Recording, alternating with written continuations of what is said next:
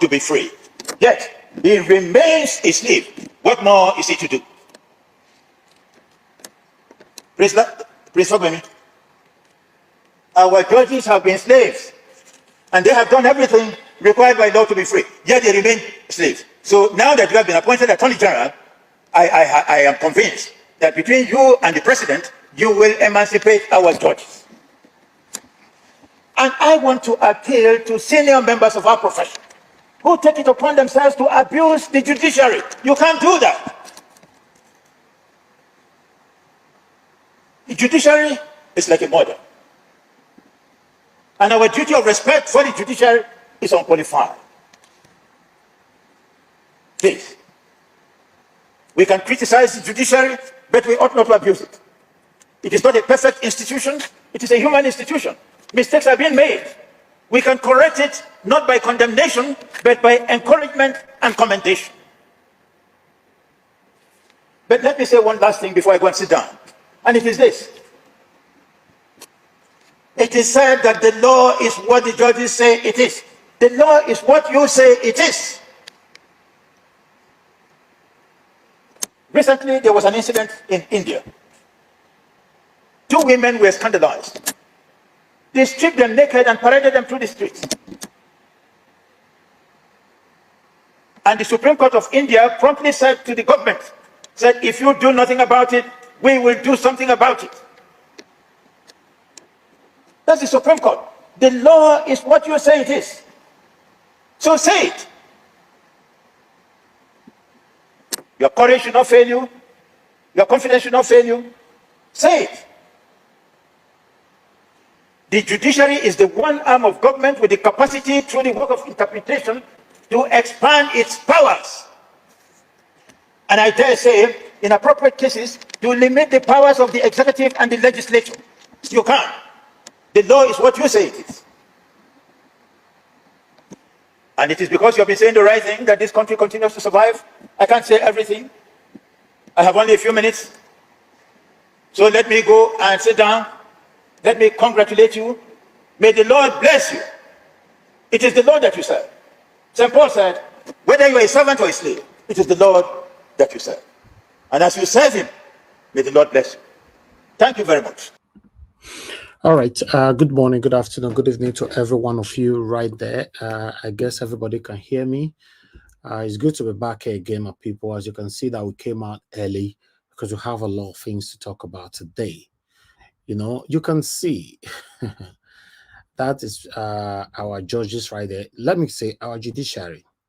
They're not happy how people abuse them on social media. Although I've never abused them, but there's something they failed to address. You said you can criticize us, but you cannot abuse us. We are bound to make mistake. That means if our attention is drawn to it, we can make amendment, right? Okay. Right from day one of this 2023 presidential election, Nigerians called out the judiciary that INEC made a very extreme big mistake. They refused to do something about it. On the 29th of May, they ended up swearing in Tinubu. Then we thought, okay, let's move on. We went to tribunal. This same man that was talking just now is aware of what happened in tribunal, how the judges, treated the whole Nigerians. I'm not in support of anybody insulting the judiciary. I will never support that. I've never done it on my platform, and I will never do it. But one thing I've always said on this platform, which I'll continue to say, I don't trust Nigerian judiciary. I have never trusted Nigerian judiciary. And I'm not sure I can ever trust them if this same recycling set of leaders continue to rule us. What I was expecting from that man, that judge, is for him to address what happened in tribunal. He didn't. He was raining praises on Fagbemi. He was raining praises indirectly on Tinubu. But the plight of the people, these people are not addressing it. That is my concern. You guys don't like it when people go on air, or rather on social media, to pour out their frustration. Even when they politely call you out that we are not happy how you are treating us, you guys don't listen to us. Then you push them to the wall and they say something, then you come on air to say you cannot insult the judiciary because we are not perfect. We cannot continue like this because we've been living like this for the past decades. Nigeria is getting worse. We continue to cry and you guys don't listen to us. So we've decided to say, okay, the only place we can cry now is social media.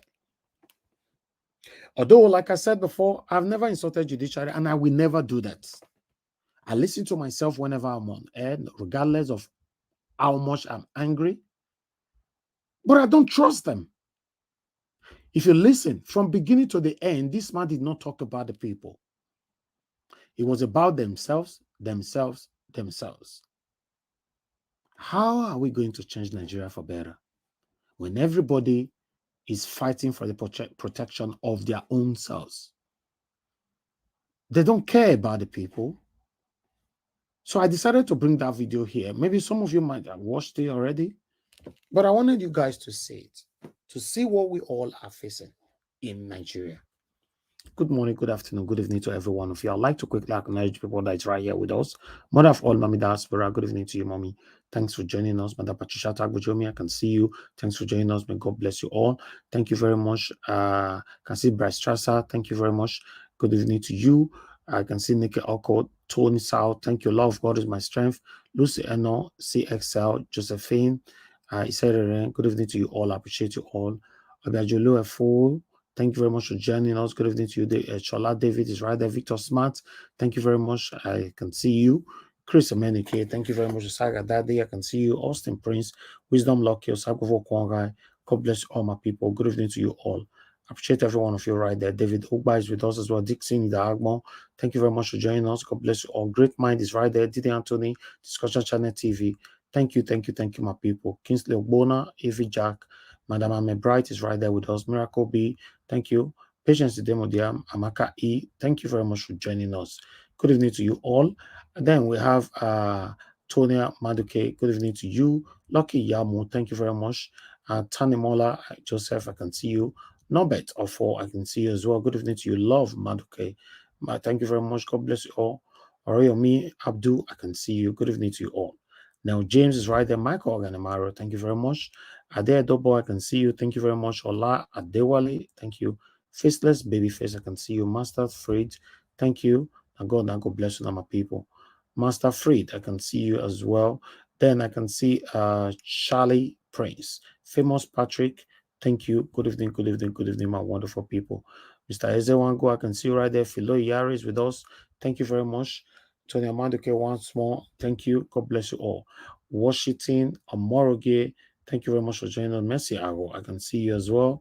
Mone Ferreira in the building. Thank you very much. Enoma Nosakare, thank you very much. Dr. Happy Life, thank you very much. Good evening to you all, my people.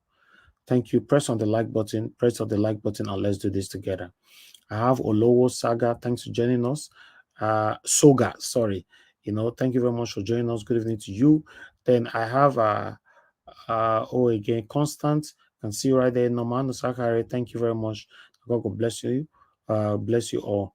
I get beyond the sky, Andrew. Thank you. God bless you all. Good evening, my wonderful people.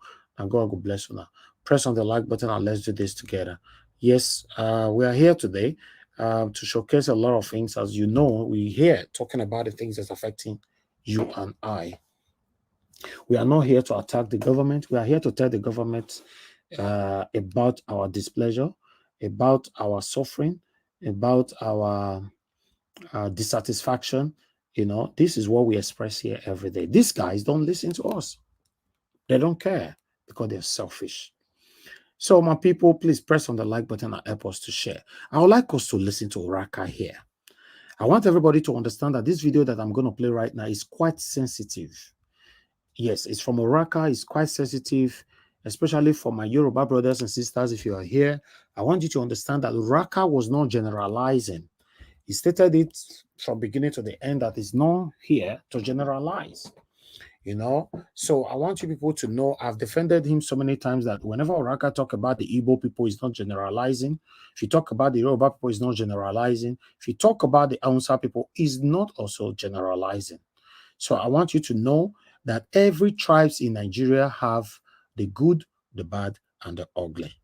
So when I decide, for example, myself, I want to talk about the ugly side of any tribe, you shouldn't think I'm generalizing.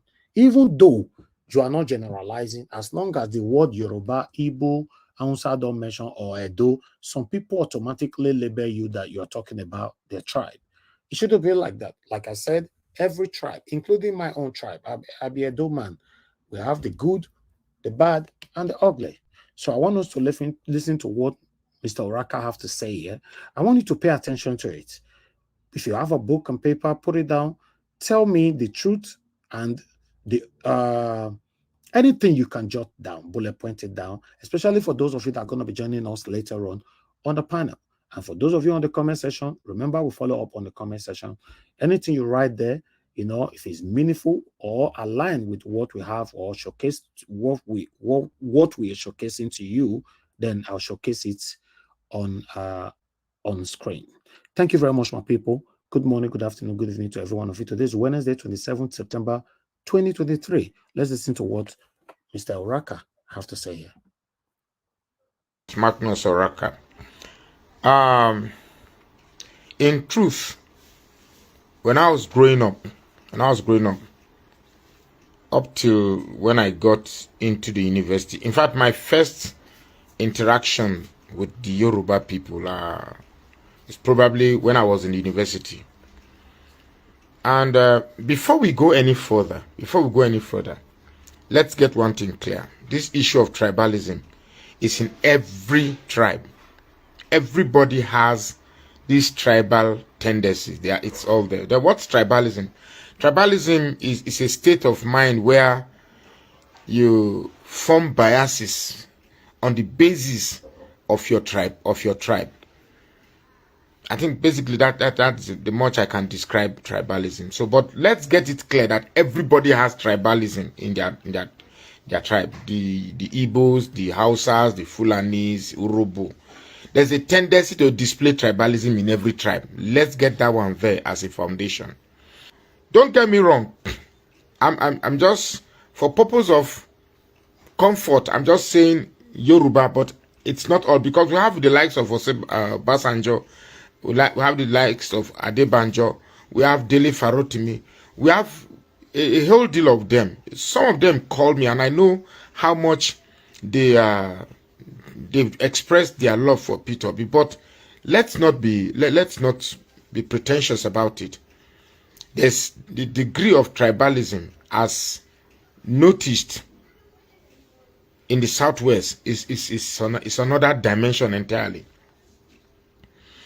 When people who have attained a certain level of education cannot, within the ambience of their intellectual disposition, swim through or jump the hurdle of tribalism, then we have a problem. In the case of this Tinubu,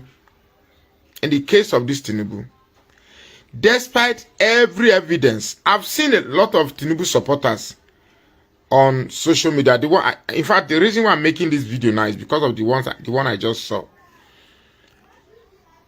It's almost like even if they catch Tinubu with oil in his hand, saying that Tinubu don't enter port, go steam it. Even the evidence they Tinubu hand, there are some Yoruba people who will still say he should be the president. And trust me, a time will come, whether you tell us whether your tribe is greater than the rest of Nigeria, you will tell us. Now, apologies to all my Yoruba fans. Really, really apologies. And I meant from the depth of my heart. I am saying this. Apologies to those rational Yoruba ones. But you see these Yoruba Muslims, majority of these Yoruba Muslim, you know, there was a time I toyed with the idea, the topic between Yoruba Fulani and Igbos, who are the real problems of Nigeria. You see, Forget Igbo man and Biafra. This Igbo Biafra. You know that they may not know it, but they need Nigeria more than the Nigerian needs the Igbos. Forget that one. The quest for Biafra for the Igbo only is just like how do I put it? Somebody who has tolerated and waited for Nigeria to be good for some time, and things are not getting well. It's okay. Or how do I put it? Like a bargaining chip. The Fulanis, on the other hand, when I was growing up, Fulanis, I know you will not want to hear this. Fulanis were not exactly bad as they are. I told one yesterday at our realization joint. I said it's like the problem with the Yoruba man is his inability to weave his mindset outside that Yoruba enclave. It's like they seem to find it difficult to leave that Yoruba enclave and believe that there are other people. I'm not saying that marrying an Igbo man or allowing people to come and stay, but allowing people to come and stay in your enclave. That's not the point I'm making. But when it comes to our political relevance, when it comes to our political coexistence, the Yoruba man seems not to think about others. It's almost like when we say presidential should come to the south, it's like we're automatically saying that it should come to the Yoruba people. I am foreseeing something in the future. God, please let it happen. If for any reason, which is unlikely, but let's say it happens, they disqualify Tinubu, I want to see where Yorubas will vote. They disqualify Tinubu and there's a rerun between Atiku and Peter B. I want to see how far, how deep this hatred for Igbos has reached. Then I will know.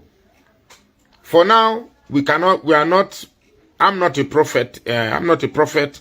So I cannot tell what will happen in the future, but I'm trying as much as possible to conjecture and see what the future holds. But this attitude, there was a time they say IPOB, they abuse IPOB, they can insult. Even now, that's what they are saying. They say obedience are violent, but the real violent people on social media are these Tinubu supporters. The real violent people, the ones that will threaten you, the ones that will call me mumu, idiot, were, what is the so this attitude of not being able to uphold integrity in the light of your tribal bias, it's a very, very bad way to look at, to associate with something. You get me? So I want to, Osita Duru, I want to wait till that time. If, for instance, now it is between Atiku and Peter Obi, I want to see where the Yoruba nation will vote. I mean, this Yoruba versus Igbo hatred, it's been there. I've been saying it, but it has not really dawned on me to take. My view on it has been cursory all this while. My view on this Yoruba Igbo matter has been cursory, but with this Tinubu coming, it has forced me to want to take a deeper look at it. I mean, what the Igbo man do you? That's the only thing I will ask. No, I'm not the talk MR. Of course, there are exceptions. When we say this, we are not saying every Yoruba is like that. But I was in Ilorin. God, I saw tribalism to the fullest. God, I saw tribalism to the fullest. To the point that I won't fight to. When it reached, me are ready to fight to. To the point that we wanted to fight. They are telling Aniboba will never be. What is that? What is that thing? Do you know that the people who so I'm beginning to think that the bias of the Fulani man is sold to them by the Yoruba man. Something is beginning to tell me that. I've been seeing all the Fulani I grew up. I've been in this part of the country now for close to 60 years. This is not how I know the Hausa. The Hausa people are very accommodating, very loving.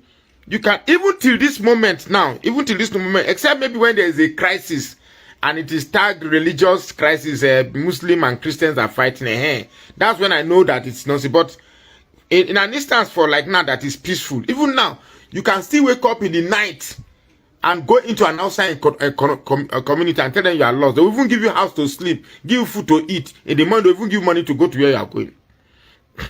That's how I know and remember the house as well.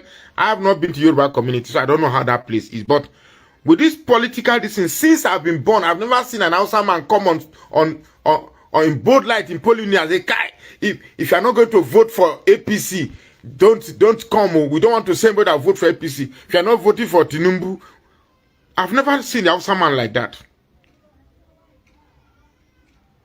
The type of tribal, but as religiously skewed as the North, they've never used in an atmosphere of peace. They've never used it to bamboozle or blackmail other tribe. But these are people who claim to be the most educated, who claim to be the most traveled. You come to polling unit and you are scaring people that people should know if you are not voting this person. I mean, so I ask. Of course, it's some Yorubas. I'm not ascribing to all Yorubas, but I'm just saying for convenience.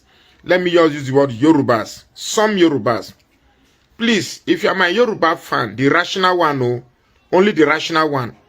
I'm sorry if this topic offends you, but I have to say something. Because it's becoming too annoying. How can anybody still be defending Tinubu up till now? This Yoruba Igbo debacle, if there's anything like that, I think from what I see, because I don't think the Igbos hate Yoruba as much as Yorubas hate Igbos. I don't think it's true. It's like some Yorubas have the capacity and space to harbor so much hate. Was it not in this country that a pastor who is supposed to be a Christian? Christianity has no tribal bias. Christianity has no tribe. And this is a pastor that's supposed to be upholding the virtues of Christianity. One Yoruba pastor was saying that that you can't expect me, a Yoruba man, to vote for Igbo. Was he not there? I don't have the videos. I would have played the videos. So the problem of the Igbo man is just that he's an Igbo man. Of course, I'm not making a case for Igbos. Igbos are damn too arrogant, damn too proud. Sometimes they can be too lousy. You see one small boy with those baseball, when they don't come, they make noise, you know. Some of them are damn too disrespectful. But these are just most of these accusations are stereotypes. The fact that I say Igbos are arrogant does not mean I can't see the ones that are humble among them. The fact that I say Igbos are disrespectful does not mean I cannot see one that is very respectful. So most times they are stereotypes. But you see this hatred for Igbos, the Yorubas have displayed it to the fullest. So much so that Arabambi and what's that old man's name again?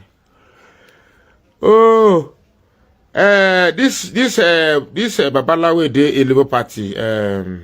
Hey, now wow, this old age. Lamidi Papa.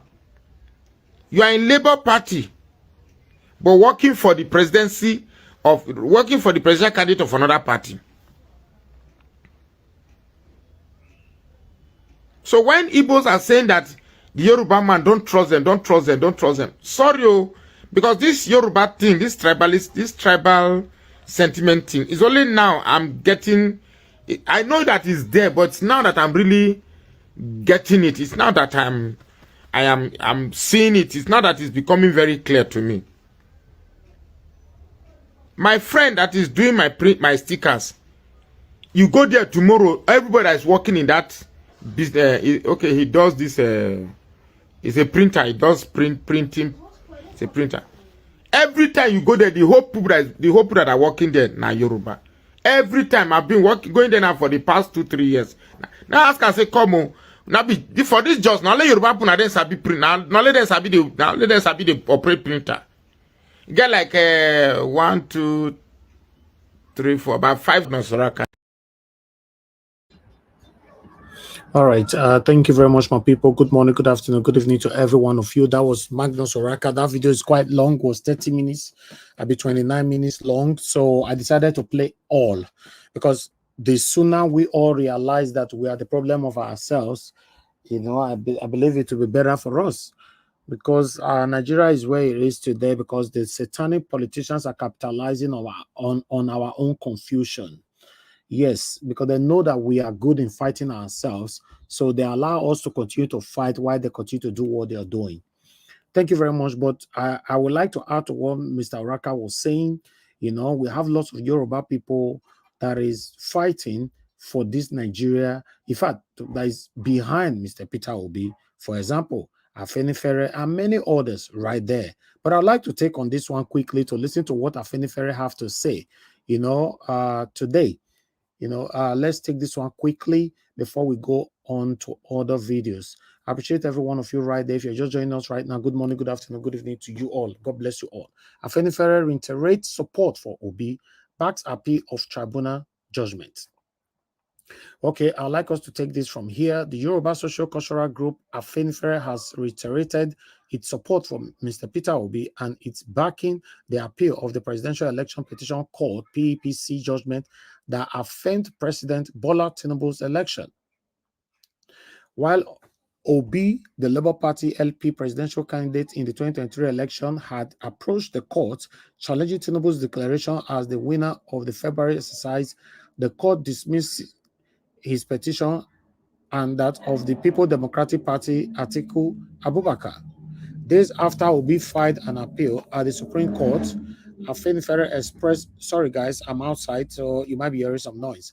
You know, days after Obi filed an appeal at the Supreme Court, Afenifere expressed support for the former Anambra State Governor moves. In a communique after a meeting held at its leader's chief Ayo Adebajo's Ogun residence on Tuesday, the group said, unquote, remains convinced and undeterred on the just principles with which we agreed to support Mr. Peter Obi, the presidential candidate of the Labour Party, in line with our disagreement with the judgment of the Court of Appeal on the 2023 election. We support a further appeal to Supreme Court in the interest of the nation. All right, they went on. It also faulted the court's pronouncement that the INEC is at liberty to return to the manual collation of election results and all primitive electoral brigandage associated. Neither is it true with our political structure that Nigeria is now a 37-state federation, as the Court of Appeal erroneously pronounced. Afenifere further maintained that no person or group of persons shall hold the reins of power except in the proven interest of a fair, equitable, inclusive, and thus united Nigeria in their peaceful, prosperous, and harmonious diversity. They went on.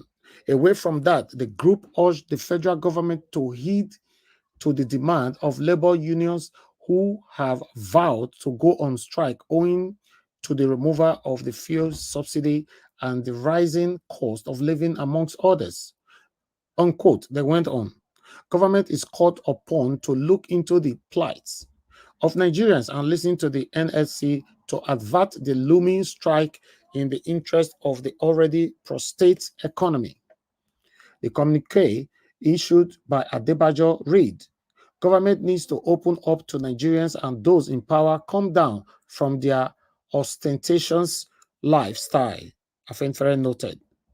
It went on, unquote, from the harmonious numbers of 50 ministers with intractable numbers of 8, it is unacceptable that the people are being called upon to make further sacrifices. You see, the reason why I have to bring this article now, even though I know I have another article in the future, after my videos, is because for you guys to know that, yes, when we, like I said before we started this whole thing, is that we have the good, the ugly, the bad and the ugly in every tribes. So yes, this is Afenifere that have always been there for a better Nigeria till today. So thank you very much, my people. I appreciate every one of you. I'm going to be taking on more later on, but I'd like us to quickly go to Arise and listen to what they have to say here. Please press on the like button and help us to share. May God bless every one of you that is right there.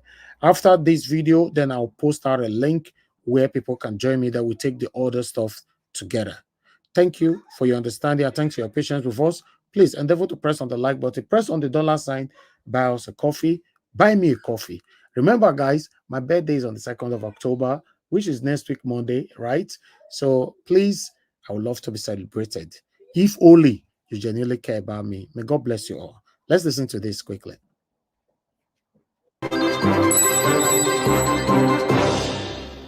Now, the ruling All Progressives Congress has criticized Frank Shaibu, Special Assistant on Public Communication to former Vice President Atiku Abubakar, over his claim that President Bola Tinubu's administration thrives on lies and deceit. In the statement tagged the 10 lies of the APC-led federal government, Shaibu accused Tinubu of allegedly using propaganda to deceive Nigerians. Reacting in a statement, the APC National Publicity Secretary, Felix Moore. Okay, make I explain this one by myself in my own terms. Now, remember, I say we get number 1 to 10 lies where Tinubu administration don't give us since they carry power by fire by force. So we don't read down for here. That number 1, number 2, number 3, number 4, number 5, number 6, number 7, number 8, number 9, number 10 lies. So now APC don't send somebody come now, may come defend those 10 lies. Say Shaibu lie against them, even when you and I know the truth of that 10 lies. So let's listen to it. Chided Atiku's aide, saying he's still struggling to come to terms with the serial defeat the opposition PDP presidential candidate suffered at the poll and the Election Petitions Tribunal. For a conversation on this, we're now being joined by the APC National Publicity Secretary, Felix Moore. Welcome to Newsday. Thank you. Thank you for making out the time to be here as well.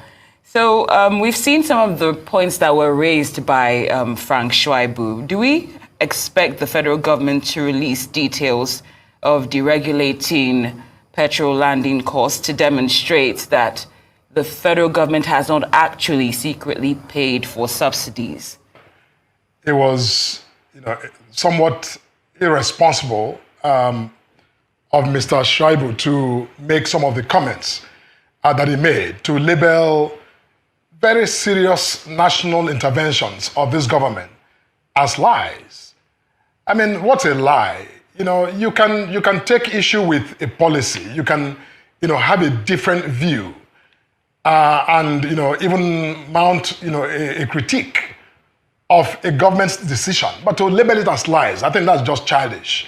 Quite frankly, of Mr. Shaibu to say, which is why, we decided that, he wasn't thinking straight. He was being simply emotional, still convalescing from the defeat of his principal.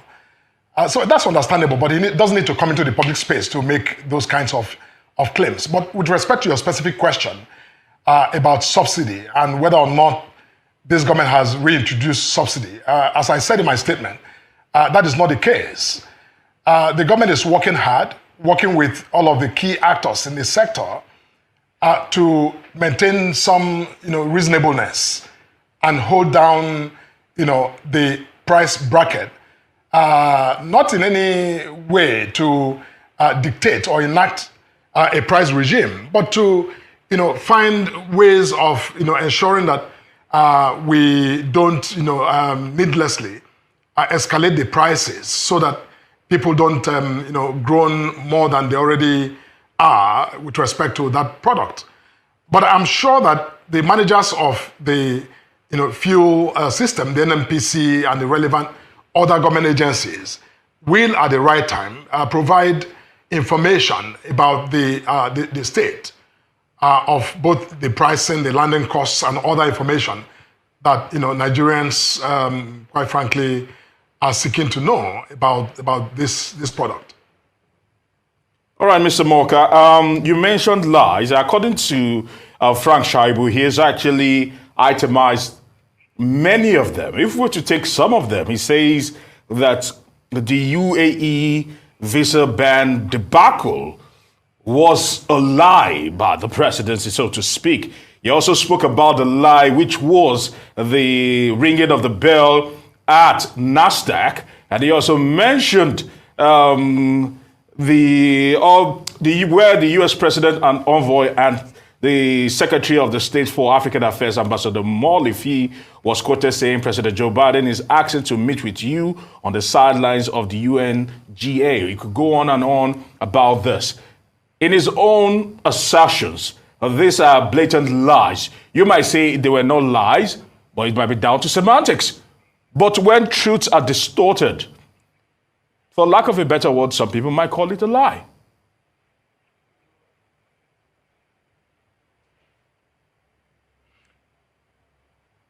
No, there's no distortion of anything. Sometimes facts play out the way they do. And at the end of the program, anyone who is listening or watching those sets of facts may come to two entirely different conclusions. Now, on the issue of the visa ban with the UAE, there was no lie told. Now, the emphasis may have been on the eventual outcome of that diplomatic, rapprochement. This is anyone who knows diplomacy knows, it's not a one bam. It's not, something you do with the stroke of the pen. It's a process. Even if the intent, the principle in that conversation between the two leaders was to lift the ban, it is easy for anyone who is a witness to that conversation to suggest that the ban, has been lifted, or the ban, will be lifted. That there's been a principled agreement. Okay, let me put this like this. I'm going to stop that man. I don't want to continue with him. Let me put it like this. You see, it's very difficult to defend APC.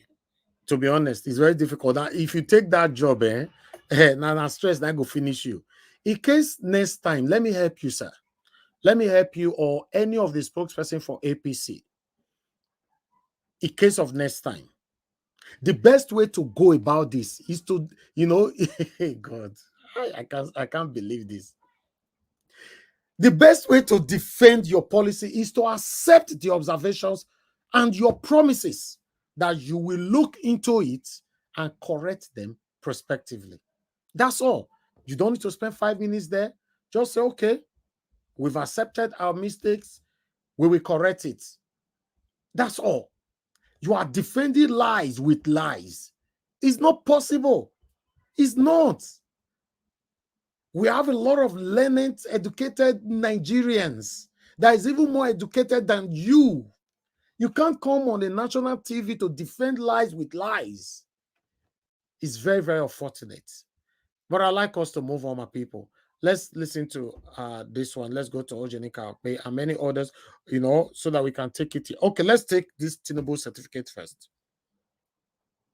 Of a prima facie petition aimed at upstaging President Bola Tinubu's hold on power, Atiku Abubakar's counsel had demanded to unravel President Tinubu's academic records at the U.S. institution to boost its petition at Nigeria's Supreme Court. The Chicago State University had come under torrents of criticisms for locking its X or Twitter account, which contains details of Tinubu's academic records and the class of 79 which Tinubu claims to belong. The coming days had continued to build spurious sentiment and curiosity against Tinubu's academic records, which is being shrouded in secrecy. Tinubu's prayers on Monday came as part of the ongoing legal battle unfolding at the United States District Court for the Northern District of Illinois in Chicago. The case was brought by Atiku, who has been on a judicial quest to establish that Tinubu was not eligible to be Nigeria's president despite his election victory in February 2023. After a long-drawn clamor for the full disclosure of Tinubu's certificate, the U.S. court finally ordered the Chicago State University to release President Tinubu's documents, but limiting it to only his diploma certificate. While this was supposed to clear every doubt, contrary to expectations, it wasn't so, as it turned out more controversial due to the discrepancies in two different signatures and dates on the certificates. But Tinubu's counsel dismissed any insinuation of deliberate fraud by putting the blame as a clerical error on the Chicago State University. His counsel says, quote, "There is harm in allowing discovery on issues and documents outside the diploma." Tinubu's lawyers said this in the full briefing to the court seeking a review of Judge Jeffrey Gilbert's order by a district judge, Nancy Maldonado.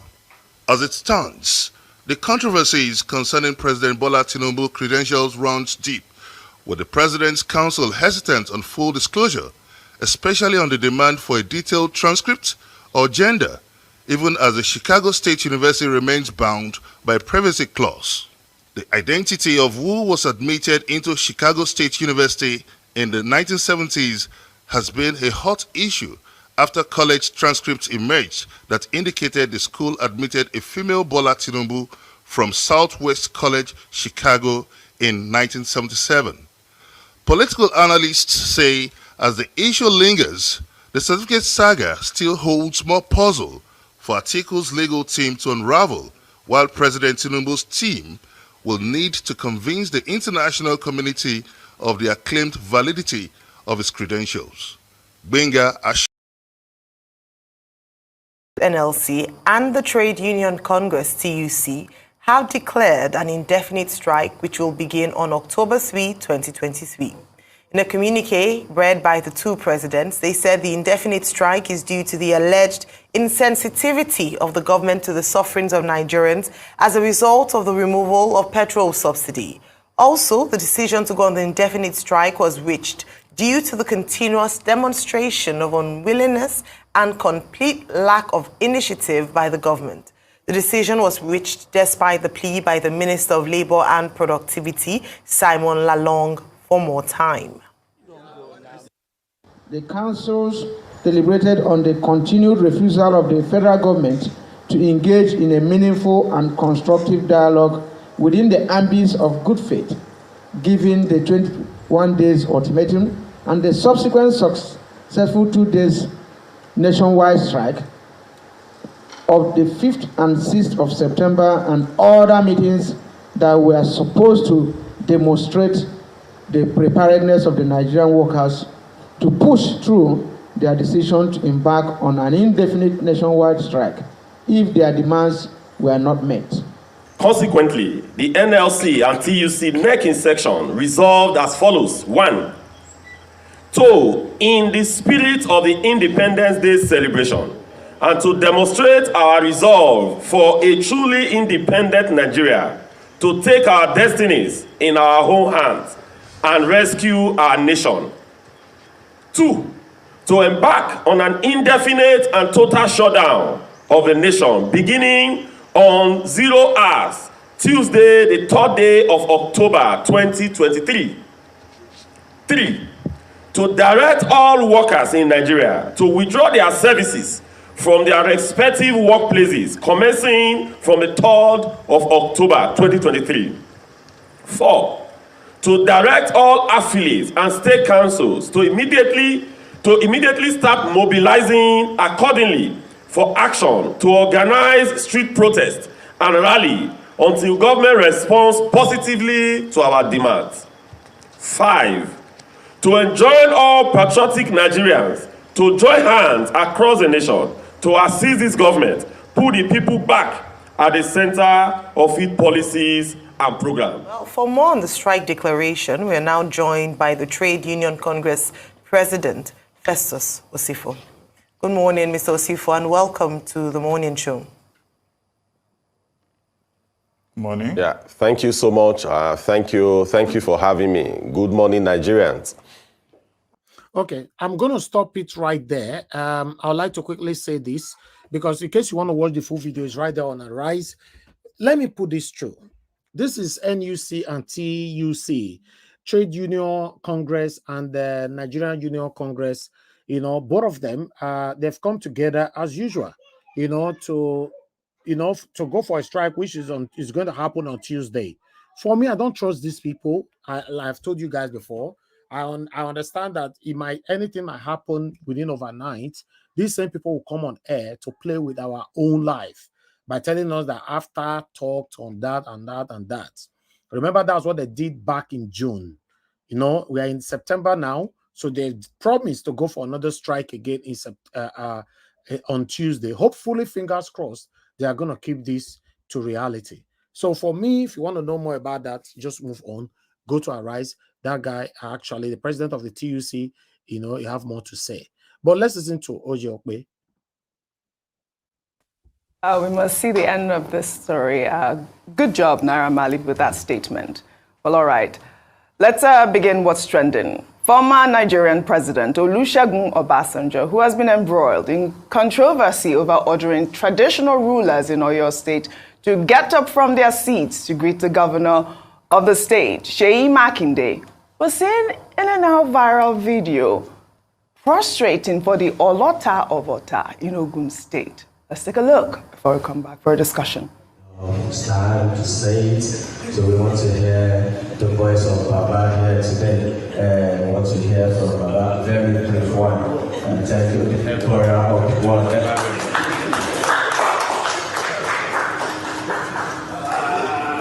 Obanki, Baba. Alailu anje o, Allah fi akesi olode nje. Ashe Baba, Ashe wa, Ashe be Baba. Well, you know, Nobel laureate Professor Wole Soyinka over the weekend at a book launch took a jab at the former president over his actions towards the traditional rulers in Oyo State. During the book launch, which had traditional rulers in attendance, he told them that he was not in their presence to bark at them to stand up and sit down. Let's take a look. Celebrant and new latest member into the club of the literati, a good friend, my junior brother here, seated here, Habib, Your Royal Highnesses, and I wish to assure you that I'm not about to bark at you. Stand up! And sit down. Well, that video, Dr. Abati, was trending over the weekend. But what can we say? Would you say Obasanjo prostrating for the Olota of Ota, you know, serves as some sort of appeasement to the gods? I don't even know if it's to the Oba, because they say it is sacrilege what he did in Oyo State. Dr. Abati. Okay, I think this is it. I mean, Professor Wole Soyinka and President Obasanjo stand up or sit down. After all, the stand up. It doesn't of. It was quite laughable too. And in any case, President Obasanjo didn't even.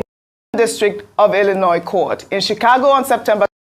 Olajide Adeniji reportedly testified at the Northern District of Illinois Court in Chicago on September 23rd that he knew and contested against Tinubu as president of the Accounting Society Club at the Department of Business Admin in the same alma mater. His testimony is coming after Durojaye Ogunsoya, a public affairs analyst, had also claimed to be Tinubu's classmate during a live television interview. Ayo Rufai, I'm sure you remember this story of... We're still waiting for him. But you know that this new classmate has, also elicited reactions on social media. Let me take one from Abundantly Blessed, who wrote, "This Olajide Adeniji, the recent classmate of Tinubu that just surfaced on light, shouldn't have incurred these legal expenses. All he needs to do is to share his own certificate that was issued alongside Tinubu's own, and we can then compare. Why use sledgehammer on an ant?" Well, Distinguished wrote, "There is a lot to learn from Tinubu's story. Ensure that your school is or was accredited. Check your credentials and ensure that they reflect your academic discipline and the courses you took. Obtain original copies of your certificate by mail, not just a digital copy. Ensure they are signed and stamped. connect with your former classmates and request group pictures you took.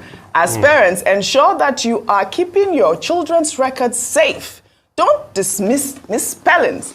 Demand a correction immediately. These points might sound funny, but it's very crucial. Rufai, I mean, we did see a group picture of Olajide, though, online. Yeah, there's a yearbook. There's a yearbook picture. I mean, he did put that out as well. So all of this conundrum, I think, should be settled this week when the judge gets the other arguments from the Atiku camp and they make their decision. But we shouldn't go through this. I mean, for what it's worth, if it is now that classmates are surfacing, the question is, why didn't they surface many years ago? Yeah, that's a group picture. You know, so, and the also question is, what about the classmates in the primary school and the secondary school and the university? Why are we having all of this? And the truth has to be said. Yes, in America, there are privacy laws, but when it becomes matters of very important national things like this, then people release a statement. And I'm going to counter an argument people have been making about Barack Obama, because I had to go and research that story. Okay. Barack Obama never defended his release of his school documents. Do you know what is happening here, guys? In case you're not aware, you remember the video we played yesterday where Abati was defending Tinubu. I actually called him a spokesperson for the APC and Tinubu. And he went on referencing to Barack Obama and what was the other former president of America, Trump. Okay, today, Rufai came to attack Abati indirectly. You know, listen to how he attacked Abati indirectly, according to his speech yesterday, you know, or rather, let me leave my own speech. Just listen. If you guys remember that video yesterday, Oli, let's listen to this. Making about Barack Obama, because I had to go and research that story. Okay.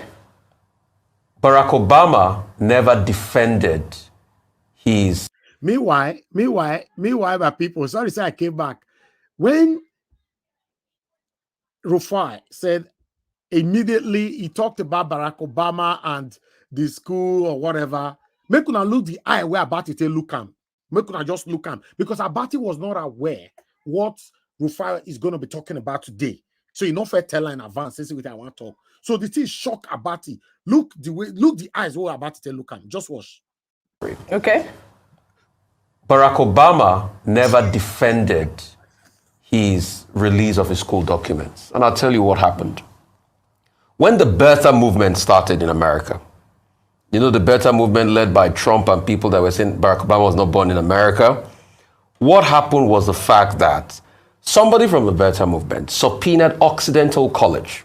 Barack Obama spent 2 years in Occidental College before he went ahead to Columbia.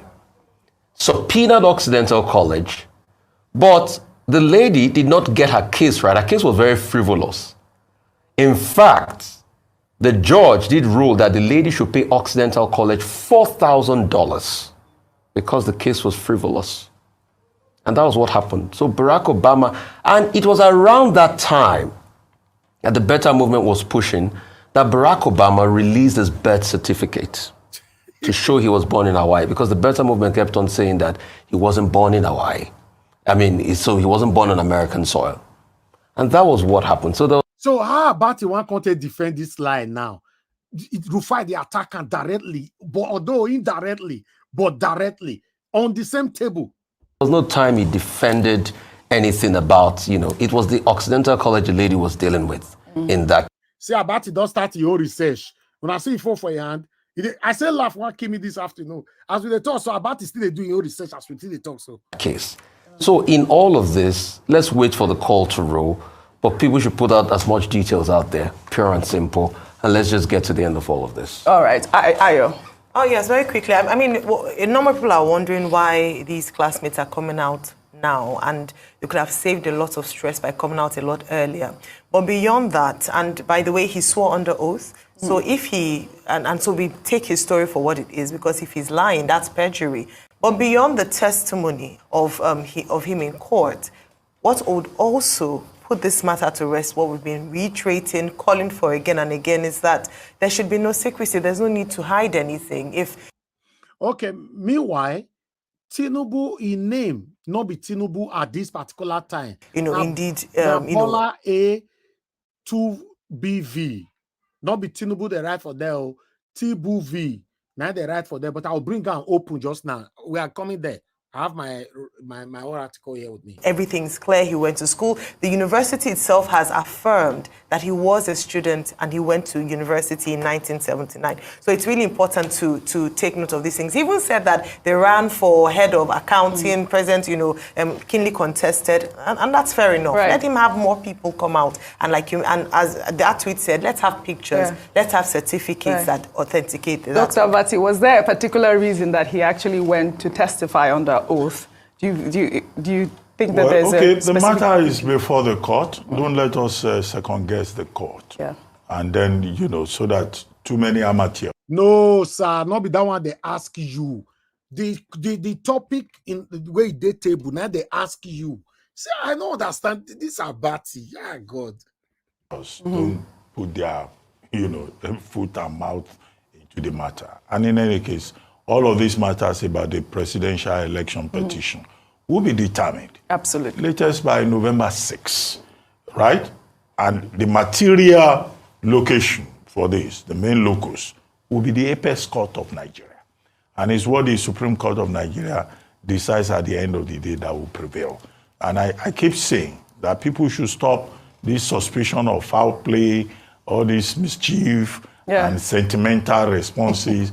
This matter is in the court of law. Great. And the court of law will follow its own rules of court and procedure. And on the basis of that, take decision. And all of us will be bound by that. Yeah.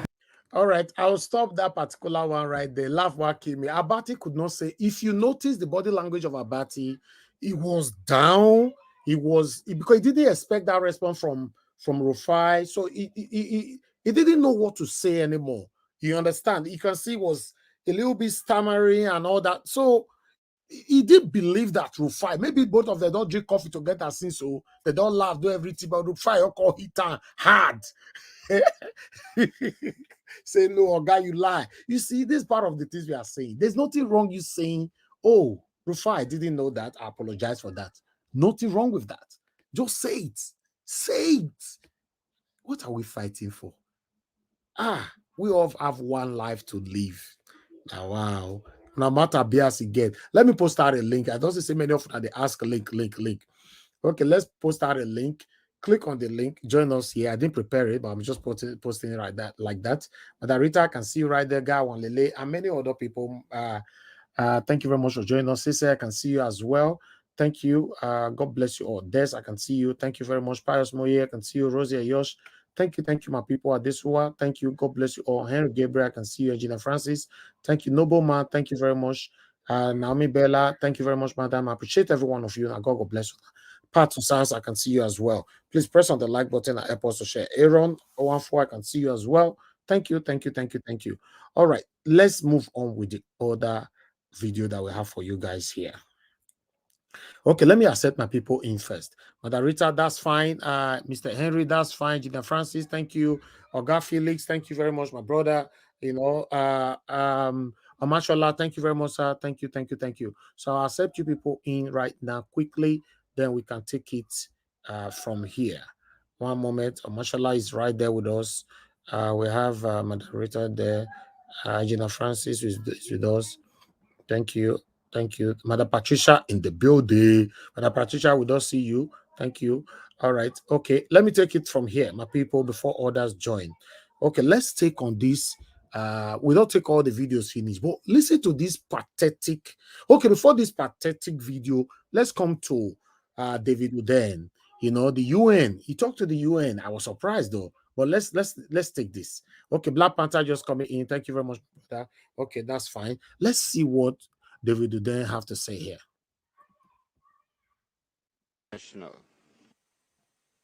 Thank you for the opportunity. I now give the floor to Vivat International. Thank you for the opportunity to speak at the 54th session of the UN Human Rights Council. As an investigative journalist from Nigeria, my work primarily focuses on advancing transparency and accountability in government. I have repeatedly used my journalistic platform to expose and publicize malfeasance and criminal behavior by powerful people in Nigeria. Most recently, the new Nigerian president, Bola Tinubu, an individual whose FBI file of over 2,500 pages is set to be released publicly for the first time next month, and who has, as a matter of public record, forfeited $460,000 to the United States government, being proceeds of heroin trafficking. Due to my journalistic work, his regime has taken extraordinary steps to silence me, including a recent attempted abduction from Ghana where I have political asylum. The Tinubu regime is currently trying to prevail on Ghana, which historically is a close ally of Nigeria, to violate the non-refoulement principle and have me return to Nigeria, where I would almost certainly face imprisonment, torture, and extrajudicial execution. To save my life and the important work that I do, I have been forced into a semi-nomadic lifestyle, rarely sleeping in one place for a prolonged period of time. In fact, it is from one of these temporary locations that I'm filming this message. Now, under Article 19 of the United Nations Universal Declaration of Human Rights, freedom of expression is a fundamental human right. And as a journalist, I must be able to do my work without living in fear or living on the run, simply because I'm doing my job. Thank you. That one, David Udein, very brave man. Oh, this man. All right, let's take on this and see the situation that some Nigerians are currently facing in another country. This is Dr. Paul Ezike. Welcome to this page. Now, the information I'm about to bring to you right now, it's a very delicate one, very, very delicate. And if nothing is done about this information, more than 250 Nigerians will die. This is real. This is very important. If nothing is done about this information I'm about to give to you right now in details, I will explain it in details. And if nothing is done, if we don't do anything, if you, Nigerian, don't do anything, whether you are in Nigeria, whether you are in other countries in Africa, whether you are outside the continent, if we don't do anything, 250 people will die. If the government, the state governors, the House of Assembly, House of Reps, all the parastatals, if the embassies don't do anything, 250 human beings will die down. Now, this is not a joke because 2 people already are out of the picture. What happened? It happened in Ethiopia. 2 days ago, somebody sent me a voice note. I didn't pay attention because I was very busy. And he kept on sending and calling. I had to pay attention. I had to listen. He said, brother, please help us. I said, what happened? He said, we are buying. We are going. We are in Ethiopian prison. He said it's Kaliti prison, maximum security prison in Ethiopia, Kaliti prison. This prison is filled up with more than 500 Africans.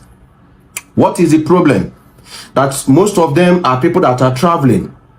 Ethiopia is like a country where people transit into other countries. Myself, I have passed through Ethiopia when going to Seychelles, passed through Ethiopia when coming back to Nigeria. So I know that particular, it's a very, very big airport in Addis Ababa. I think it's Bola Airport, Addis Ababa, Ethiopia. That once you are passing through, once you have a green passport, you are like a suspect.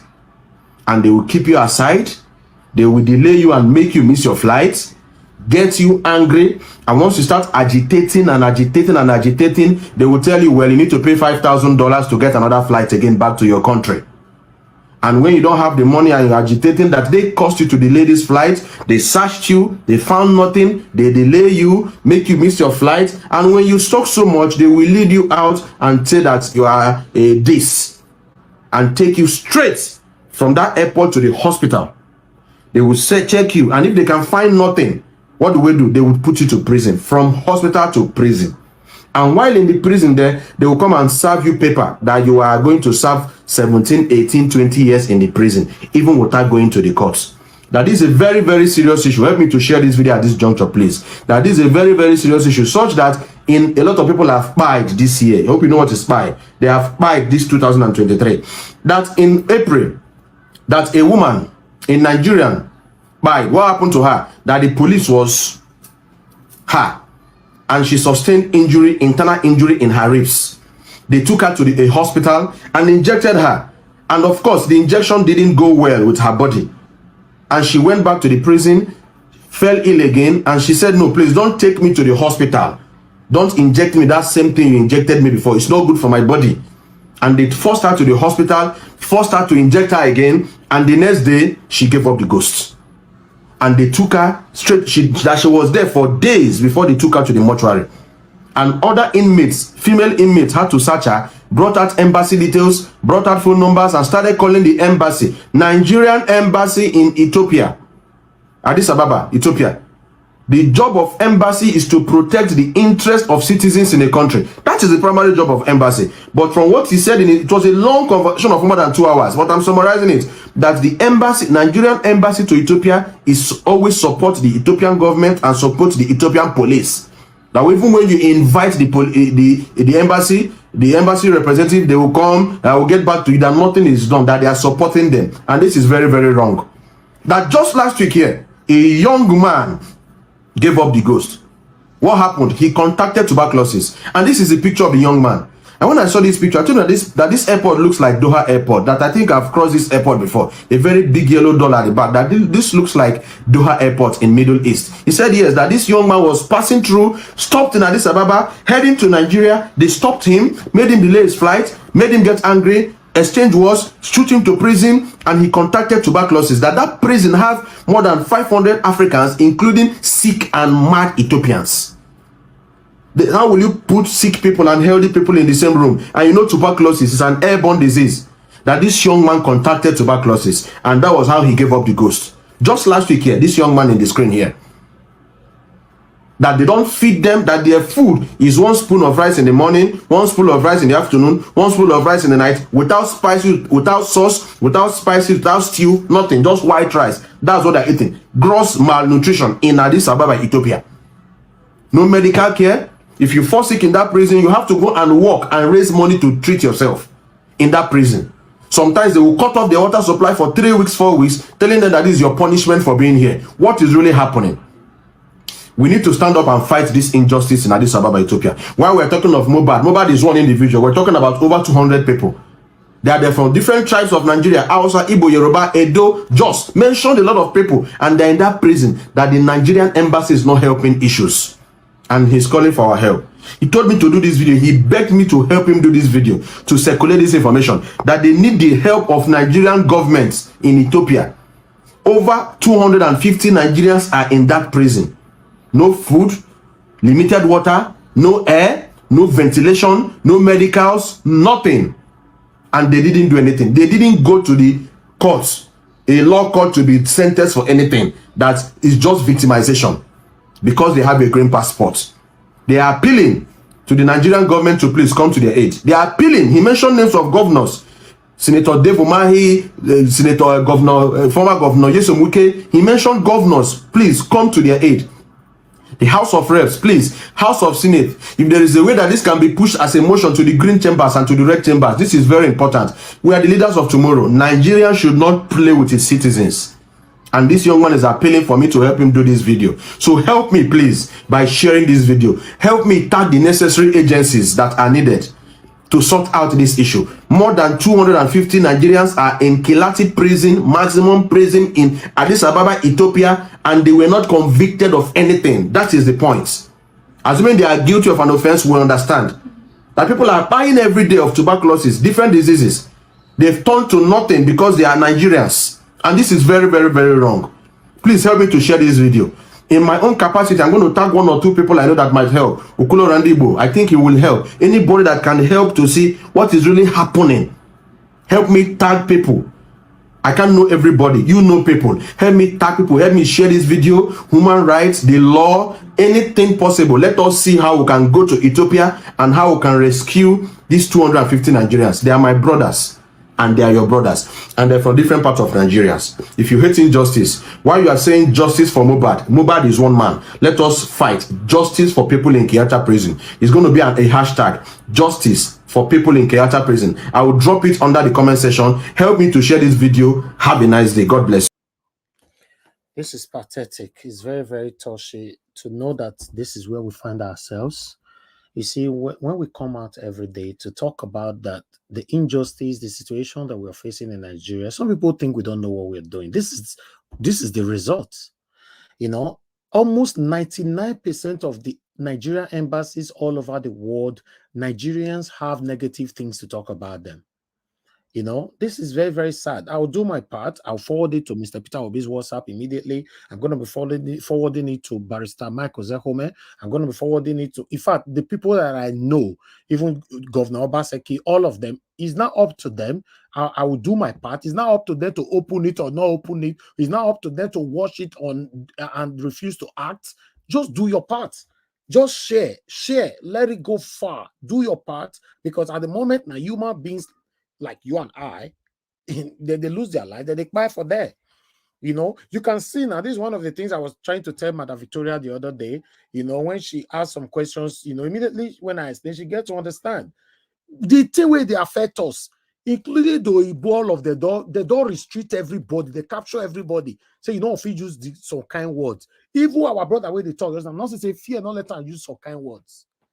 For you to know how, okay, now this video needs to go viral, the information needs to go viral, but upon you trying to make it go viral, you are still very careful of what you say. For you to know, say, our problem in Nigeria or the problem in the world are what lead us. So everything you'll be as you get, my people.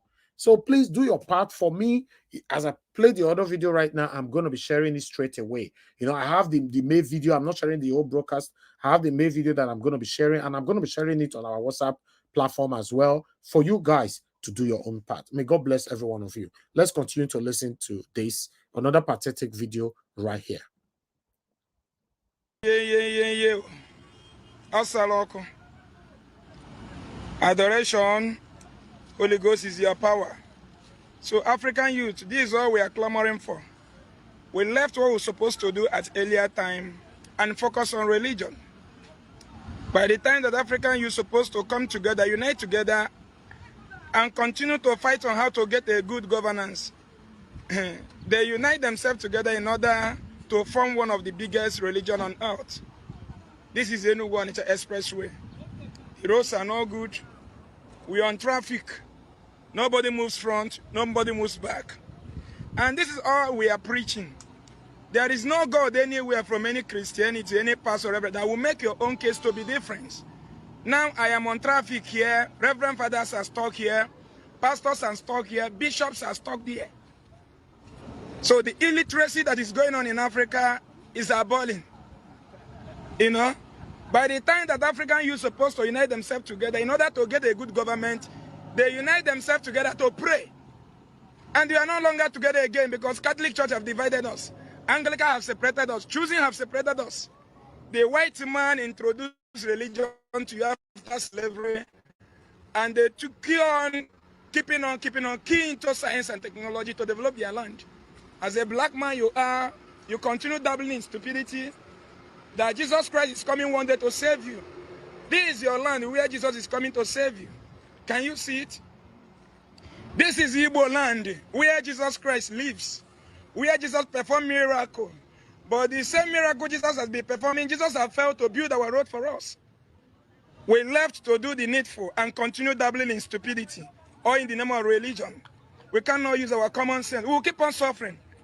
The white people that gave you religion will keep on building their land, while you will keep on with your eyes closed, praying to unseen spirit. You know, the stupidity of a black man is abolished. A black man who wants to go to heaven, look at where they came from. Black people who are dreaming about heaven that refuse to build their land, look at where they came from. So you want to tell me that you and Switzerland citizen is going to live in heaven when you die? The white man brainwashed you. You are under brainwashed. Typical one. Only in Africa is where they call Jesus to protect them from motor accidents, stupidity, vagabonds that don't reason. All of us are being over there. You cannot see any transport or any transportation bus written the name of Jesus or God in the Western world. Because they build their road, they tie their road, they make their roads motorable, they put speed monitoring limit camera. They train themselves to a standard driving system. But here you pray. You close your eyes to pray. You speak in tongue. You came from a community where there is no factory. And after you graduated from university, you want to use prayer to get a job. Why there is no factory in your village? We came from a society where there is no good road. Reverend fathers and bishops in Africa introducing to us to pray so that Jesus will come and save us.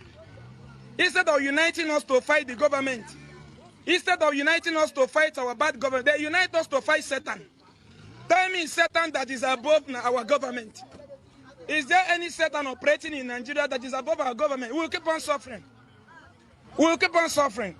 Our reverend fathers and pastors even let us to know that Jesus will give us visa. How many Germans have Jesus given visa to come and live in Nigeria? How many Germans are living in Nigeria in the name of prayer? We will keep on suffering. Europe, after slaving you for 400 years, they come and introduce Jesus for you.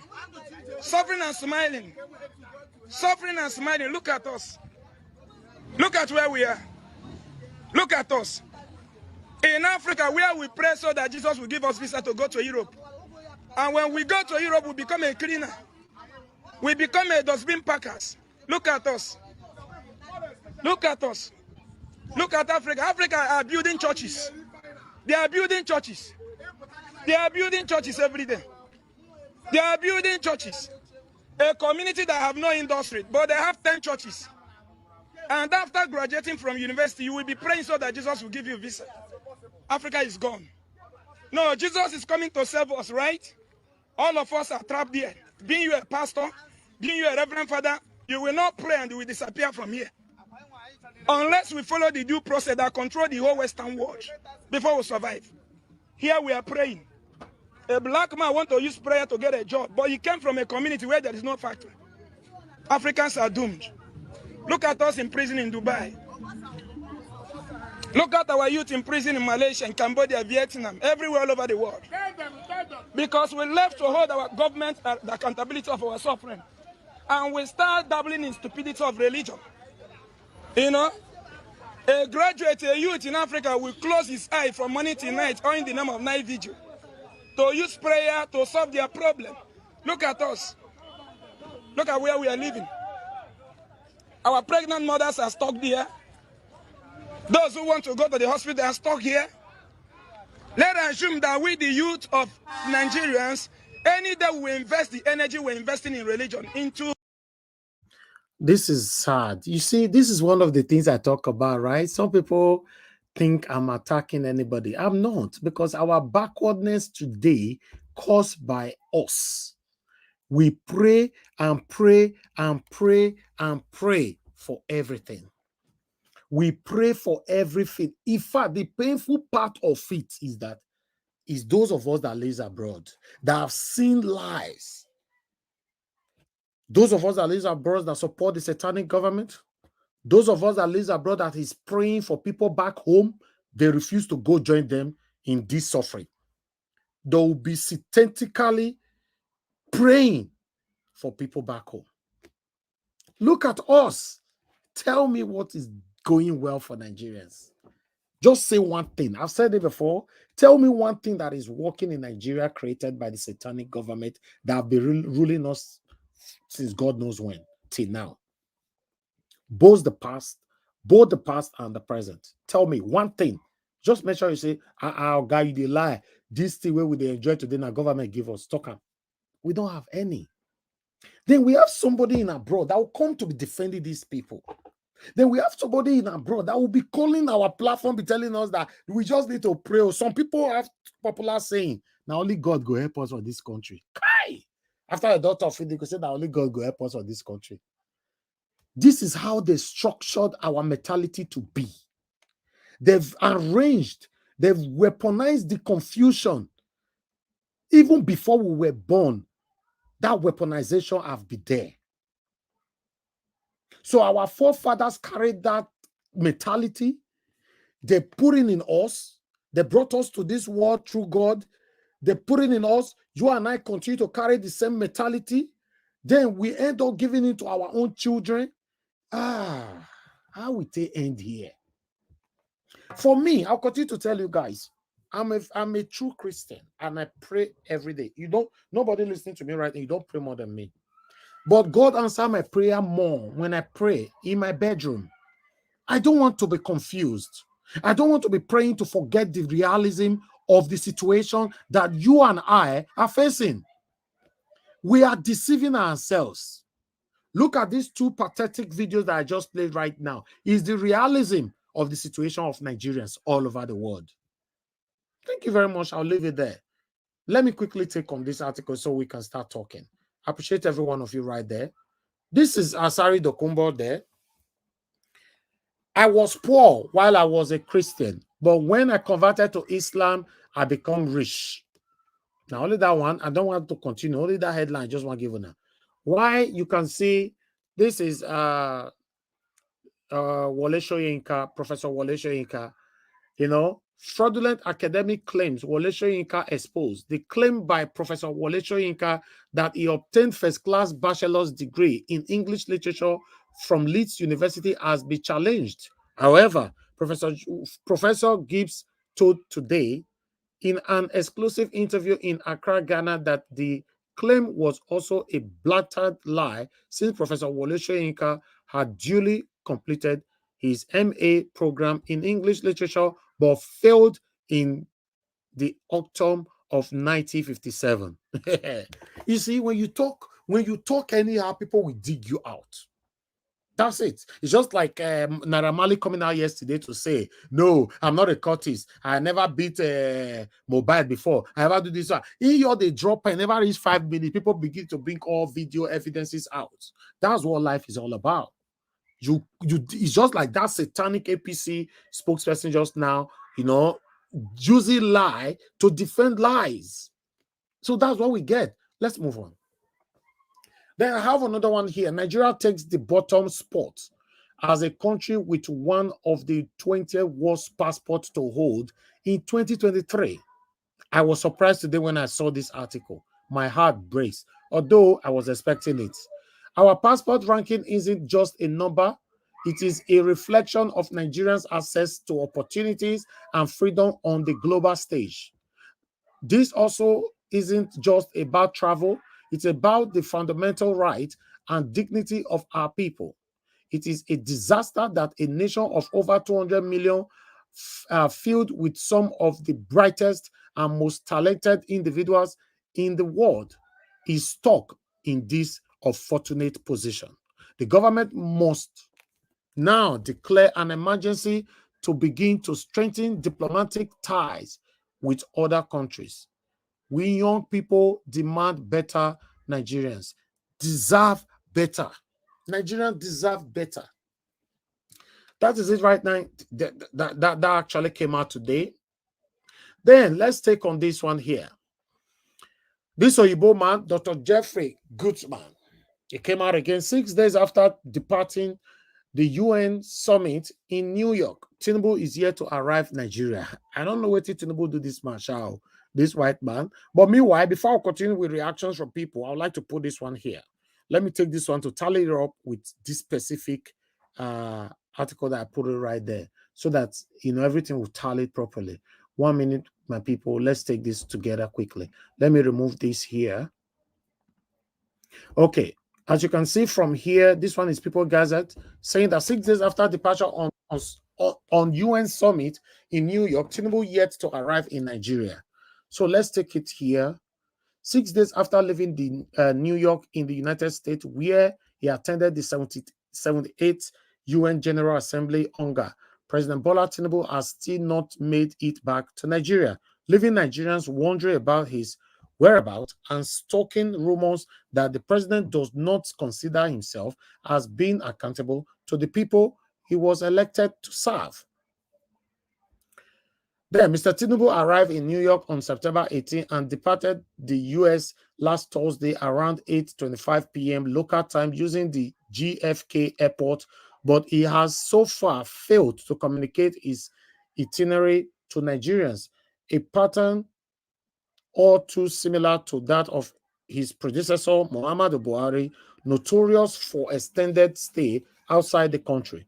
The State House declined comment about Mr. Tinubu's itinerary, but senior administration officials said he was dealing with strategic issues in Paris and would return to the country by the end of this week.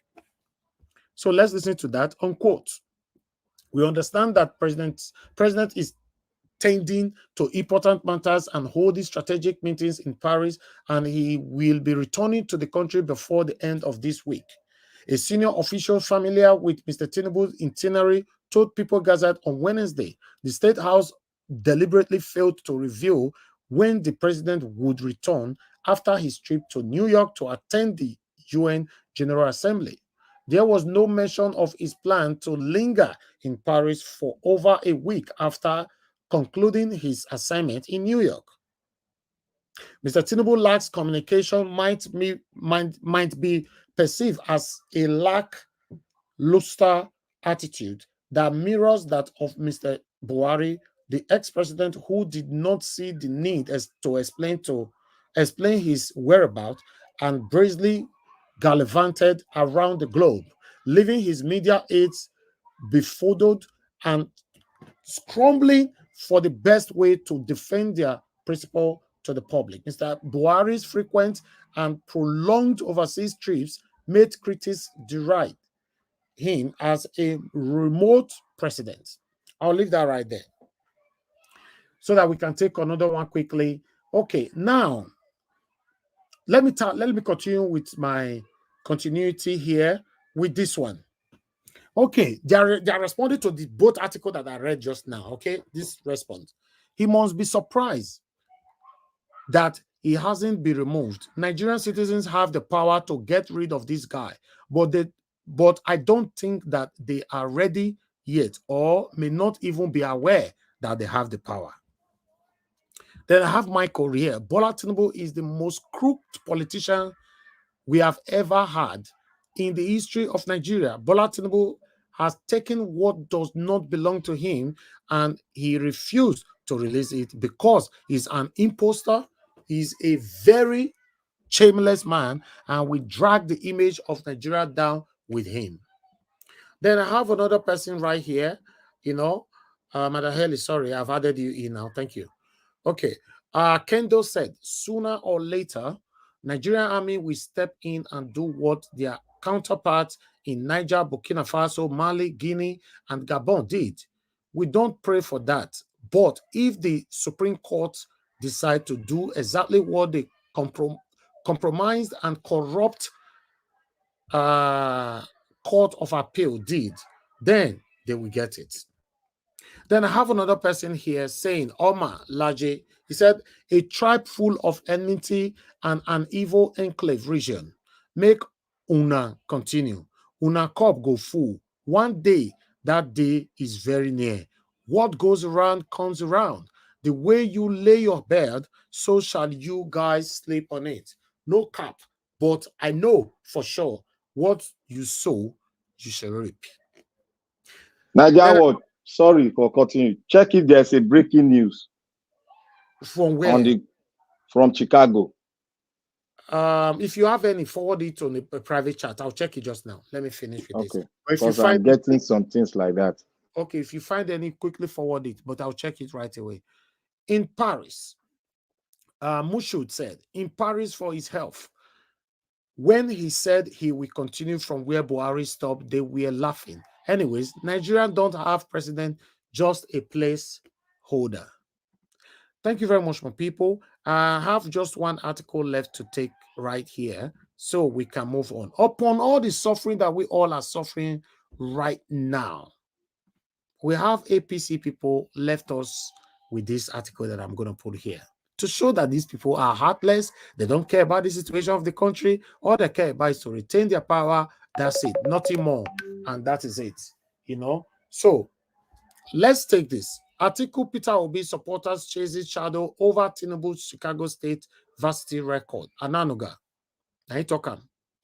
A chieftain of the ruling All Progressive Congress APC, Bayo Ananuga, said supporters of Labour Party and LP presidential candidate Mr. Peter Obi and Atiku Abubakar of the People Democratic Party PDP are chasing shadows over controversial certificate of President Bola Ahmed Tinubu. Ananuga stated this in a statement on X, formerly Twitter, on Monday. So I'll just leave it there. I don't want to read more. I'll leave it there. Because these people, like I said before, they think it's about Peter Obi, Tinubu, and Atiku. It's very sad. If you're one of the people that believe or you think that this whole situation that we find ourselves right now is about Peter Obi, Atiku, or Tinubu, then you're still dreaming. We'll continue to live like this. Good morning, good afternoon, good evening to every one of you. I've done my job. Now, I would like to hear from our people right here. My people waiting they happen. Nobody buy me coffee. I thought it talks to my throat not dry. You know, I not do the work well. Nobody buy me coffee. Click on the dollar sign. It's just there looking at you. Make use of it, my people. Encourage us to do more for you.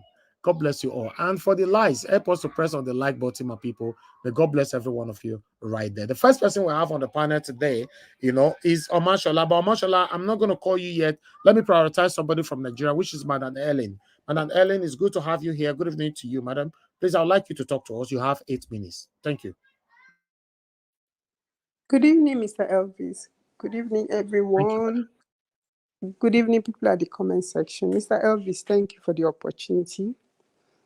I just want to react to what the young man from the person that showcased the video from Ethiopian Airways. You see, it's not just only in Ethiopia, and it's going to get worse because what is happening in Nigeria and what these people are doling out to us is giving other African countries that shouldn't even be, seeing the back of Nigeria, giving them the opportunity to treat us shabbily. Sure, it's the same Ethiopian airways that somebody brought and used to deceive Nigerians that is I think there was some case recently where they covered up something and then brought into Nigeria and said that's a new decision. And today nobody is talking about that again. See, we I don't know. I think it will get to some, because like when he was talking, he said we are the leaders of tomorrow. Who told you that leaders who will give you the opportunity? Have we not been hearing leaders of tomorrow since in the 50s, and they're still talking about leaders of tomorrow? The same set of people are still holding on to power. So with what these people are doing in Nigeria, other countries are going to keep treating us. And then you now showcase that one where the Nigerian passport is rated as one of the number 20, the worst passport so far. So how are we even going to? It means when you stand in any this thing, maybe you want to travel. First and foremost, like my husband gave us an experience where, he was pulled to the side and the search, the check, the rechecking, like questioning over and over. And he's a very temperamental person. But me, I was just praying, I beg, let him not react. I beg, just calm down. But all those kind of embarrassment is because of what the leaders are doing. Because if these people were, if Nigeria was, truly the giant of Africa, who will see our back? Who will see our back? Why are these people so, insisting on, shaming their people like this?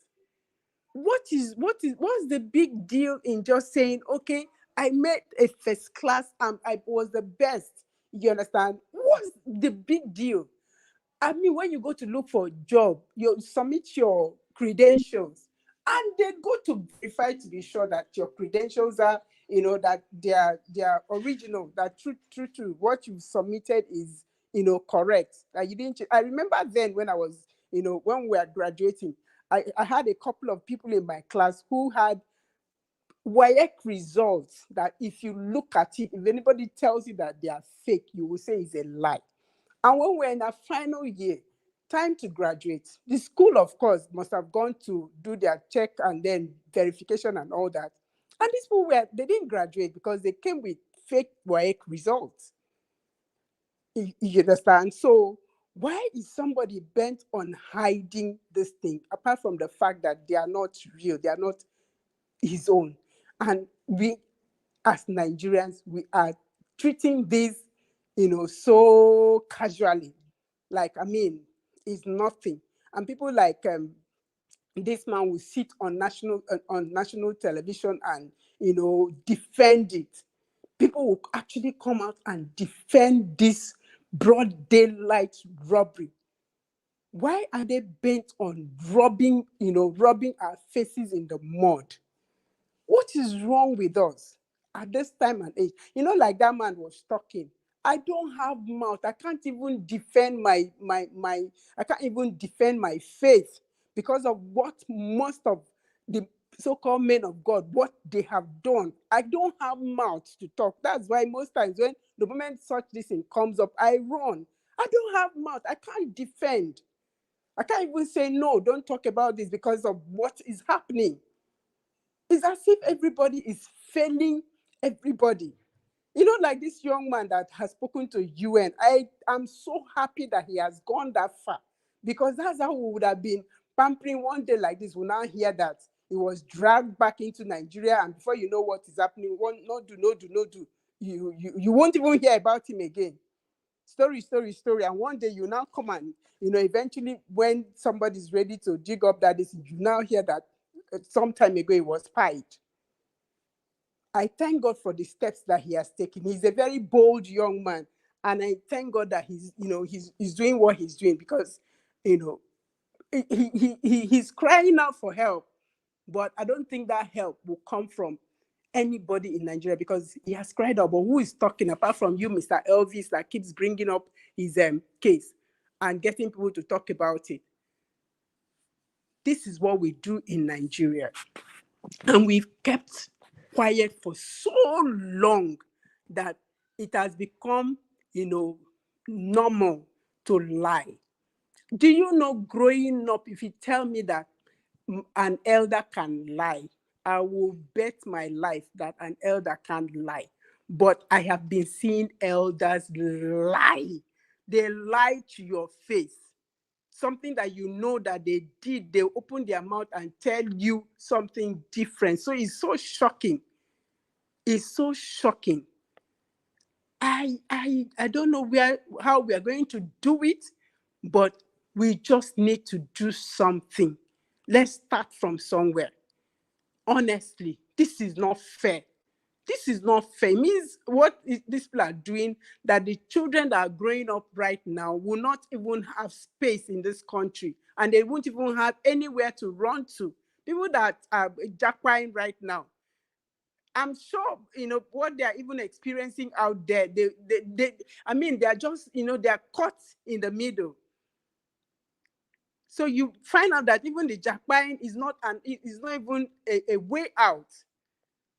So when you've been pushed to the wall where you can't go back and you can't go forward, what do? You have to react. Yeah, like that picture of people on that table. And I looked at that picture. I saw, what I don't want to use the word, but I'll describe it as oil dripping from their skull. They are paying with oil dripping from all over their body. But you know what I mean when I say oil? You understand? So we need to, we need to just stand up, get up, arise.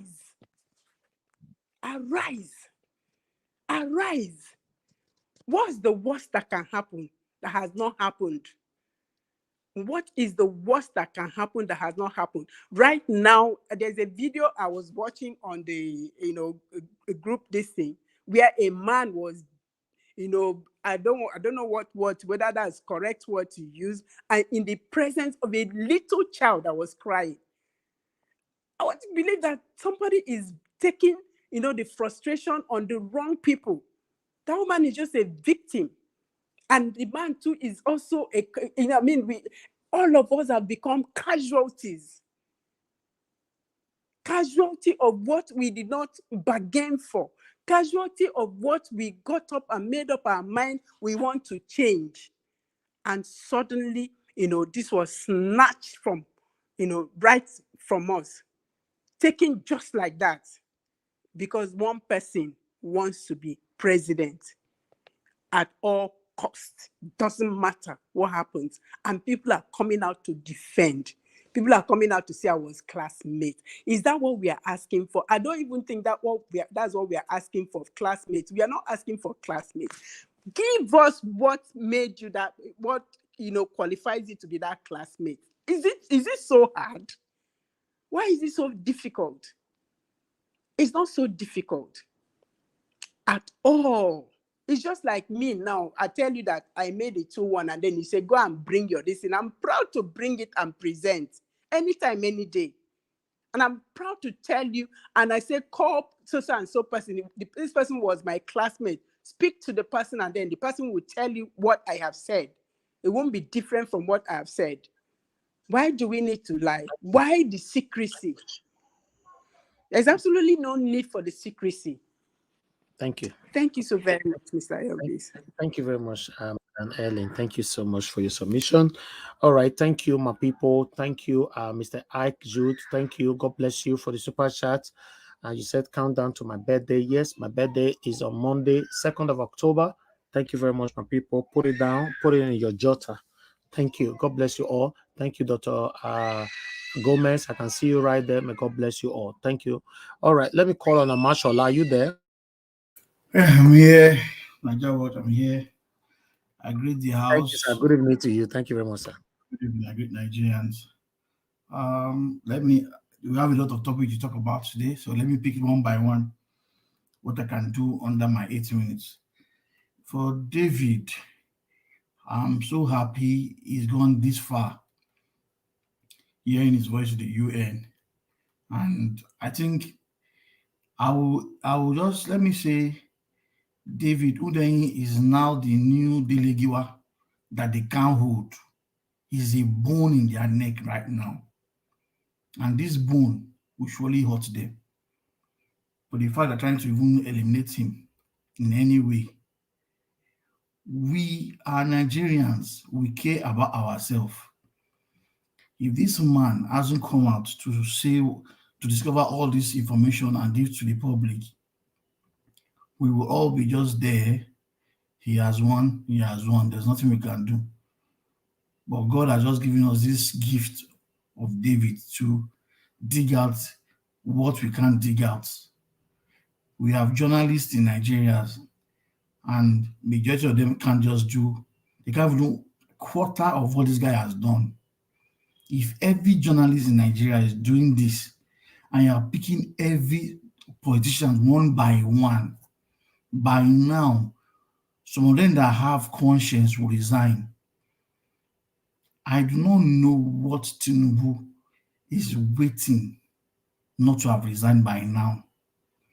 Whatever demon that follows you, whatever bad character and bad omen any human being is seeing you to be is affecting Nigerians already. Those people in Ethiopia, it's a pity that we have embassies, and we have diplomats there that don't know what they are doing. Majority of them are mediocres. They're just politicians. They're just trying to just make the country. There is no way. Americans cannot even have one person in that kind of condition, and you will leave them. Let's talk about over 200. And somebody is calling out for SOS. It is good we have seen it here, and I know our voice goes a long way. I want to believe between now and Monday something will be done. It's not even what I should be thinking, that I'm traveling and I have to have a stopover in a country. This is supposed to be an African country, if my geography is correct. And I'm surprised this is happening. That is how the jealousy towards Nigeria is high, and Tinubu is putting us on the lifeline now, because there's nothing that will say we are credible. If they are saying we are 419, they have now stamped it because of the kind of person he is. We only beg, if you could just have shame, because you cannot steal a fish from a soup of pot. The whole world has seen you have stolen this fish. You are still defending. I don't know what kind of lawyers will defend someone they have stolen. You see he has stolen, evidence in his hand, and you are still defending that is a lie. He does not have certificate. You say he has certificate. Release certificate. You say you don't release don't release gender. How? We went to, all of us, some of us has gone to school to even go to a secondary school. Secondary school, you still have a paper you show, yes, so I finished my first living certificate, school living certificate. So to enter the secondary school, you still have a certificate.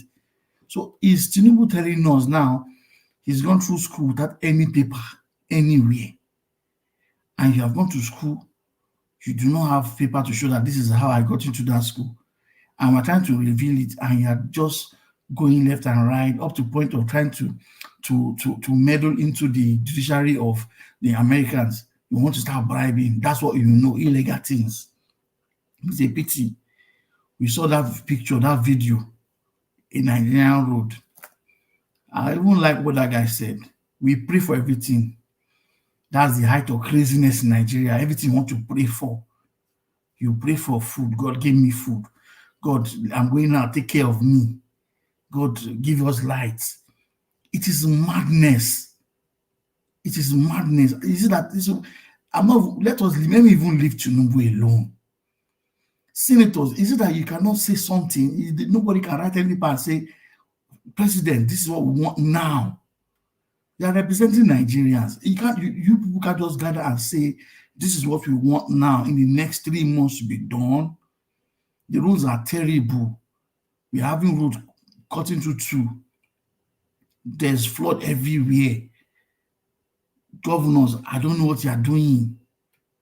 You see that the wickedness, and the painful part, that what pains me most about all you people in government is that you travel out, you see where human beings live and how they live.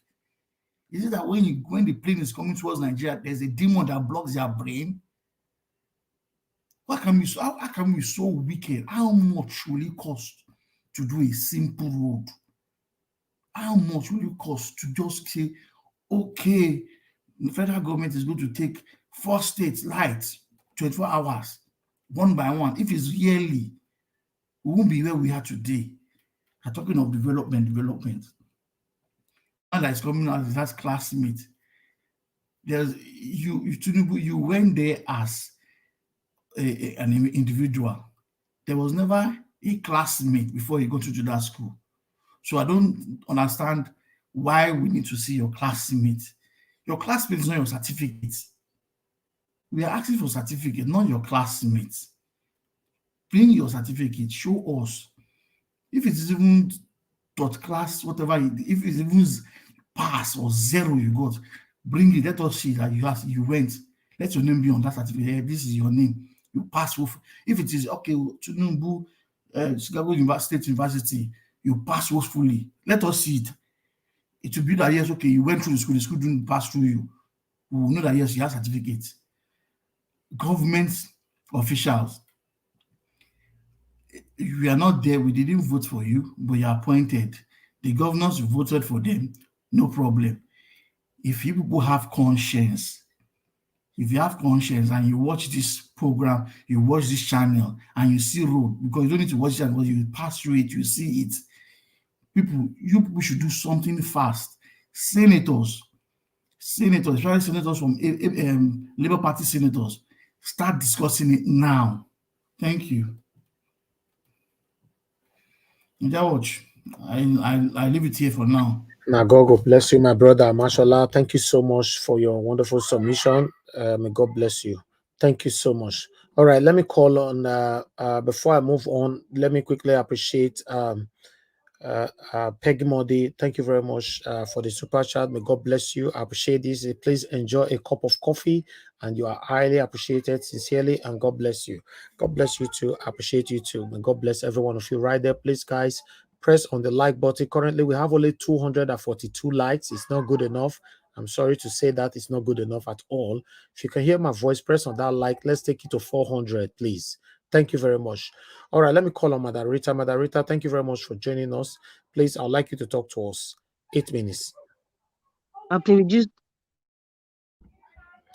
We can't hear you. Good afternoon. Good afternoon, Mr. Elvis. Thank you. Good afternoon, everybody in the panel and those in the comment section. I can't speak on everything because quite a lot. But today is a great day. Yes, today is a great day. Tinubu is yet to arrive in Nigeria. Well, we shouldn't be surprised now. As he said he will do exactly as his predecessor. So that's what he's doing. But I think he's staying in France, apart from taking more steroids, allegedly. He's, there's fire on the mountain, run, run, run. We all know that rhyme. And the fire that's on the mountain is this CSU headache that he's getting. So, and anybody he has to meet right now internationally or make a deal with, he would not do it in Nigeria. And so the likes of Mr.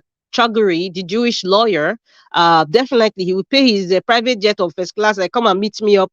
We got to talk, meeting and all that, So that is, France is a secured area where he can do his dirty deals now, because he knows that in Nigeria, obedience are everywhere. And let it be known, even that in France, there's a lot of obedience, but I mean, compared to the number of obedience everywhere. So he can't afford to have any meeting outside within Nigeria. So this is it. The taxpayers' money is being there. The plane that is being packed in France, Nigeria is paying for that every day, demurrage.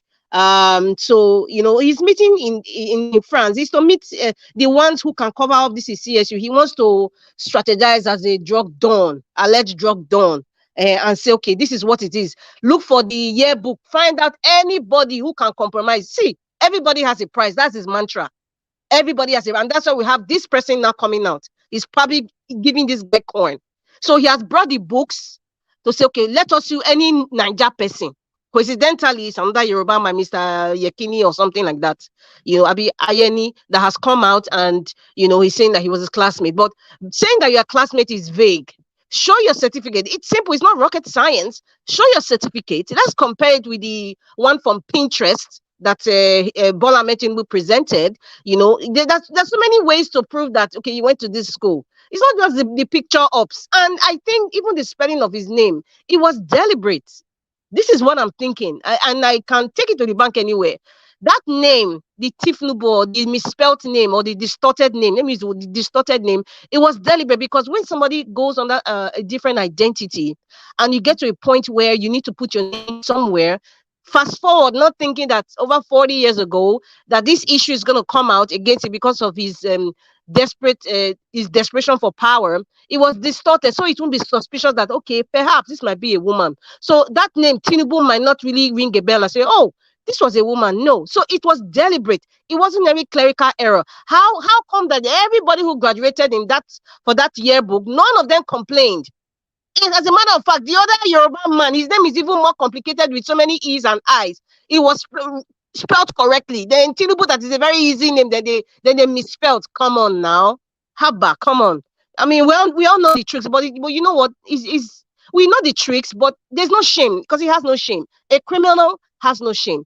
He keeps going for who has a better price, who has a price, because everybody has a price. That's his mantra. And as for the overfed orangutan, in fact, you can be a Amadioha worshipper, and you now said, due to the fact that I worship Amadioha, I became successful. Due to the fact that I became a Christian or a Jew, I became successful. Some people in the US, they became Jews because they wanted to mingle with the Jews who rule America.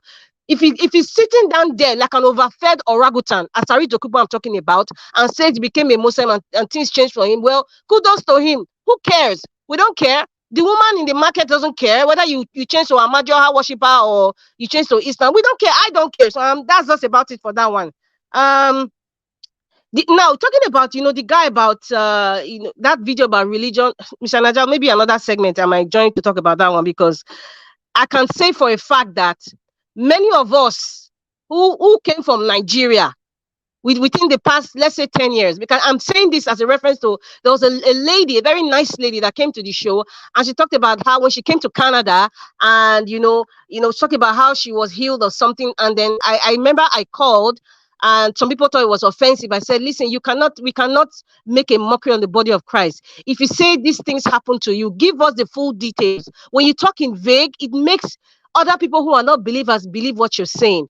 And I bet you the way that lady was praying while she was in Nigeria, she will not be praying the same kind of prayer while in Canada. That applies to a lot of people. And that's why people have noticed that not going to church 3 times in a week does not mean that you're gonna go to hell. It's different, and that's why Nigeria is a very different entity. The way people see religion is different. Although some people who are still in diaspora still have that clinging mentality of what it is to worship God. They think that's what it is, but they are forgetting that it is not prayer that built the road.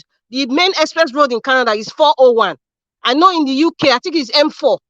whatever it is that the I-95 in the US, it's a major highway. It was not prayer that built those major highway. Understand? Most of them who are benefiting from the government services, it wasn't prayer. Listen, the Bible even says prayers without faith without works is dead, for crying out loud.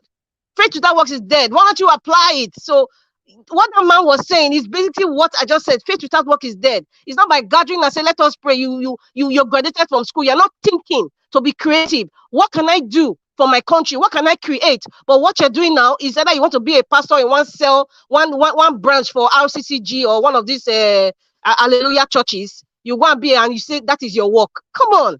Then you in fact, Nigeria, that's just one aspect. And for the Nigerians in Ethiopia, it's unfortunate.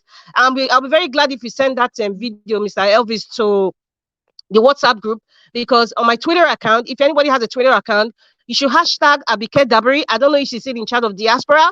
He's already on the group. I've posted it at the group. Okay, a hashtag Abike Dabiri, because he's in charge of the Nigerians in diaspora. You can hashtag to even the ambassador of Nigeria in Ethiopia, the ambassador in Ethiopia, the government of Nigeria, all those offices, all those people like Dele Alake and all the rest of them, Ngelale, all of them, hashtag all of them. They all have social media accounts, all of them. Everybody that is anybody in the Nigerian the fraudulent administration right now, because right now they need something to convince the people. And even if it's us saving our brothers and sisters in Ethiopia, for them to use that as a leverage that they care about us in diaspora, let them use it now. Let them use that, because right now they're looking for anything right now to show legitimacy or to show that they understand what they're doing. So please, this is another way now for them to win a score. Maybe let me use the word political score point. So please hashtag every one of them in administration, including Festus Akamu. Because that one is desperately looking for whoever's the exterior minister. I don't know if that portfolio exists. In fact, Akpabio, all of them, Adam Soshomele, all of them, Wiki, all of them, please. Thank you. I'm going to do that on my Twitter account. Everybody that I can tweet, not anybody. Mr. Najawa, thank you. I mean, you're a social media giant. You have done your part. So everybody has to do their part too. So when we start ringing this bell, somebody's going to answer. Even any influencer, somebody's going to answer. As for David Uday, I think it's very noble and he's a very brave man. I'm very proud of him for what he did. And I think going to international to complain about his plight, it will be like a leverage for him to, or rather another yardstick for him to leave Ghana, which I've advised, and then any other country in the West, like I suggested, Canada, because I don't trust the US, that can hold him, or even Sweden, or all these European countries that could actually help him. And sorry, I've passed my time. Oh my goodness. Okay, let me stop here. Let not be like you will take it back again from the second segment. Thank you very much. I hope I can. I hope I'm still here, because I may have to step out. I'll step in again if that time comes. Thank you very much, Mr. Elvis, and everyone. I appreciate you. Thank you so much. God bless you. Thank you. Thank you very much, my people. I appreciate every one of you. I would like to quickly appreciate Edo Lightwash. Thank you very much, my brother, for your support. May God bless you always, always, always. Okay, let me move on to the next person, which is Mother Patricia. Mother Patricia, are you there? Please talk to us if you're available. If not, we'll move on to the next person. Okay, Mother Patricia, you are not there right now. That's fine. Let me move on to the next person, which is Black Panther. Black Panther is good. Black Panther, you came early today. What did they happen? I know. I don't drink your coffee now. Wahala. Thank you, my brother. Good evening to you. How you doing today? Thank you. I'm fine. And how's everyone? I hope everyone is doing fine. I've been listening to you guys for more than 2 days now. 2 days, to be precise. And thank you all for doing a good job, and you've done justice to it. And then we are growing from strength to strength in this struggle, and that is how it's supposed to be. Because all over the world, it is the people that own the sovereignty that takes charge of their own destiny. I want to thank Madam Rita. I want to thank everyone that have spoken, and most especially those on the comment section. I want to thank you all. Thank our GO right here, Mr. Najawash, because this is a temple of truth. the temple that will take Nigeria with our mouthpiece to the next level. I want to start by saying something here that I've gone through all what to speak for 2 days. And I want to say here is that the Nigeria, I want to repeat myself, and I've been repeating it every day until we will have to sink it. And as we sink it, we'll know how the trajectory and the pattern of the Nigerian politicians. Like what happened 2 days ago or thereabout, where the Supreme Court was broken down, burned down. Some of the buildings were burned down. It is the pattern. It is because of the judgment. And you can remember also, they did that to Ministry of Finance too. Like that, like that, like that, like that. That is how they do. I'm very sure they damaged some of the important things inside most of the computers that they use. They damage a lot of things. I know of that because the reason they did that was to damage something, because you investigate very well clearly from that man, the pattern with that man, none of the media houses were there. Like we all say here, the media houses have been captured. They've been totally captured. And then there's nothing, all we can do is to use the social media to really give the right information to Nigerians. And that is what we are doing. That's why we always say, may God bless Nigeria Watch for giving us this platform so that we can get to every nooks and crannies of the world, especially the Nigeria and in the diaspora. I want to thank you once again. And I want to say here, especially on the religious part of it, like what that brethren said. You see, Nigerians are very smart. Nigerians are very smart. They are the smartest black race in the world. I want to say smart in all ramifications, both everything. You see what is happening in the religious world? They are taking advantage of the people.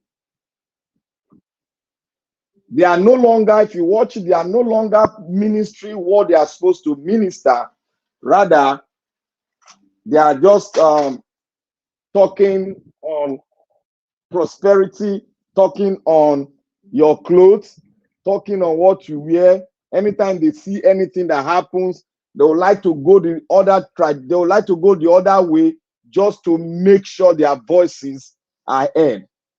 Like I said many times in this platform, I said Nigerian pastor, 90% of them are fake, including the bogus biggest one that you are seeing there. They are fake. You cannot, it's very simple to know.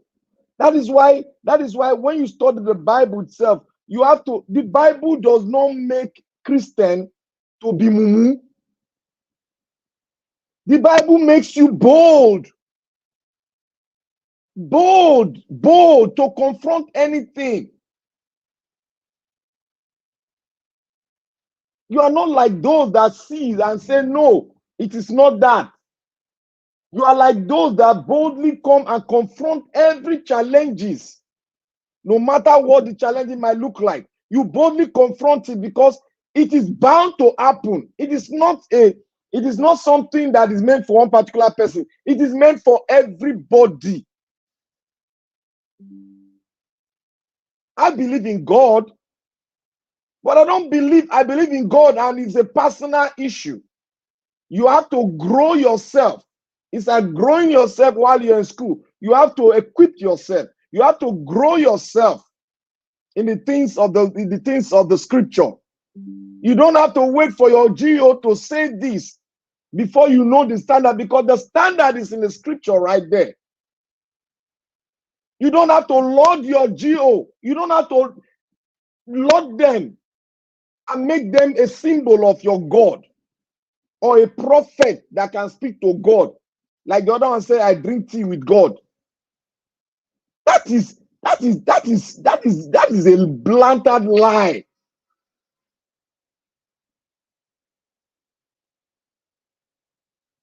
I don't know where that's why I said from the beginning, I said Nigerians are smart. You see the ex-convict, ex-419, you see them right there on the pulpit, preaching on how they will buy private jet. A man of God built a school, primary, secondary, then he's collecting money heavily, like the one we have in Ogun State. Collecting then, when I was in Nigeria, was collecting 400, and that was about 10 years ago or 15 years ago. He was collecting $450,000. I mean 450,000 naira. Sorry, per semester. I have a friend that went there. I normally tell him that you are very stupid. Sorry for my word. I normally tell him, you are going to a church. Your church is collecting such amount of money from you that goes to that church that pay your tithe and pay the offering, giving everything. That is not, look, it is PLC. That is what they are doing. They are enriching themselves. Why are they transferring? Why are they not seeking for the things of the spirit to tell who the next overseer of the church will be? Why is it that they are handing it over to their children? Nobody has ever asked that question. When Elijah was going, what happened? The mantle was not given to Elijah's brother. It didn't work according to the man instinct. It worked according to the spirit. Elisha got the mantle. Go to the scripture. The scripture is there. You don't. Preach it it, is brother. not something that Preach it, brother. Moses. Who got the mantle from Moses? Preach, brother. It is not his brother. It is not his son. See, you cannot use the things of the flesh to determine the spirit realm. To not say it is not an enterprise, neither is it a PLC industry. You see, I listened to the man of God that was preaching, ministering from London when he was celebrating something. Right, his church is in Ogbad, right there. His church is in Ogbad. That place he built, that church, was an industry. He built his church on an industrial layout, which is contrary to the design of Lagos. A man that would have built an industry to enhance and bring up youth. You are ministering to people that are hungry. How will they get the scripture? You are not giving. You are saying the house of God is not a house of charity. Then where lies what is charity then to you? All right, thank you. So, Mr. Najawad, I thank you, because the men of God have desecrated the altar. They need to be spoken to by anyone. They need to be dragged out. Thank you. It is not that they are doing. Thank you, Mr. Najawad. This is over. Thank you, my brother. God bless you. Thanks for your submission. All right. Let me call on Engineer Francis. Engineer Francis, are you there with us? Yes, I'm here. Thank you very much. Thank you very much, sir. Thank you. Good evening to you. It's good to have you here. Thank you, sir. Well, it's my turn, right? Yes, it's your turn right now. Thank you. And I wanted to make sure, because in the words of Muta Baruka, I am vexed. And thanks to Rufai, because he touched on that subject. And I'm glad that the video clip you played addressed one side of that section. But my vexation exactly points towards Dr. Abati. Dr. Abati, you know that you erred and you were very wrong. You mentioned George Bush. George Bush was never hiding his academic anything. He was even glad that he attended Harvard. The question at that time was that we were saying that, oh, he got into Harvard because his father used his position as the CIA director at that time to push him in. But as far as his academic, oh yes, he was proud that he was a product of Harvard. You mentioned Donald Trump. Donald Trump also was very glad to let America know about Wharton School of Business, which is where he went, and everything from Wharton School came out. But there is one other name that you mentioned that really got me to this point. That is Barack Obama. As Fela would say it, he said, "Teacher, don't teach me nonsense." Dr. Abati, let me take you back on a history mission. On September 8, 1636, that's over 450 years ago, the first university in the American colonies was founded. And that university went on. So far, they have produced about 8 U.S. presidents. That's John Adams, John Quincy Adams, Rutherford Hayes, John F. Kennedy, Franklin Delano Roosevelt, Theodore Roosevelt, George W. Bush, and Barack Obama. That university is Harvard University. Dr. Abati, if you don't know anything, I'm glad that you studied law. There is no lawyer anywhere on this planet that doesn't revere Harvard University, Harvard Law School. In the spring of 1990, Barack Hussein Obama was elected the first Black president of the Harvard Law Review.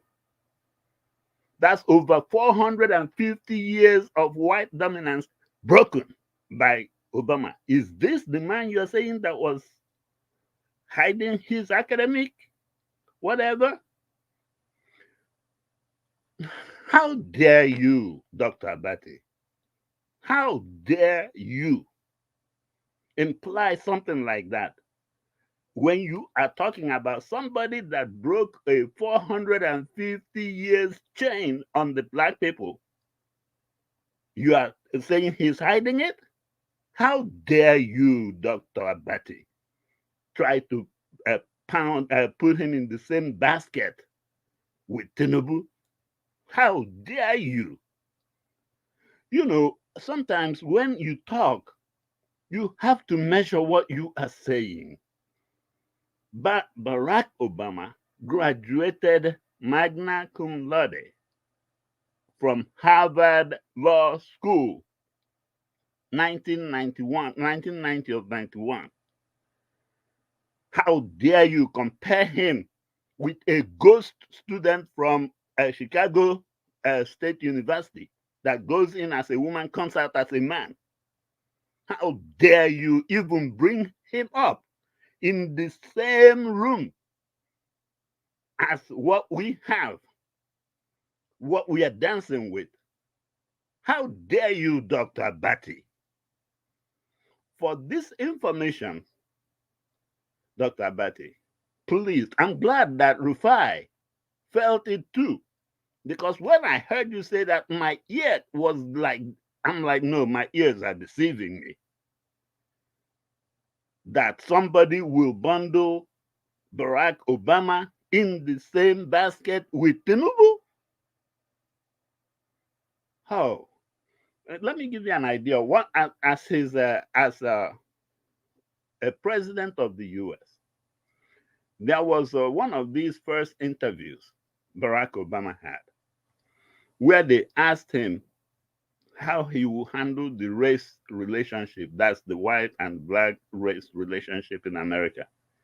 I think it was Mike Wallace of CBS that was doing the interview. And then he said, look, you are talking to someone whose mother is white and his father is Black. And then he turned to the reporter and said, so whose side do you want me to take when I love both my parents the same? That was the end of racial anything, anybody asking him anything, because he cannot support his mother's race or his father's race. That was what helped Obama start building that bridge.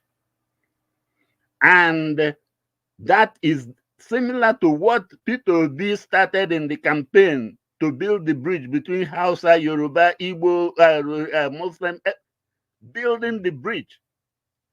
And then it's not even up to 100 days since this man got sworn in. Look at what he's now trying to do. He's tearing us all apart again. The bridge that at least I could see the blueprint from what Peter Obi was doing during the campaign. Look at even you, Dr. Abati. You have now pulled up to the far extreme of nonsense people. Remember during the campaign, you were becoming normal. But now look at, how dare you, Dr. Abati? What in the world, what kind of air are you breathing there? Now, Tinubu also said that he graduated first class. In the US? That's impossible. It's like saying that you have a BA in engineering. You don't. You get BSc in engineering or BA in law. In the US, we don't do first class. We do the magna cum laude, summa cum laude, or cum laude. We don't do first class. So when somebody comes and tells you he got a first class in the US, he does not know what he's talking about. And how dare you guys in the press not pick up on all these things that are pointing towards a fraudster? How long and how far can you guys let this fraudster go on before somebody says something? What is wrong with you guys? Dr. Abadi, I'm very disappointed at you. How dare you utter those words? And in fact, you owe the whole world some sort of apology. So take it upon you to go on the air and retract that nonsense. I don't know why the FCC doesn't even fine journalists like you for spewing off nonsense in the air. But if it's nonsense they don't like, they will they find like Baba Ahmed. Thank you, was sir. saying that if you swear this man in without the 25%, you are definitely eliminated Nigerian constitution. Thank you, sir. Your time is up. Your time is up. Your time is up. Thank you, Thank sir. you. Thank you very much, Regina Francis. May God bless you. Well, I'll come back again later, but I'm very vexed at Dr. Abati. That's fine. You can continue from where you stop at the second round. I appreciate you all, my people. Thank you for your time with us. Oga Felix, please, I would like you to talk to us. Good evening to you, my brother.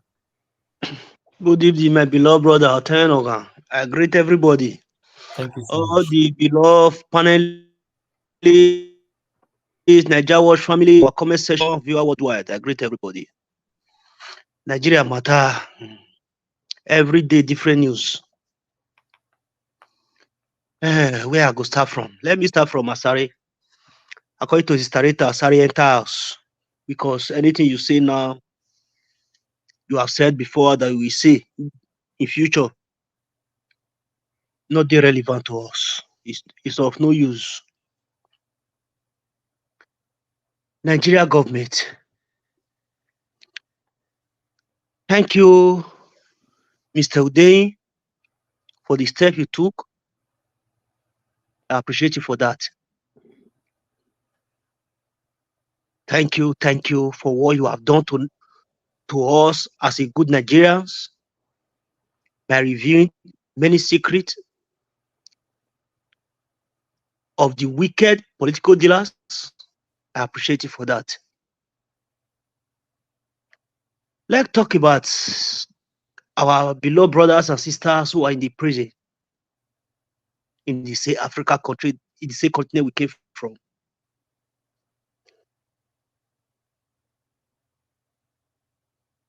I'm pleading with all good Nigerians out there. They should take that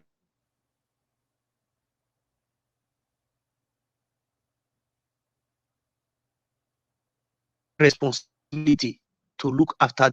as a government now,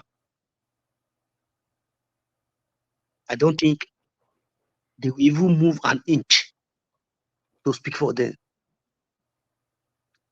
Just take an example about our brother and sister who were in Sudan, yeah. For how long does it take them to go and rescue those people? The middle Phyllis, your network is very bad. I can't hear you. Mr. Phyllis, you are breaking. But I can hear you clear. It's not about me. We cannot hear you better. Your network is breaking. Go ahead now. I think it's better now. Go ahead, sir. It's better now. Okay. Okay, thank God. I was just talking about our beloved brothers who are in the prison that speak out that the government should come for their rescue. I'm pleading with all Nigerians, all good Nigerians, citizens worldwide. Anything you know you can do to save them, do it. Because this government we have, all these political dealers, first thing that will come to your mind is about when there was that crisis in Sudan, how long does it take them to go and rescue our beloved brothers and sisters, mothers and fathers over there? Even abandoning them in the middle of nowhere during the rescue process. We the good Nigerians, we will be the one to go and help those who are in the prison crying for help. We should do all our possible means to help them. Are you going to call on Wike or Festus Keyamu or FFK? Which of them are you going to call? Or Akpabio or Oshomule? Name it. Which of them? Assuming there is one political dealers in the midst of those prisoners, you will see them writing letters, sending messages, sending private jets to go and dialogue with the Kenyan president and others just to rescue one person. But thousands and millions of Nigerians are in the prison worldwide. Our ambassadors, consulants, they cannot even go there to go and ask how they are faring, their state of health, what made them to commit the crime. An American citizen, whether he commit a crime or not, their ambassador, the American government will send their ambassador or consulant there, their representative, to go and visit them in the prison. Likewise, the Europeans, to know what make him to commit the crime, or if it is guilty or not guilty of the crime they accuse him or her of. For now, we know that we don't have a government, or we have a political dealers. That is why I'm calling on all Nigerians, obedient worldwide, good Nigerians, to go and help them out. Listen to their cry. It's not that easy for them. For the Chicago issue that my beloved Dr. Hussein talked about in the Arise News, I was very glad when he was saying that,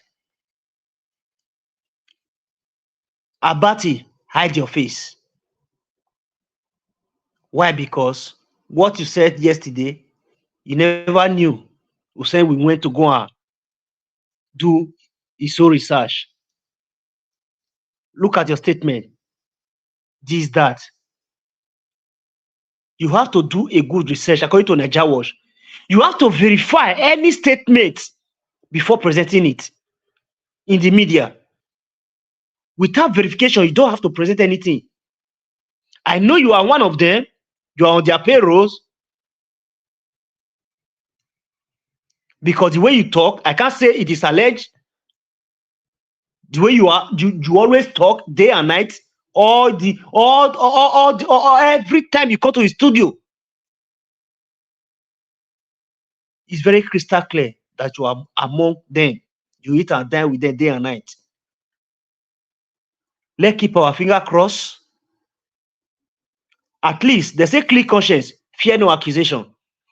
If Tinubu know he don't have anything to hide, at least he could have proved us wrong that una need my what you call educational history.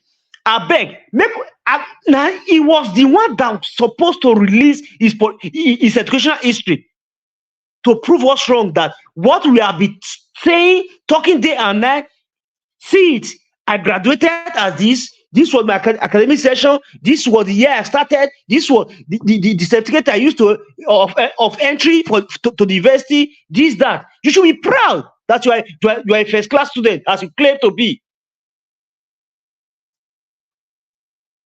He said he's going to continue from where Buhari stopped. This is what I call Shege Promas. Nigerians, wake up. It is now or never. We have to grab the bull by their own hand. Suffer don't tire us. Thank you. Beg. I agree to my beloved brother. Thank you for all you have been doing. May God continue to bless you and your household. Thank you, my beloved brother. Amen. Thank you very much, my brother. God bless you too. Thank you.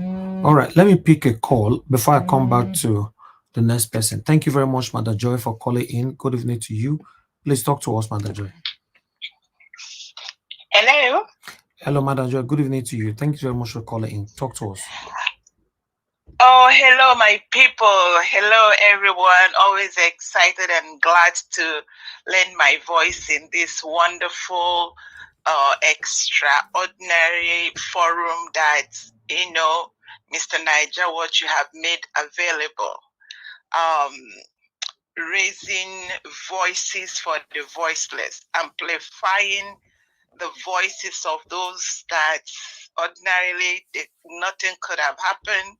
Even those that have died in the grave, we are speaking for them. That is what this forum is all about. That is all we are doing here. Trying to see if we can make our country better. Trying to see if we can redeem this country. For example, there is U.S. District Court. I think I can't remember whether it was last year or 2 years ago. There is a man called Abidemi Rufai. He was like a special assistant to Ogun State's governor and Dapo Abiodun, and he, I think he may still be in prison. Defrauded America they charge him. I think they kind of froze him $604,000 for from fraud. He defrauded both the young, the old, the elderly in America, and he was a special assistant to Dapo Abiodun, who in 1986 was also had a criminal indictment for credit card fraud. And these people, when you look at that Abidemi Rufai, he was moving forward to gain, maybe he would have been the next governor for Ogun State. Why am I going this route? This is where we are. This is, I just moved their principle aside. But when you look at the antecedents of the people that are ruling Nigeria now, go to your states, begin to see. So when we are crying here, screaming, it is because there is an evil that has come up on Nigeria. And like Mr. Niger, what you will always say, is Satan has his disciples. They are called Satanists. He has disciples in churches. He has this, whether they are pastors, whether they are everywhere, in the elders, in everywhere. So what we are dealing with is axis of evil. that has hijacked our nation, that has made us look like what we are not. And God will help us. As we keep pushing, I keep saying, when we push one pin, we keep pushing until we push them out. I say this, I highly thank. In fact, the reason why I called was when I saw that what's his name again? David Hundeyin went to UMR, was just excited because what this has done for us, it has almost made it a global and international issue. I remember the person he was working with is Aaron Greenspan, a very noble man in America. That when he started this last year, America, they crook because there are crooks everywhere. They started moving to turn him turn by turn.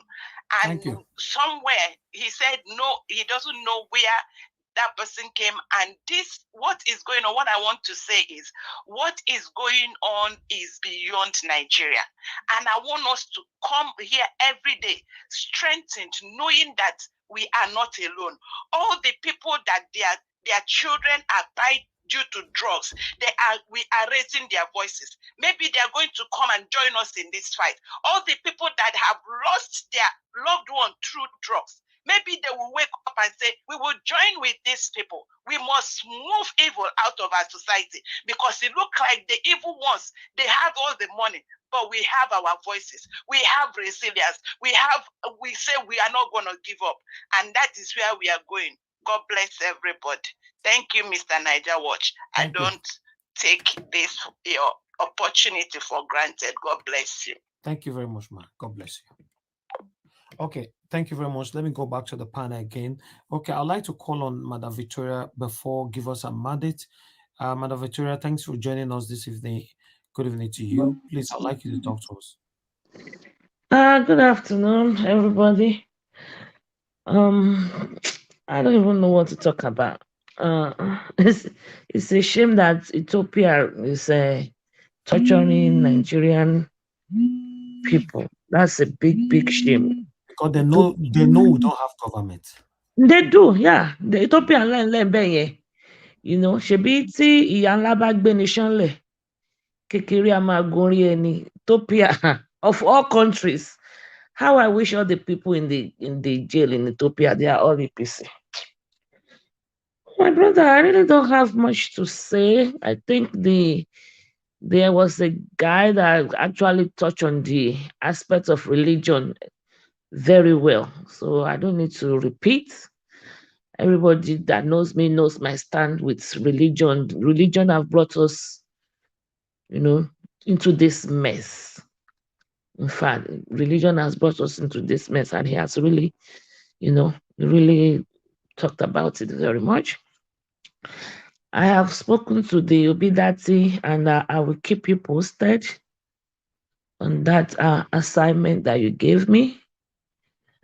What else? Thank you. What else do I want to talk about?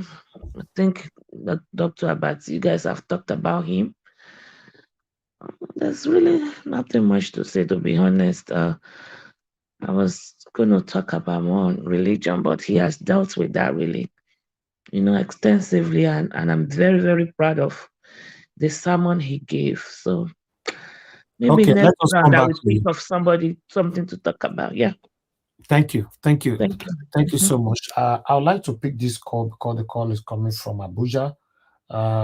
Let me call him back. Our northern brother calling from Abuja.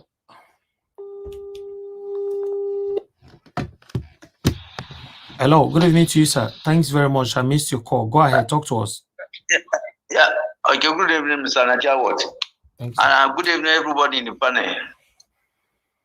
Dalla babana yayana Alhaji Atiku Abubakar.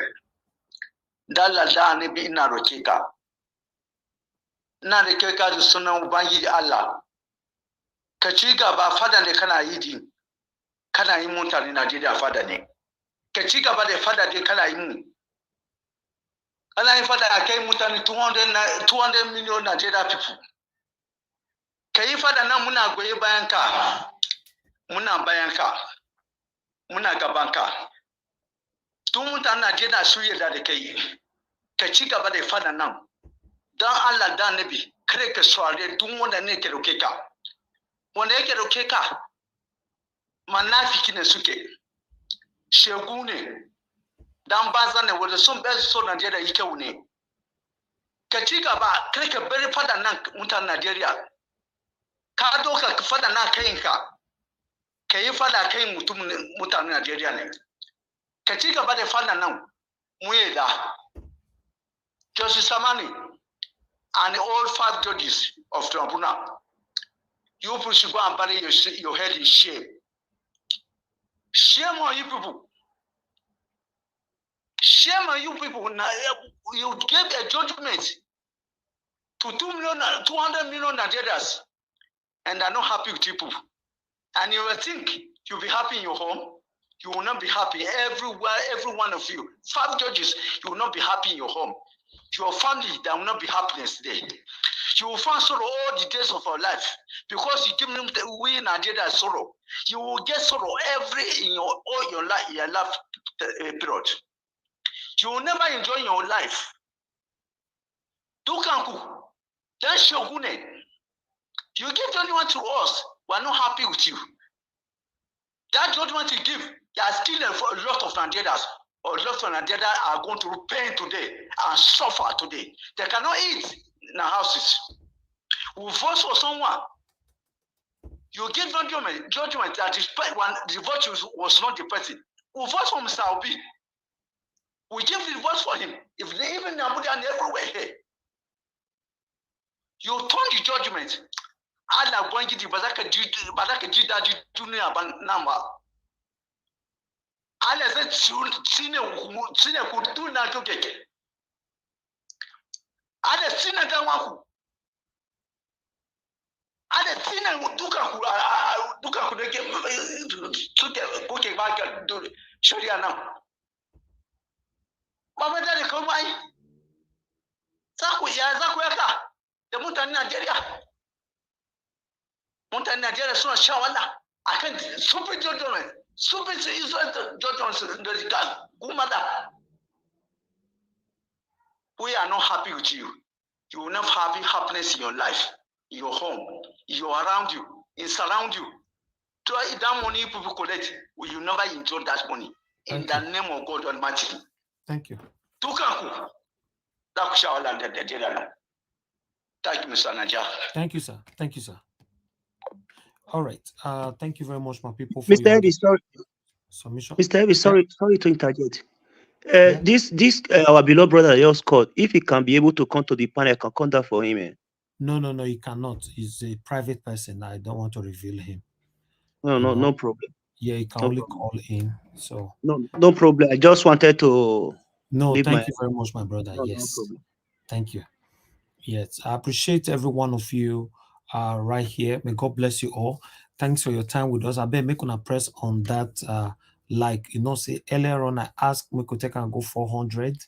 So currently is on 316. You guys have done well. Please continue to press on the like button as you just coming in. Good morning, good afternoon, good evening to you all. I appreciate you all. Let me call on my brother. Give us a mandate. Give us a mandate, my brother. How you did today? Very fine. How are you doing, sir? Yes, good. Can you hear me? Yes, you're good. You're good. Yeah, talk to us. Yeah, sorry. I just have to do this. I thank you very much. Good evening to you, to the panelists, people in the comment section. Greetings to everyone. We are here again. Well, let me take up from where that my brother from the north stopped. Let me talk to Bolaji now. Her name is Bolaji. She is part of the judges that give that judgment on the tribunal. Anabere Bolaji, Unti Enyati Samani, Justice Ugo, àti gbogbo yín tẹ́ ẹ ṣe fún tribunal lórí ọ̀rọ̀ Peter Obi. Ìyà tẹ́ ẹ ń fi ọmọ Nàìjíríà jẹ, ìdílé yín àti ìran yín wọn ò ní bọ́nú ẹ̀. kì í ṣèpè o, ó wà nínú Bíbélì. Ẹni tó bá ṣe ibi á bá. Arábìnrin Bọ́lájí, ibi tí ẹ̀yin àti Sàmánì, Justice Ugo àti àwọn yòókù tẹ́ ṣe fún Nàìjíríà lórí ọ̀rọ̀ ìdìbò tó lọ ní Nàìjíríà, ọ̀pọ̀lọpọ̀ àwọn ènìyàn ni wọ́n fi iná dẹ̀mí wọn légbodò.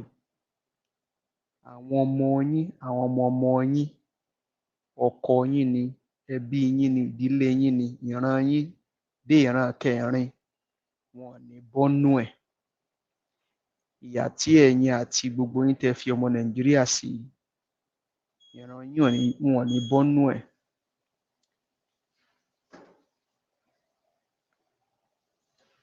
Èṣù àti ibi àti àdánù ló máa jẹ́ titi yín.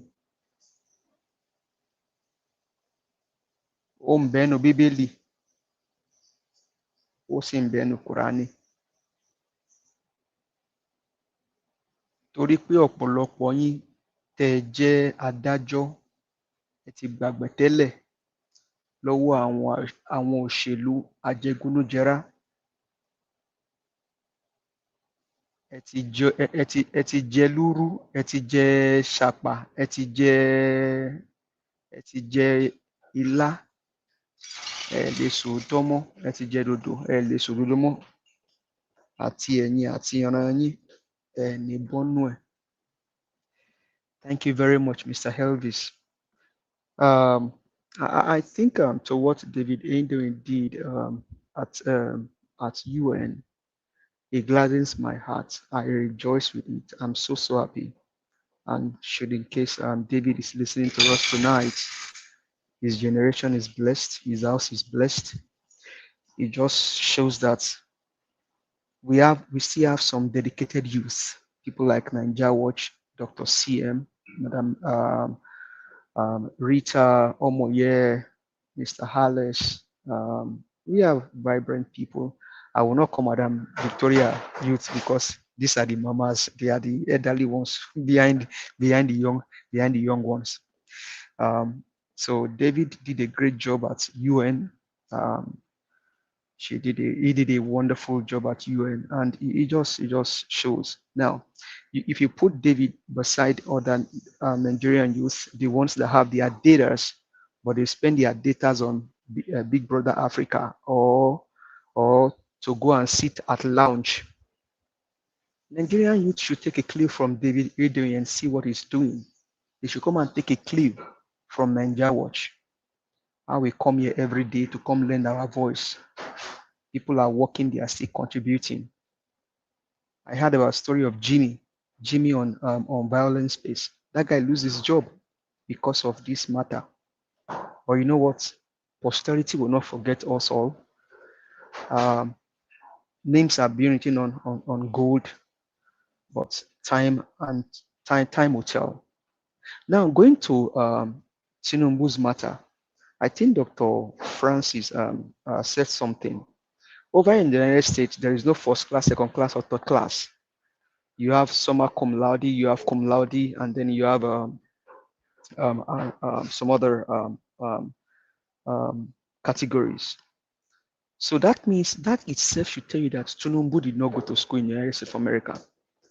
Because if he did go to school, he should know the kind of class that he falls into, whether summa cum laude, or magna cum laude. But Tinubu did not go to school in America.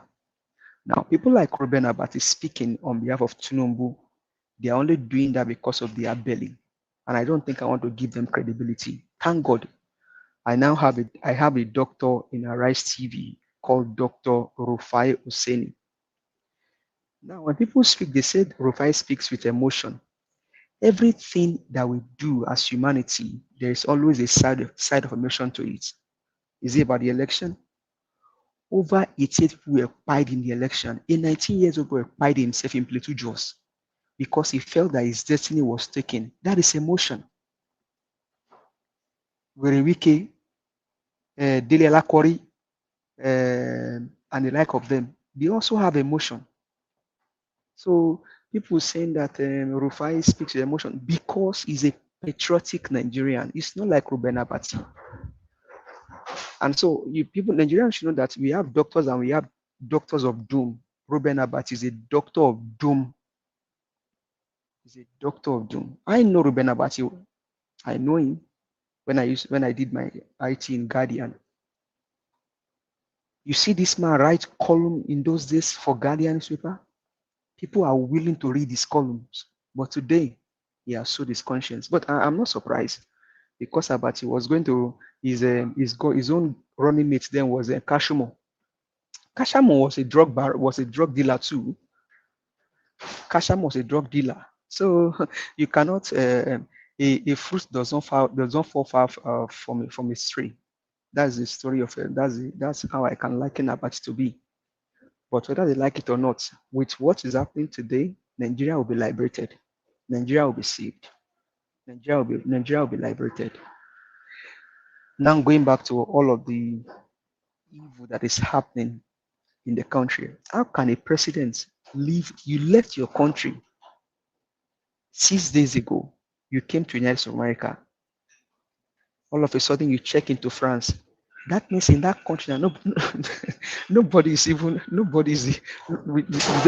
people are just catching out now because nobody is there as they are. I don't know. Nigeria is actually in the hands of this evil man.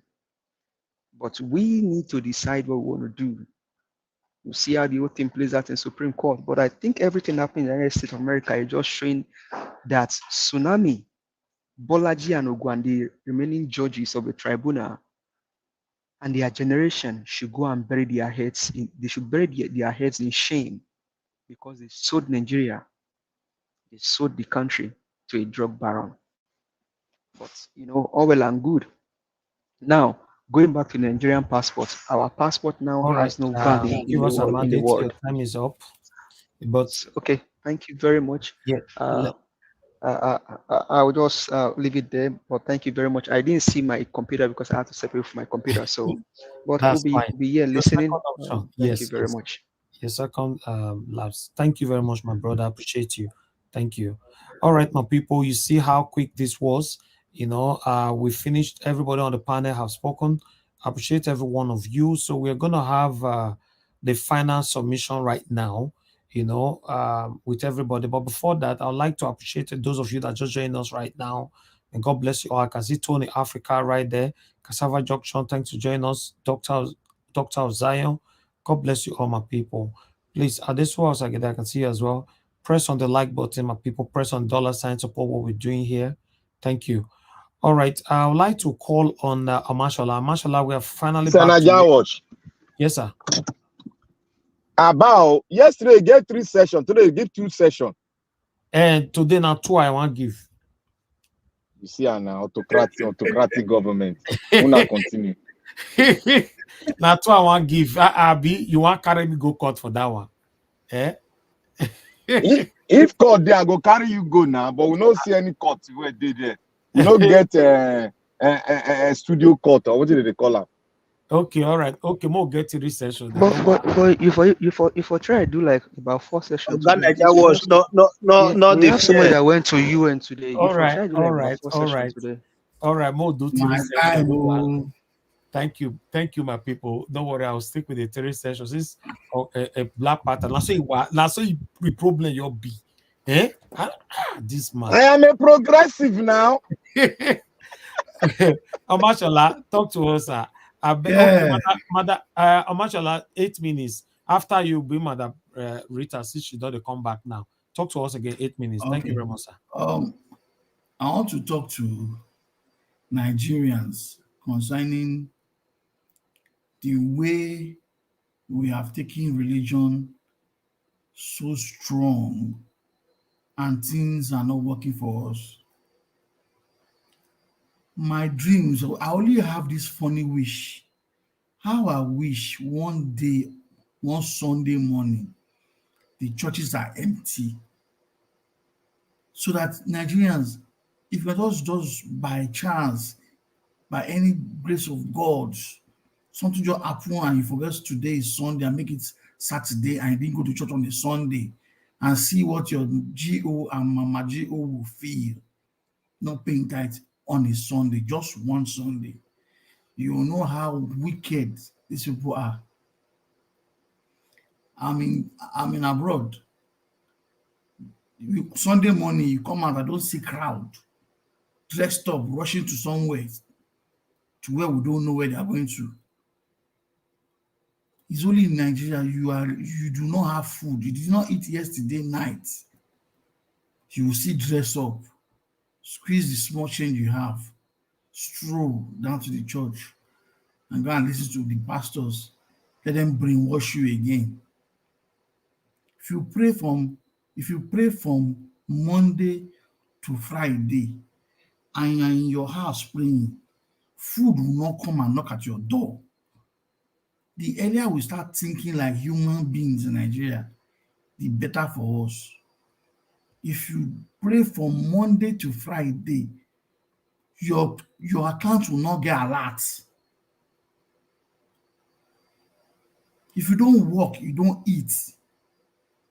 So don't talk about praying and praying and praying and praying and praying to thy kingdom come. Nothing will change in your life if you don't move.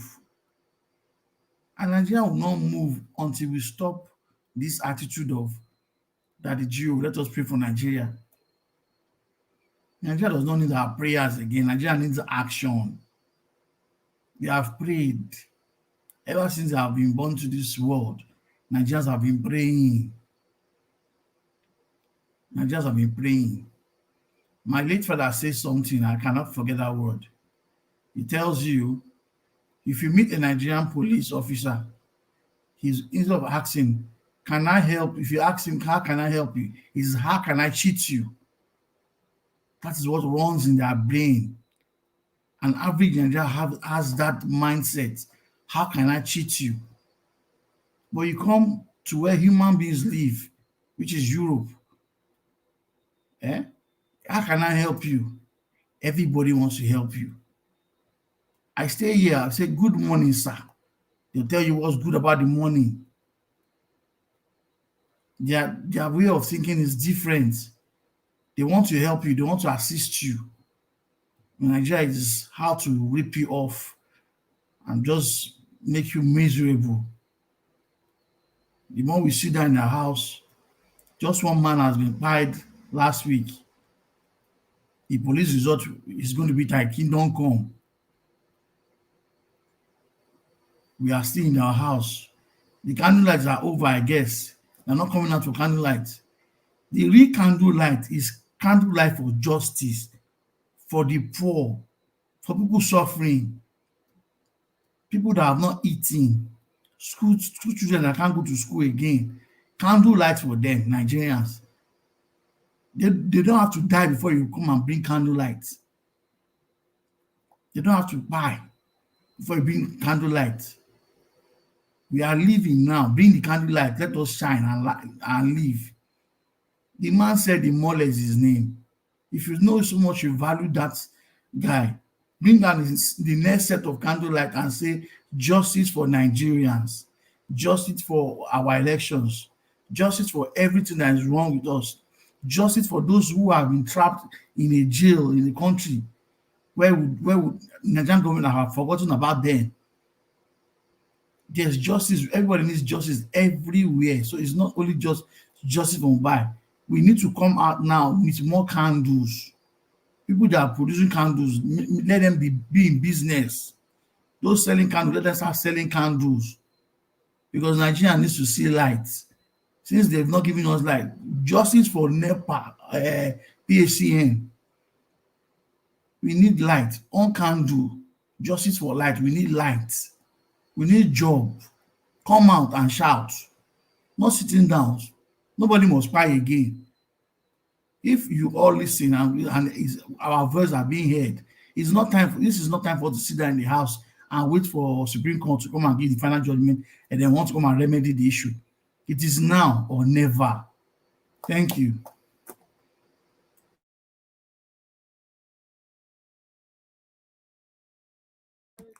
Thank you. I'm done. Thank you, sir. Thank you very much.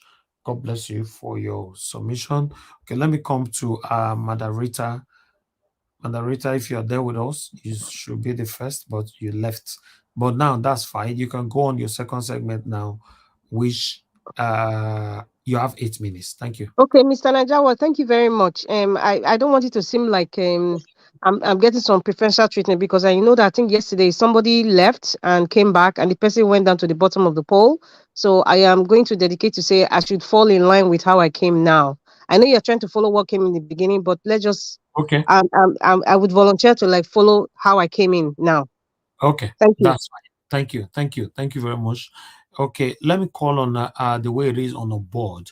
I'll come with Mr. Felix. We'll come back to you quickly. Now, so it is before board. I want to work with the board now. Okay, Mr. Felix, you're not there. Okay, let me go with. If I have to work with the board, it's not going to be nice, because some people have left their position. For example, now Madam Victoria is now the last again because she was locked out. Gina Francis, so I have to. No, I was not knocked out. No, Yes, I was not.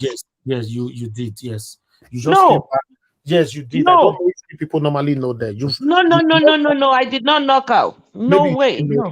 Hold on. I should be, if I log back in, I will know I connected back. No. No. You did. I'm telling you, you did. You did 3 times, not even once. Not today. Yesterday. Not today. Now, I'm telling you, you are not facing the software, madam. We're not arguing. Nobody's taking your spot. I'm telling you how this software works. Okay.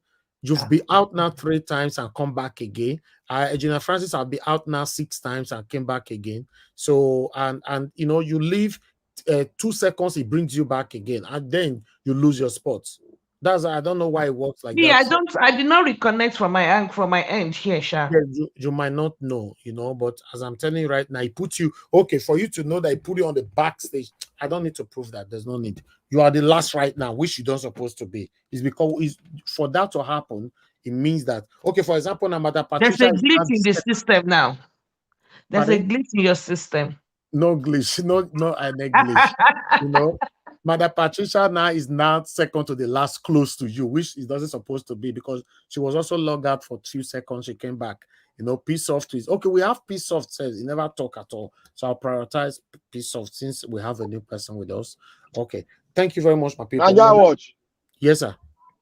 Madam Victoria, it's always happening to me too. Now, so they always be now the system. They always move everybody around sometime. And Mr. Najawa, now they always see him. So it works. Exactly. It happens to me several times. Exactly. Before I got used to it. And once it happens like that, the problem is it moves you people out of your original position. And me, I cannot remember where you were before. Then it becomes a problem. So I just normally call according to. And what you guys can see on the screen is not the exact. For example, now if I remove this now for you guys to see the names on the screen, you can see that most of you might be thinking the way it is on the board, that's why it is. No, I have another board which only me can see. This board here is the original. The one on the screen right now is not the original. I can move anybody. See, I can move this one here. I can move on another one there. So it doesn't mean anything. But I cannot move the one underneath, because except I remove you totally. So yes, let's move on. P-Soft, it's good to have you here, sir. Thank you very much for joining us. Good evening to you. I'll give you 8 minutes to talk to us. Oh, thank you very much. And thank you, everybody. Can you all hear me clearly? You are good, sir. Yeah. Oh, my goodness. I appreciate you guys. Thank you, listeners, hearers, writers, commenters. God bless you all. God bless you, Nigeria Watch. I've been following, though I've not been on the panel. Just a very quick one. I listened to the day about the made such statements, comparing Tinubu's case to Barack Obama. My friend is Agbado. My friend fell down from the chair. I was laughing. An Agbado person, which is an APC person, he fell down from it. He was laughing. That's the level of impunity that you see in our society. I think truly we are in the last days, because you can see what's happening, what people are doing, just because of the little peanut they want to get, into their pocket. And if you look at, sometimes I don't want to blame Wiki, that much, because Wiki said all of these things that these guys are working for during the campaign. He said these guys are working for Agbado, that he's actually the one working for Atiku. That was what Wiki said. That was what really got Wiki angry. That these guys are not working for Atiku, and we could really see what's happening. If you listen to Reno Mokri, and we can accuse all of these guys now. You can see them defending Agbado openly, which means they were actually working for Agbado. They were really not even working for Atiku, who's supposed to be their own principal. That's just for that.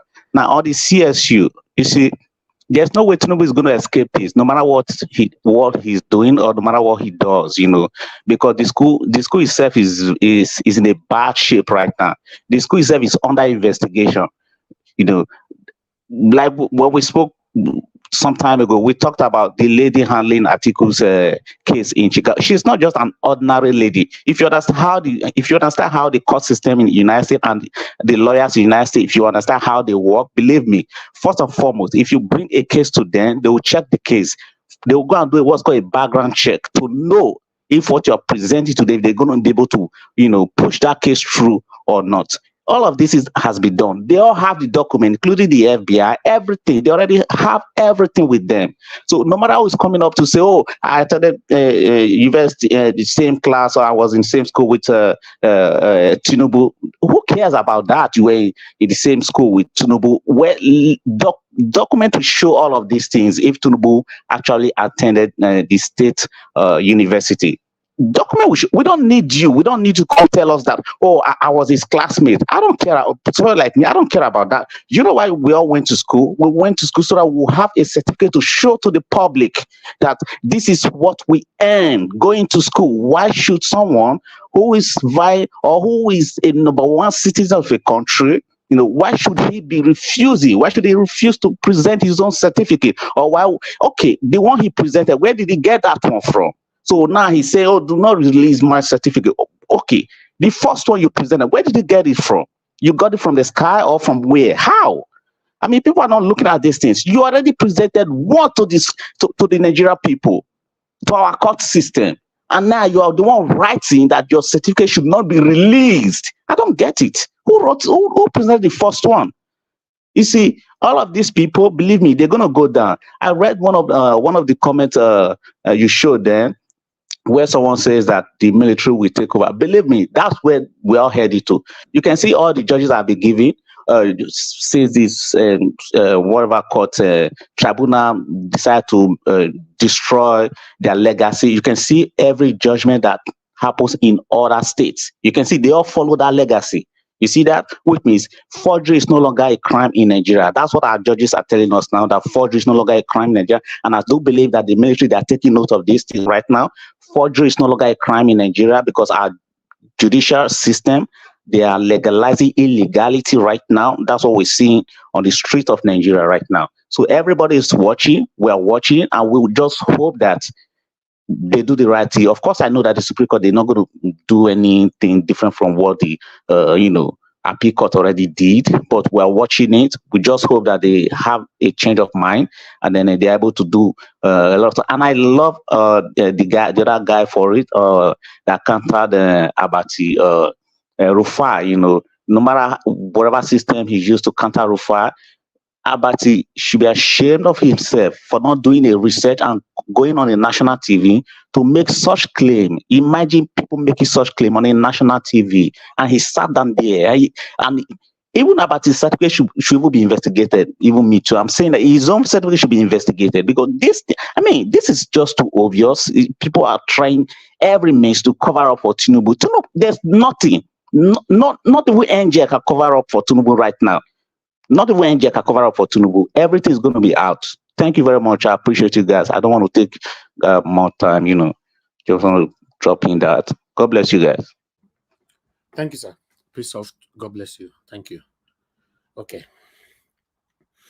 Let me go by Engineer Francis now.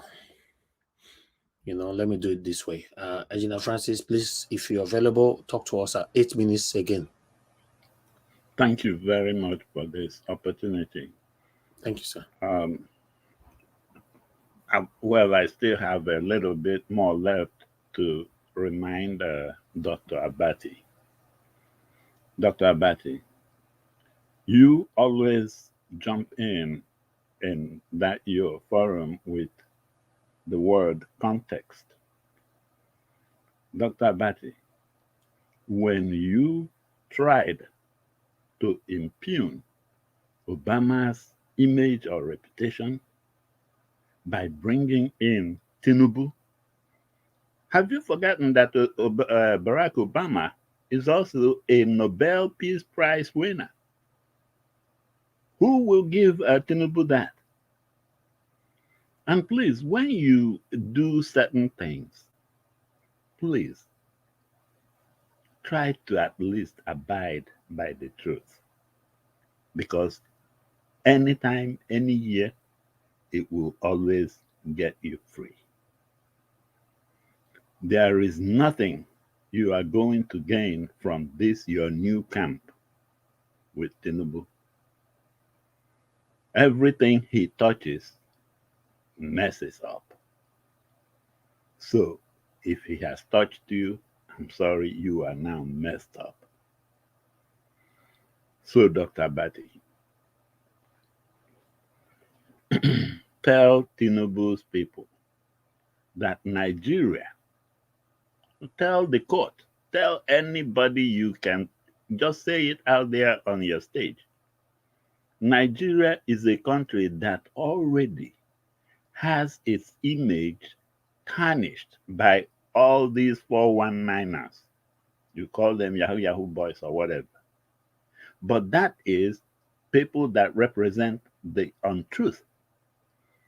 That is people that forge everything.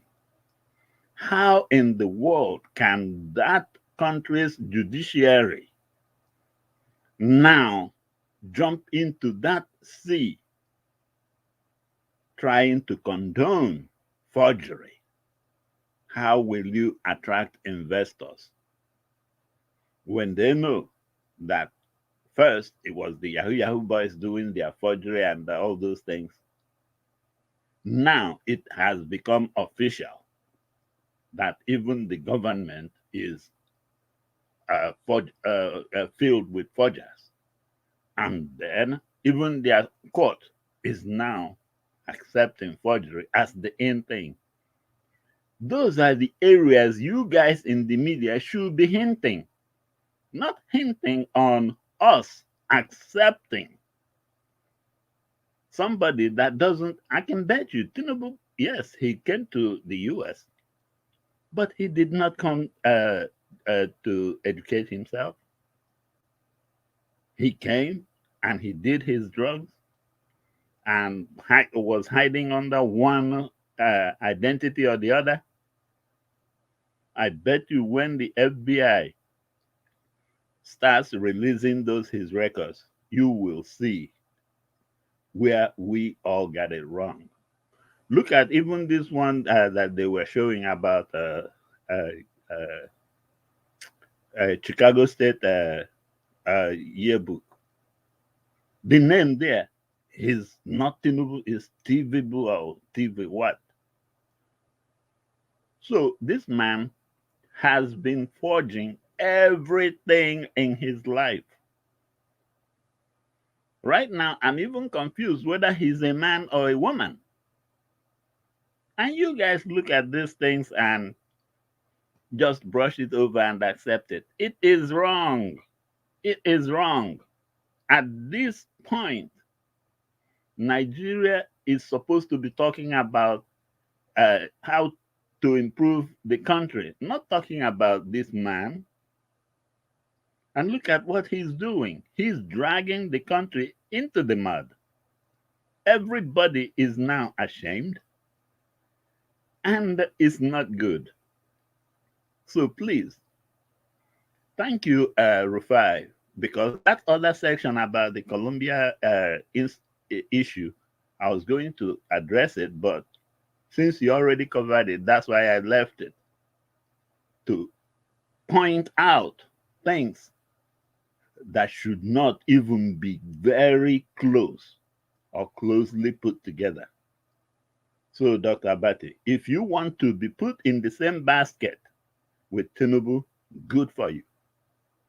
But I think that is a big shame. Now, on these prophets or religious guys that we have in Nigeria, let me give them Matthew chapter 7. If they can go to like verse 6, it says, "You shall know them by their fruits. Do men gather grapes of thorns, or figs of thistles? Even so, every tree that bringeth forth good fruit, but a corrupt tree bringeth forth evil fruit." A good tree cannot bring forth evil fruit, neither can a corrupt tree bring forth good fruit. So, just look at Tinubu. Is he bringing good fruit? So you, as a religious GO or pastor, what in the world are you doing mingling with a bad tree, knowing that the fruit that comes out of that tree are fruit from the Agbero, from MC Oluoma, from corruption and everything? Why are you dining with them?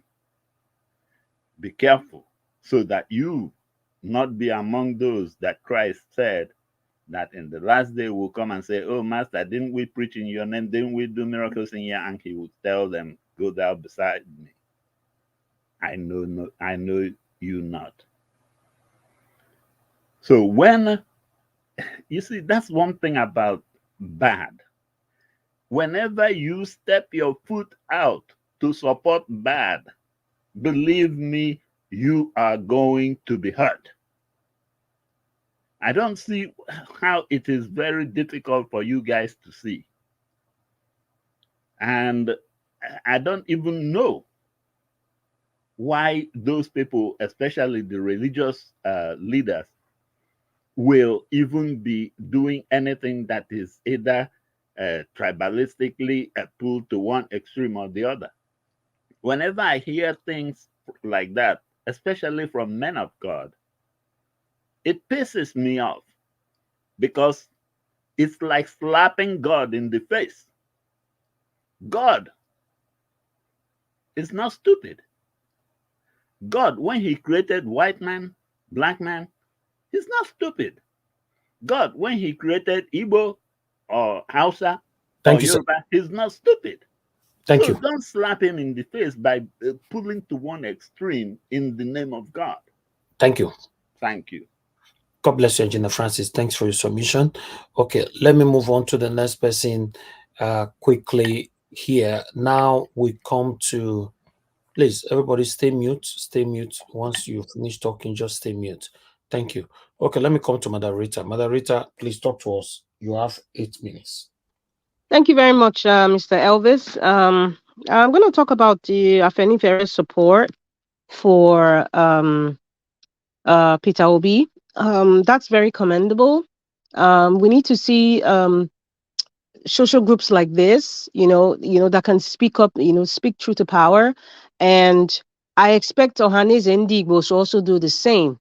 This is what we talk about. Listen, I'm saying that because I am not tribal blind. So that's why I'm saying what I'm saying. If we have a pressure group like Afenifere come out to support Peter Obi's move to the Supreme Court, it is very commendable. It is expected. I use the word expected because it is expected that his own clansmen, Peter Obi's clansmen, I'm not even going to talk of Obi Dati. Sorry, Ahmed Dati, because he's a northerner and, he's just the vice president, right? But the man that is leading, the captain of the ship right now is Peter Obi. And it's expected that his clansmen will follow suit. In fact, we didn't have to wait for the Afenifere to even announce this. And I know the sentiment will be like, oh, if Ohanese Indigo come out now, it seems as if, the tribal thing, they're supporting their brother. I don't know why I don't know why Indigo should even bother about that. I'm assuming that's the thinking, because every other tribe will come out unapologetically and support their brother, whether their brother is a demon or not. So I don't know. I'm trying to use the words that will not seem like I'm being offensive. It's like the self-esteem of a group like respected group like Indigo. I mean, it's expected they should come out before even Afenifere. It is not a question of whether Peter Obi doesn't belong to the group or not. That's not it. Because this narrative of let us not be travel, or let us be travel blind, or let us be hypersensitive, when it comes to tribe. And this train of thought usually comes from us, the Southerners. The Northerners, they make no apologies. If their brothers are following, they will come and tell you straight up. But when it comes to the South, we're always trying to, we're walking on eggshells, not to offend this, not for people to make aspersions about us. No, this is the issue. We listen, the moment we stop trying to be tribal blind, then we cannot move forward. Peter the Rock Obi, my president, is an Igbo man, a proud Igbo man. He has said it, he's not denying it. So therefore, it is expected that his family, his clansmen should have come out to say, we support you. We support you as a Nigerian. You are our son. We support you as a Nigerian. Keep putting out the narrative until the people get it. Don't make it seem as if I don't want to talk now before. But Afenifere came out now. Nobody's even saying, oh, can you imagine a Yoruba person a group is coming out? Even Yoruba people are not even complaining.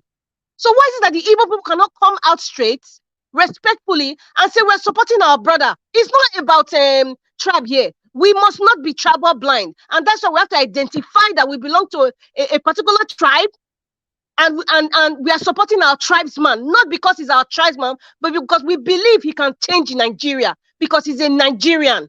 Because you're an Igbo man before you can say you're a Nigerian. That's just how we are wired. That you cannot compare to say everybody's an American, even if you have Arab, Irish, or Jewish in America. No, this is Africa. We're over 200 tribes, ethnic groups. So we cannot be tribal blind. So if my sister, my brother, who is a Benin man or Benin woman to come to support me, he's not doing it because I'm a Benin man. This is the kind of misunderstanding. It's something that is skewed there in our train of thoughts. Not all of us, though, to make it seem like if somebody is coming out. No, in the case of Bola Ahmed Tinubu, we are particularly saying certain people are tribalistic because of the utterances that they make. That is obviously tribal. Somebody is saying, if you're not Yoruba, don't vote for this person. If you're Mama Chukudi, don't vote for this person. You are being tribalistic right there. That's what I'm talking about. It is different when you're supporting, your clansmen are supporting you. Like, go ahead, my son, go ahead. We are behind you. We support you. We know you want the best for Nigeria, not just for the Igbo man. So they could do better. Thank you very much, Pa Adebanjo, whoever is, if he's listening to us. God bless you, sir. We need white-haired men like you, unlike the professor of rice and beans that keep fooling themselves every day, supporting evil. We need men like Pa Adebanjo, the Afenifere group, who are standing for the truth with facts. As a matter of fact, facts are just shadows of the truth. Standing with truth to say, listen, enough is enough. Enough is enough. It's too obvious that the Igbos have been sidelined. Enough is enough. This man is qualified. We're not soliciting him because he's just an Igbo. He's qualified, apart from the fact that, come on, this region has suffered enough. This narrative, this baggage from the 60s that they've carried out to the 2000s, suffering this generation, it got to stop. And that is the forward-thinking Afenifere is doing. I pray that whoever leads the Afenifere should have this forward-thinking mindset, because every administration comes with different mindsets.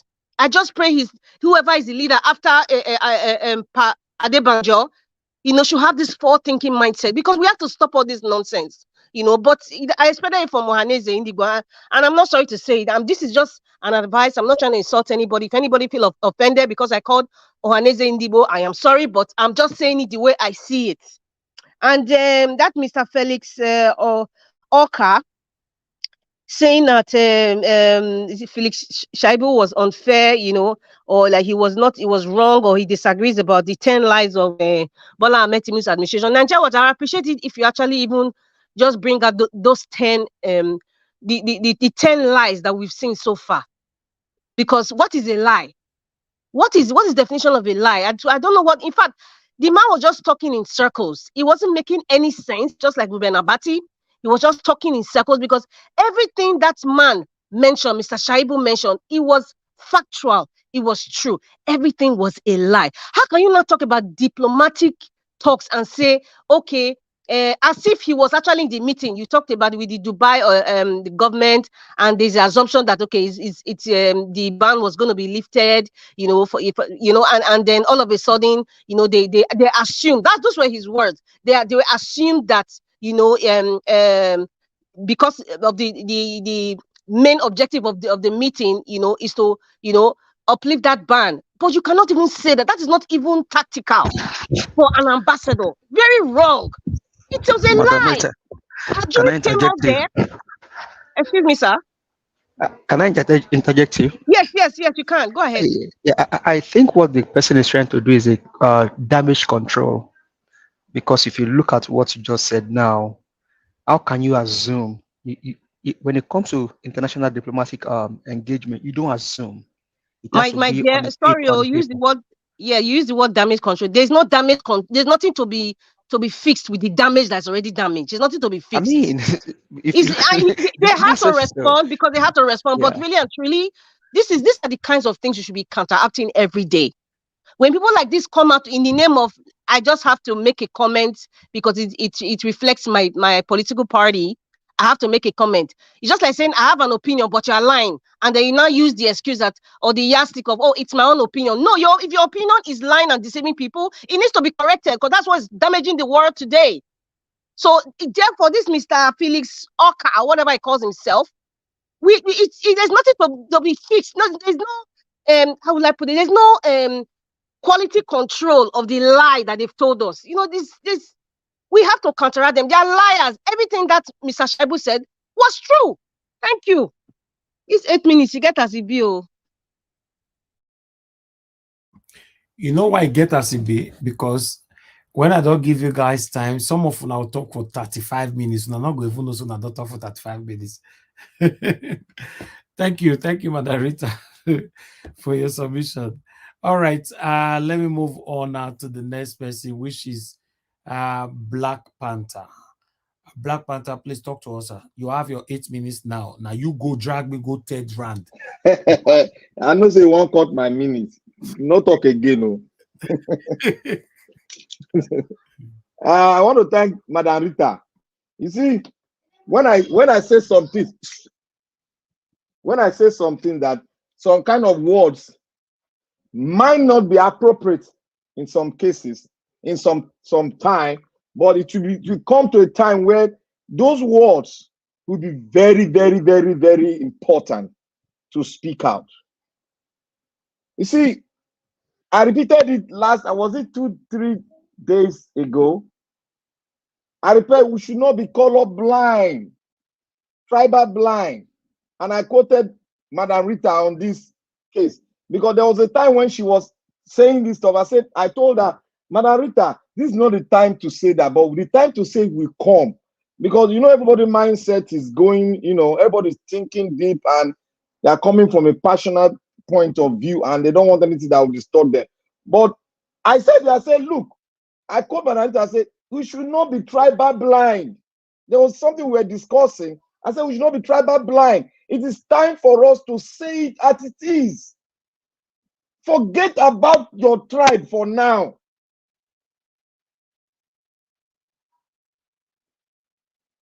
What is happening now, Madam Rita said it very well. But some of us might pick offense, which is not necessary. But if we holistically think very well, you know that Madam Rita is saying the truth, the fact. That sometimes we should know this issue and we should stop, we should try as much as possible not to get angry at anything that is voiced, either against or for. You rather look at the merit and argue on it objectively and be calm. And if you are calm, you will sink in everything. But if you are saying, oh, why like that? You know, if you want to contest everything all the time, it will make you, you know, you will not be balanced when you are not putting up your point. I want to say this to every one of us. You see, some of us were saying kind of thing yesterday, about our brother who is in Ghana. There's an asylum in Ghana. I said, let us calm down. The reason why I say calm down, I read an article concerning people like our brother David. The article said one thing. He said the only thing to make, because David has prepared himself for this cause. If anybody tell you that David had not prepared himself for this cause, that person he doesn't know David very well. From David's interview, David confessed he has prepared himself and he knows the consequences because he was well trained. Onto this path I will follow because I believe in it and I know the consequences. David has prepared ahead, and I thank God he made that speech in a global stand, and everybody has seen it. And when we talk about safe haven, we believe look, I am an American Nigerian. I'm proud to be. And I'm proud to support America in any way, in any ramification. Nobody can sway me because I know the system. Because I was given a book on the system and I study it. If David should step his feet and America gives him an asylum, hell no way anybody can come here and think he's going to pass through the courthouse to bring David out of America. It's almost impossible, because I know of a lot of guys from the Arab world, Asian countries, that are on asylum here. They are like David. All of them are here, right here in America. They've tried as much as possible to extradite them. Hell no way. Because their case has been held and the judge has sat on their case and saw the merit of their case, and there's no way you can bring anything. If you feel like you have any dealing with one country, America will not release you. So when people say all sort of things yesterday, I now landed and said, we that live in America, there's no look. It's not everybody that I partake in American local politics very well in Texas. That was why I was saying some kind of things. People were saying, "Oh, going the other way." No, this man is like that. There are some of us that don't know, that don't even listen to news, just common news, local news. They just carry their phone. They look. They don't sit down and listen to news in America here because everybody's busy. But me, I create time for it. That was why I can start. And when people stay in another country and speak on the country they don't live in without not quoting a fact, it is very, very bad. That is why I get angry and I come in with a very a bitter words. Look at what is happening now in the World Forum. Nobody is speaking about it. It's going to affect Nigeria. The reason why Ethiopia does what they are doing now is because Africa is not united. AU is not AU. It's meant for some certain kind of people. Because EU, Europe, their own body, those things cannot happen because they are one body and they are well defined. And when Dr. Abati said something, I was expecting most of us that live in America to counter it with good facts. But thank God, Rufai went and researched. Because I couldn't call him. I was trying to call him. I couldn't call him daddy because everything Abati was saying was rubbish lie. So when we see some things come in our environment, we should try as much as possible to get involved. And I don't know why people are painting America, this America. If you are in America system, it's like this. If you are going through the system, you must go through that system, no matter how hurry you are in hurry, no way you go through that system. is turn by turn. Whether there's fire in Kosovo, if they come to America, you must go through that judicial system and it must be certified. And you must, that is why I said, I believe in the judiciary in America, and I know those documents about Agbado will be released because Agbado has just given an order to the judge. And you don't get that in America because every judge has a kind of mindset in America. You don't order them. If you try it, your case will be your case. You have lost that case. You don't order the court in America to tell them what to release and what to not to release in your court. You're not an American citizen, for Christ's sake, and they have nothing to hide about you.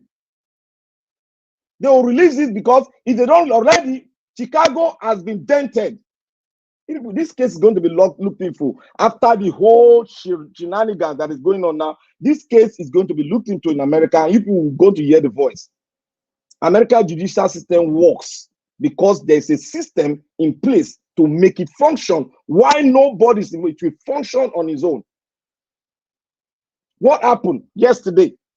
A judge pronounced that every businesses owned by Trump in New York should be sealed. You don't joke with the American system. It's not what people are saying outside there.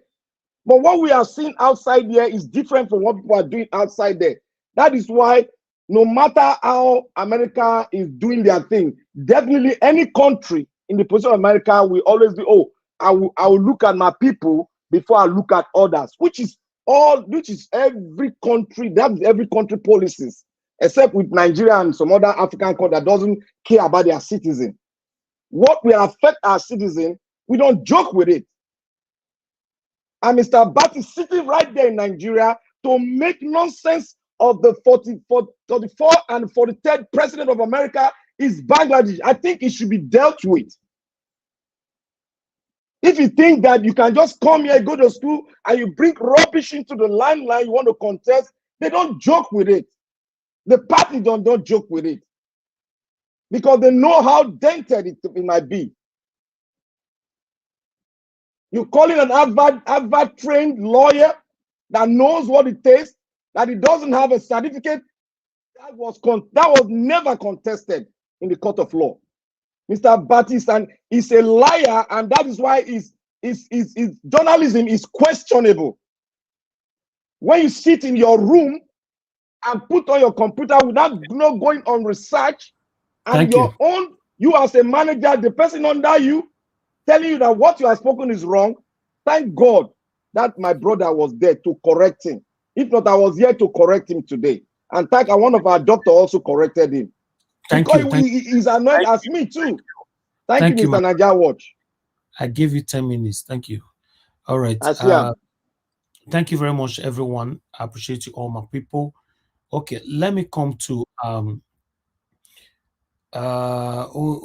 okay, give us a mandate. Give us a mandate. Are you there, sir?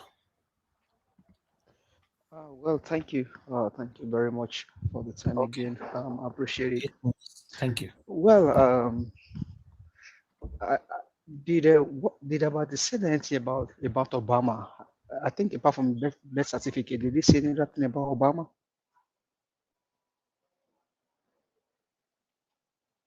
Well, I'm not sure, but I think other than the birth certificate, he said. What question is that? Did Abati said anything about Barack Obama apart from the birth certificate? No.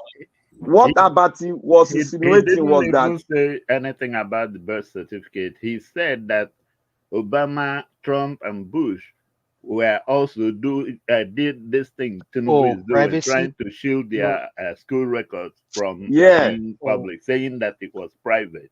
It was private. No. See, Abati, one thing we must understand is Abati is a corn eater. He eats a roasted corn before he leaves home in the morning. I think maybe he also eats roasted corn for lunch, and then when he gets to dinner, he also eats roasted corn. So It's only unfortunate. I think PDAPC, that's the movement. Sorry, give us our money. Can I ask you a question? Are you a Why? psychologist? No, who are you asking? Who are Thought you his asking? brain? Yeah, am I sounding like one?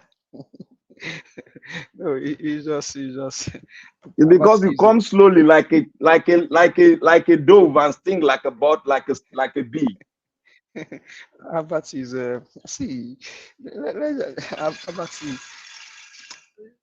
you see when somebody is there when they need something so bad they can do anything for it, more so if they don't have conscience. My president, Mr. Peter Gregory Obi, said, I am not desperate to become a president of Nigeria. He said it. He said, I am not desperate to become the president of Nigeria. The only difference, I mean, there are much difference between my principal, Mr. Peter Gregory Obi, and Goodluck Jonathan.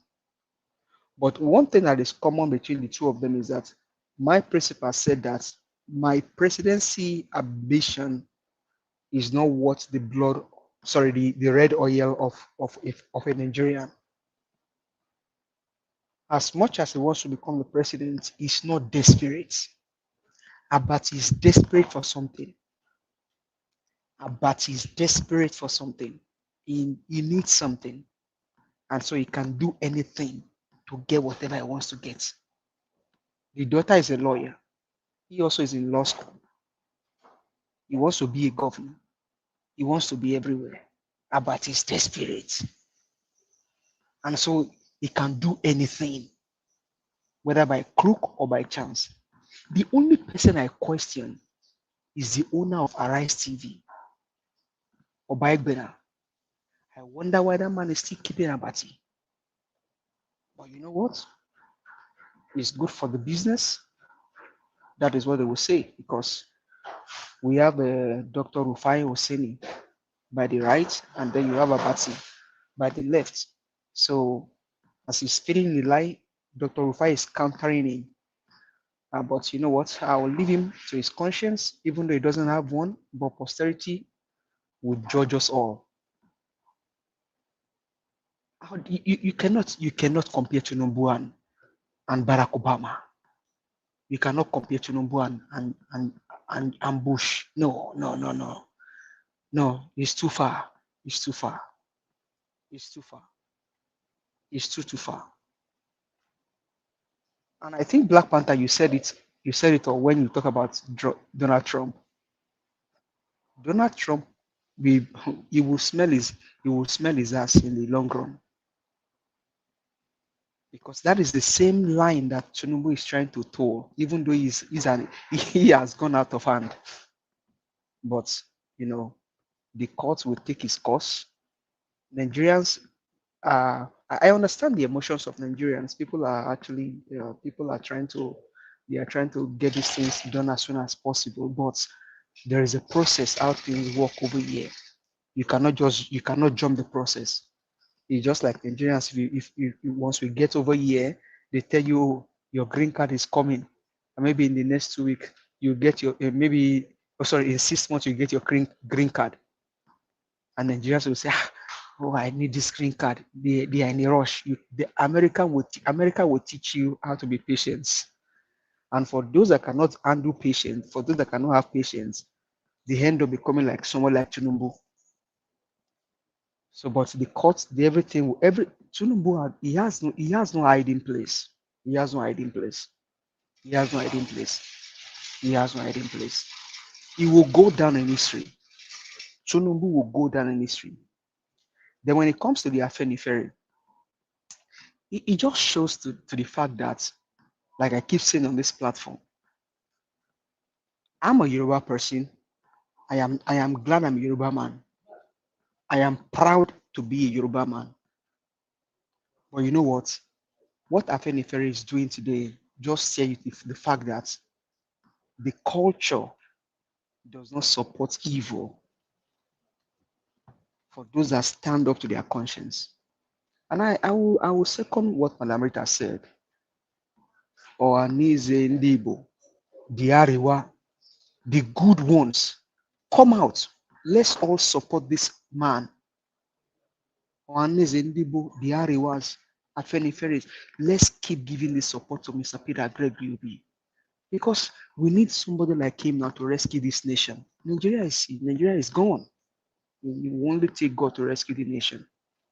So I will just plead for the Ohanieze ndị Igbo and the Arewas to be outspoken too, because what is happening to the country is not only happening in the south, it happens everywhere in the country. So I think for me, I will just leave it here for now. Not much to say, but with what David did today in UN, all Nigerian youth, if you have your data, now use your data for good thing. Take a clue from David Inde. Thank you very much, Mr. Elvis. Thank you, my brother. Thank you. Mother Victoria, are you there? Okay, let me come back to you. Okay, Mother Patricia, are you there?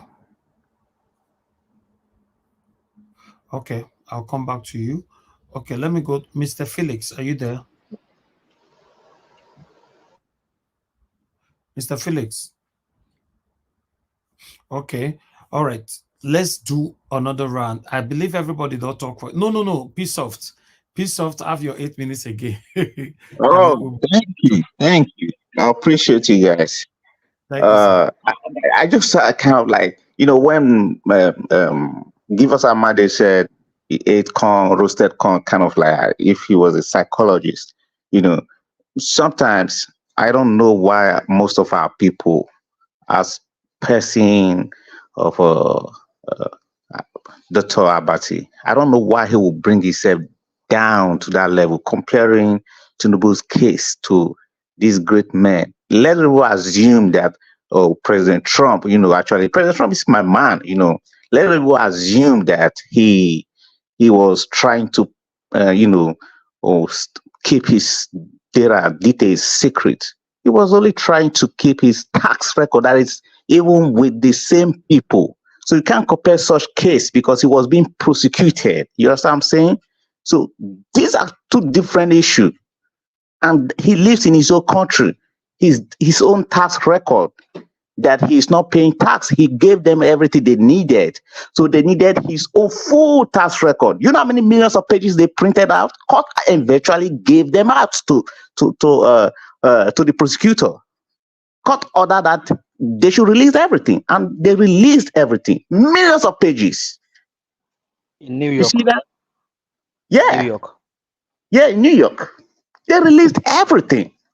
So if as big as President Trump is, you think President Trump just started? Go and check. Since he was 17, he's been fighting for his country since 70 years old. Go read his biography.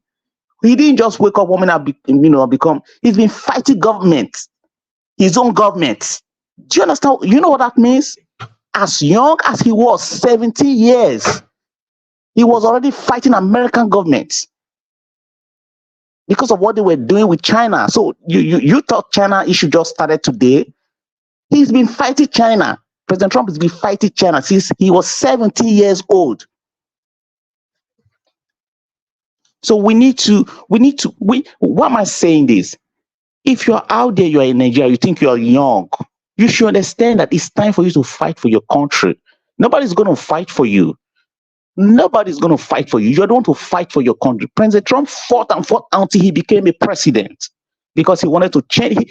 As big and as prosperous as America is, he never thought America was still that prosperous. So he thought that he could do better for America. So he started fighting. That's why you and I need to fight. We need to take care of our system. We need to fight for our system so our system can be good. You understand that? And I also saw a video that was played regarding a guy showing people in a traffic, kind of like bad roads, stuff like that. You see, and they were talking about God, this, God, that. That's the system we're in, where everything is any little thing. Look at the names written on the transport vehicles. Oh, God's grace, so God, everything's all about. I mean, I'm not doubting, I'm not saying that there's no God, there is God, but we've abused even the name of God in Africa, especially in Nigeria. We've really abused the name of God. We should use the name of God when we're supposed to use it. In fact, if God asks us to glorify Him, to worship Him, that's what He said. If you want to follow the Bible squarely, He said we should worship Him. I mean, like in Nigeria, they don't let people sleep. They shout and shout. They put out mega speaker outside, noise everywhere, pollution everywhere.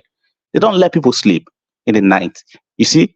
So people need to be very, very careful, So that I'm never thinking that God is even angry with a lot of Nigerians for misusing His name, because they are bringing shame to Him.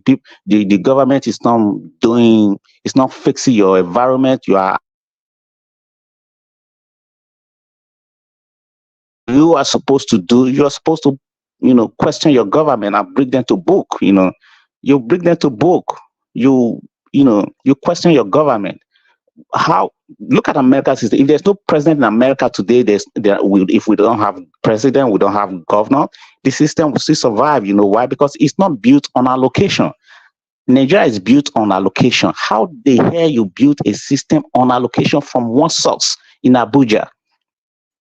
You see, why would you build a system to be relying on allocation from Abuja? So if there's no allocation from Abuja, a state will not survive. Why would you build such system? Why would you allow such system to exist in the first instance? Why are we even talking? Why are we talking?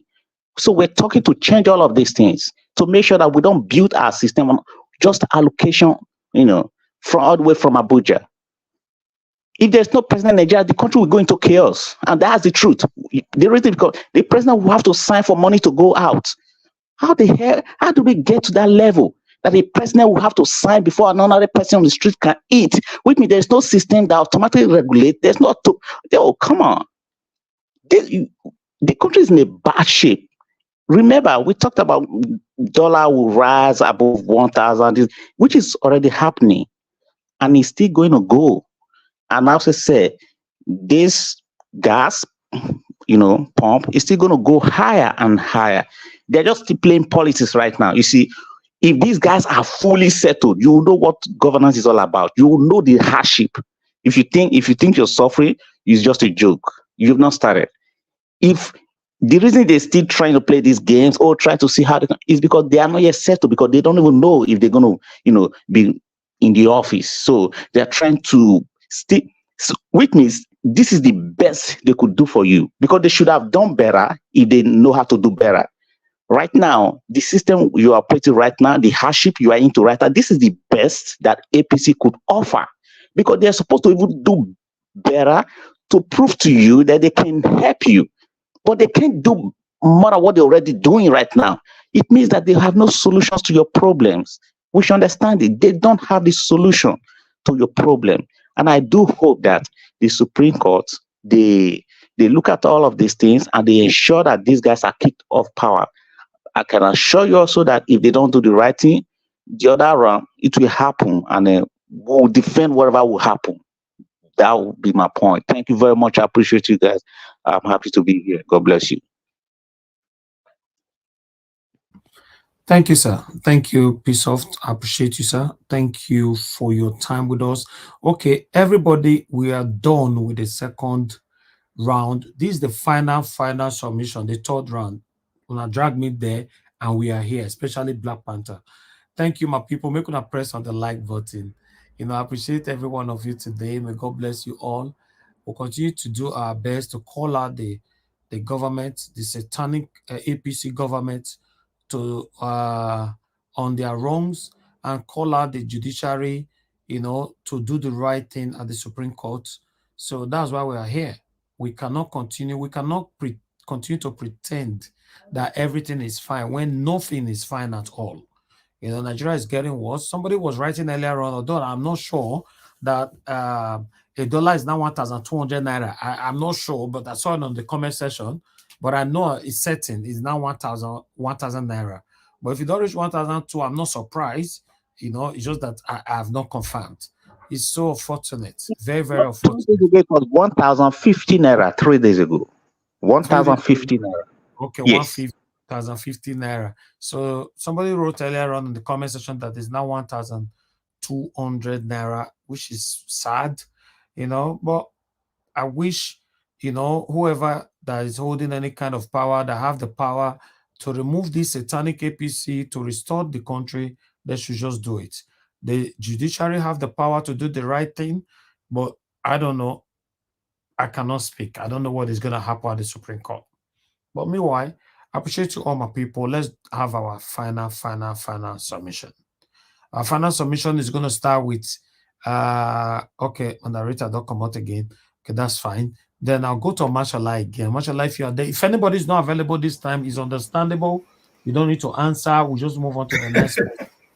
And Mashallah don't sleep. So who has you to sleep? I did my people at the work. I did waste my tongue. Okay, Mashallah, please. I'll give you let's do for 5 minutes this time. Final submission. See, this one is for you. I don't know how I can get that into you. I saw a video on the internet. Yeah. Based on one issue with Nigerian police in Port Harcourt. I saw it from another media. I don't know if you have heard of Parana. The video is very disturbing. When I saw it, my mother-in-law had to watch it like 3 times. About the Nigerian police force. It's a big shame. Let me leave that one. If you can find it, look at it and you see what I'm talking about. It's in Port Harcourt. The incident is in Port Harcourt. I will look for it. The guy is Banana. The guy they caught that by that DPO. No, it's not a DPO. They arrested someone illegally and took money from him. They extorted this guy. I'll do research on that. Now for Nigerian police, Mobad is going to 1 week now, no results, no information, no arrest, as usual. It's in their character. It's not in our character. In their character, because we are not Nigerian police. It's in their character. We are still waiting. I know people are sitting and watching us, but there's no way you don't watch us. DPU, AIG, all of you are sitting in your office, you're watching. It's about this time you sit down in the office and watch TV. You are watching us. We are waiting for the result. Mr. Moshola, yeah. Are you waiting for them to release that? No. You know, man, you know what they're doing? I'm pricking them. Okay, you know what I would do? You know what I would do for you guys on this final submission? I'm not going to give anybody 5 minutes. I'm going to give you time. 1 hour. 1 hour to talk on your own. Only 1 hour. I will end the show. Everybody. So anybody that is all mics open. So anybody that is on the panel, you want to interject, I'm not going to call anybody, just interject on the matter. Then 1 hour, then I'll end it. Thank you. Well, Mr. Niger, today's program went so well that there was less interjection. Exactly. So I believe third round is for interjection. No, this one is interjection. Yes, you guys manage your time, but only for 1 hour. I'll end the show. God bless you. Yeah, but I have a question for Mr. Elvis though. Maybe now leave me alone now. What do me do for you? Elvis, he won't go chop. He won't go chop. He's hungry. You know that. Black soup. Mr. Elvis, seriously, how you feel about when you see David Aide at UN speaking? How do you feel as a journalist? I was very proud of him. What are you talking about? I was proud. Listen, the braveness with David Udain, right? I don't know. I think I'm not sure if I can match it. I'm not sure. So for that, I respect him so much. But do you think his action has helped journalism all over the world? Of course. Not just in Nigeria, not just Africa, all over the world. In fact, in case you're not aware, David Udain is for me though, there's no any kind of statistic about it. David Udain is the #1 brave and standout journalist right now, investigative journalist in the whole world right now. The Legiwa incarnate. Yes, the Legiwa incarnate. I'm telling you, he's #1 now in the whole world, not just in Nigeria. Do you know how many lot of people that are listening to him? Yeah, so that I Mr. Moshala, sorry, sorry for your Yeah, this. I'm with you. I'm with Now, you. after David Ede This speak one I today want on my at own. No, I wanna remember. we don't see you now. This We man don't don't pass see through you. window We don't come see you. again. Oh. We don't see you. I don't This see you. one I I don't want. want. I don't see you. We don't want me. I don't want. I don't want My to come this now. doctor, You know. where you pass through come? CM You know. behind. You cannot You come know. start Okay. cleaning Okay. the So house. okay. Let me. So, Mr. Elvis. What So happened now, Yes, sir. once This after one, David, this one I want on my own. we know. We know. People that learn my brother talk finish now. After David spoke at UN, do you know what Arise did? Arise TV. They went to look for that one document that bears our mother and they shared it. Do they have that boldness before? No mind them. I've seen that. I've seen that Our 2 times today, our yesterday. mainstream medias are disgrace, and they are listening. They are gone. And they write. I get friend with these people. I don't like mentioning name. You know, whenever I finish on the studio like this, I have to write. So today, no, yesterday, I have to applaud. You did well, but today, you know, because I always let them know on the inbox that this is wrong. This is wrong. And what they are responding back is not what I can reveal here as well. Don't want anybody to lose their job. But the truth of the matter is that we don't have mainstream media in Nigeria. How can our mainstream media be doing the same thing me I'm doing? What me I'm doing? If I mean do past them. Me get boys for street where still they go investigate things, record them. We post. If you watched our video day before yesterday, there's a video we posted in the morning. Yesterday, there's another video we posted in the morning. I have people on ground. So Arise is telling us right now they don't have nobody on ground. They'll say something they have or Ikeja. Arise go they wait, me person come talk for their Mr. Elvis, how much be chopper way Arise if he afford? You know, over a year, if anything, that Supreme Court, chopper go don't arrive there instantly. Chopper go they show the thing from here. They don't even need chopper. They can cover You know it they with see drones. for a year when they go pursue criminals. NBBC go there, they pursue, they follow police. The person of AIT that introduced that system, that was a long time ago, and they killed the system with him. He had about 2 chopper then. I still remember. The any little thing is chopper right there, AIT. But today, no why, do you know why I can't really blame them? Because you see, when I say this satanic government is affecting every one of us, some of you that is listening to or watching us right now might not believe it. This satanic government that have been recycling themselves for decades, they are the same people. They are same satanic people. They have suppressed almost everyone. So guess what? Once we have good government, you see now that our mainstream media will now be active.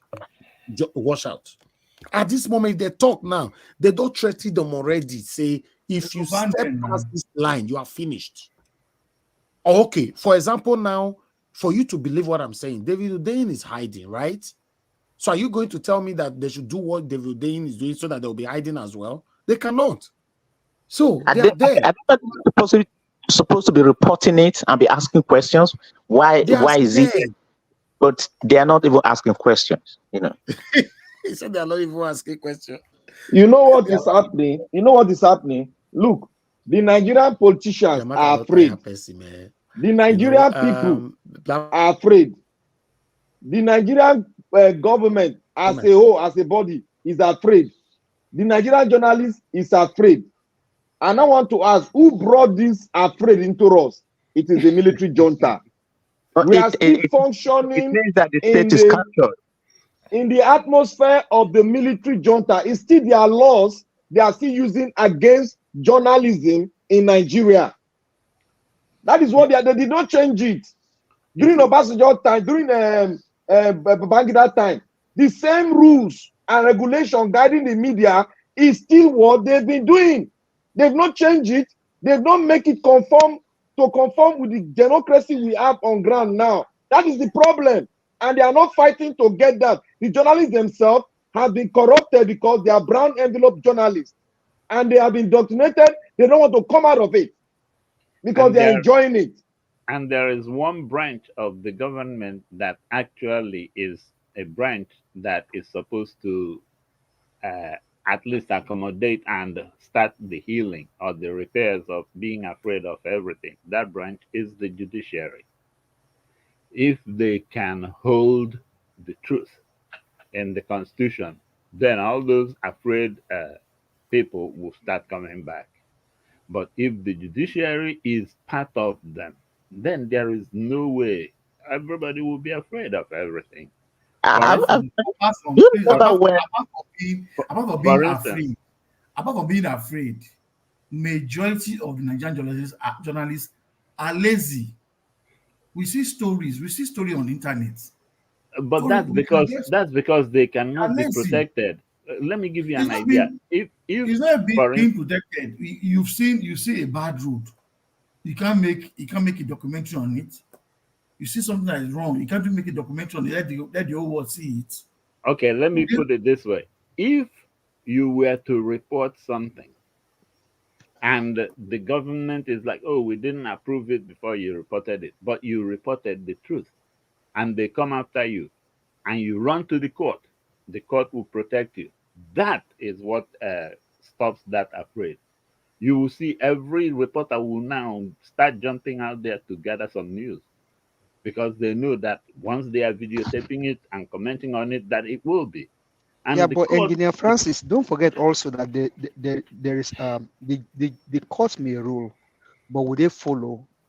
He's still in prison. Also remember how Buhari went to pick up 5 judges in the midnight, arrested them. That's the country where you live in. 5 judges in the midnight. Buhari did that. It means that they don't have rules. They don't have regards for our judicial system. They don't have regards for our constitution. That's why people don't care. As a matter of that's fact, why we need Peter Obi, because now the system needs somebody that will give everyone boldness. That's what I envision, that if we now have a person like Peter Obi, he will tell the people, don't be afraid of me, speak up. That's what I envision, that if you have someone like, that's why we need Peter Obi as soon as possible, so that people can now begin to build their confidence even in the government and then the president and things like that. As a matter of fact, tomorrow I will get the list of all those PDP senators and House of Reps. Can I give you people a gist? You will be shocked. No, okay. Okay. Let me. What happened? You know what happened? You know how they co-opt Odili's wife into this game? Okay, let me explain it to you guys, and you see the picture very clearly now. You see, when Odili's wife was a judge in the Supreme Court, Odili's wife was supposed to be the Chief Justice of the Federation. Was supposed to be handed over. They also hand power to her because she was supposed to serve in that position before she retired. They now did a covert operation. John, who got involved? The IG, the Inspector General of Police, and what is his name? The Rivers State Governor. But the Rivers State Governor came as a rescue mission, but it was all prearranged. And now they pulled her out, forced her to retire earlier. Now, how did they bring her back to do what they want her to do when she released that statement before she traveled? Was like this. They had to make a bargaining chip with her. That we are going to make two of your daughter the judge, and you do this for us. That is how they co-opt her. She was not with them before. She was an upright judge before. But they had to co-opt her in, threaten her. Then the governor of the Rivers State now came as a rescue man, but that one is with them. And now what happened? They now said, okay, let's do a bargain with you. They brought two of her daughter in. If she was upright, because who freed Ibure without the millions of dollars that we get. God bless you. She was the one who freed her. So she was never an upright judge. She was only giving judgment based on sentiment, based on people that she knows. Because almost everybody that are in our court never sent to jail, were never convicted. Never. But Ibori's case, they never brought good evidence to the court. If you look at it very well. Well, Iburi case evidence, if UK had evidence at the jail, Iburi, while is that we don't have evidence. All the houses, No, all the money. what jail Ibori was the UK evidence, not Nigeria evidence. No, we can't say that because we're also using US evidence to try to remove. Do you know what is happening? Do you know what's happening? The corruption you have in Nigeria is the bench. The lawyers are part of the game. The lawyers co-opt with the judge. They don't bring fact. They don't look at case and even tell their client, you are going to lose this case. Let's do a plea bargain. Rather, they go into court with no evidence and they begin to quote law, constitution.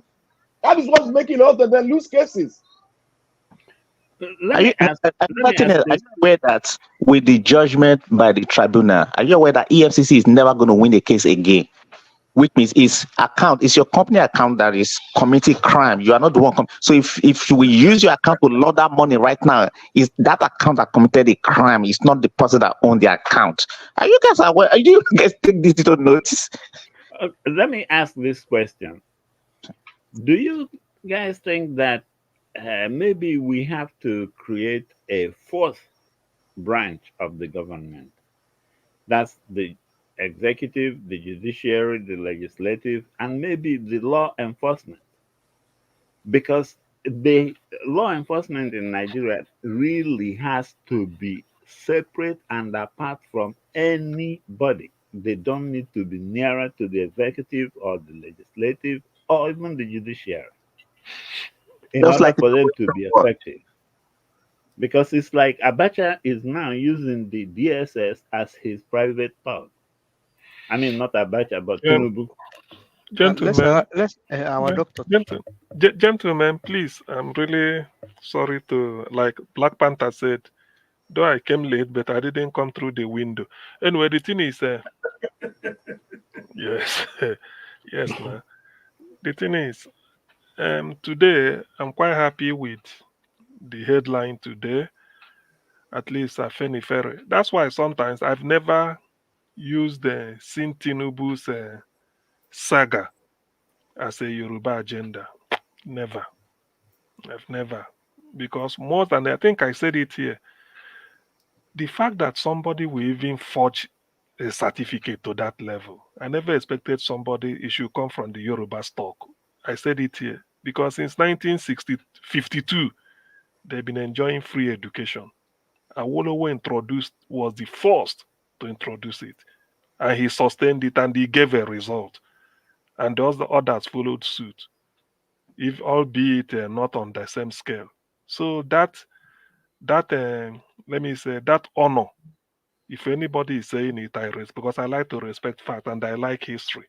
So when this is happening, I never ascribe it to, despite the fact that Abati is also Yoruba defending Tinubu, albeit hiding behind the Rise News and the other Ononogadem and all those, even, what is it called, Ngelari them, though that is not Yoruba. So when Afenifere says, with all this, because I believe you can't be more Yoruba than Afenifere. You cannot. Never. Nobody. Who are you? So for them to say yes, even as it is now, despite everything, he said, look, despite all the appointment that Tinubu has made, pack all the, I mean, it's even more nepotistic than that of Buhari. I don't think Buhari's own girl like this, because they say Buhari he favors the North, Muslims mainly. Maybe the person can come from Kano, a Muslim. It might be a Fulani or Hausa.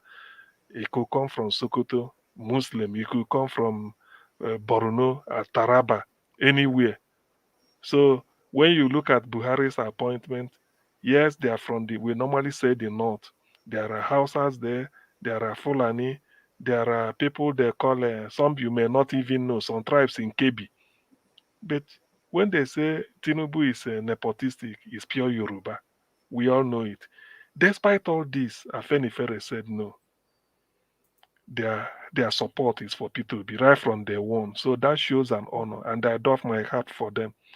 Here on the platform, give us our mandate, keep saying it.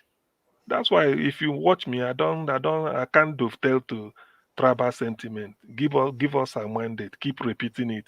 There's a chap they call Lumide. In fact, when he speaks, the one give us our mandate was telling speak it in Yoruba so that they will understand. You see, that is it.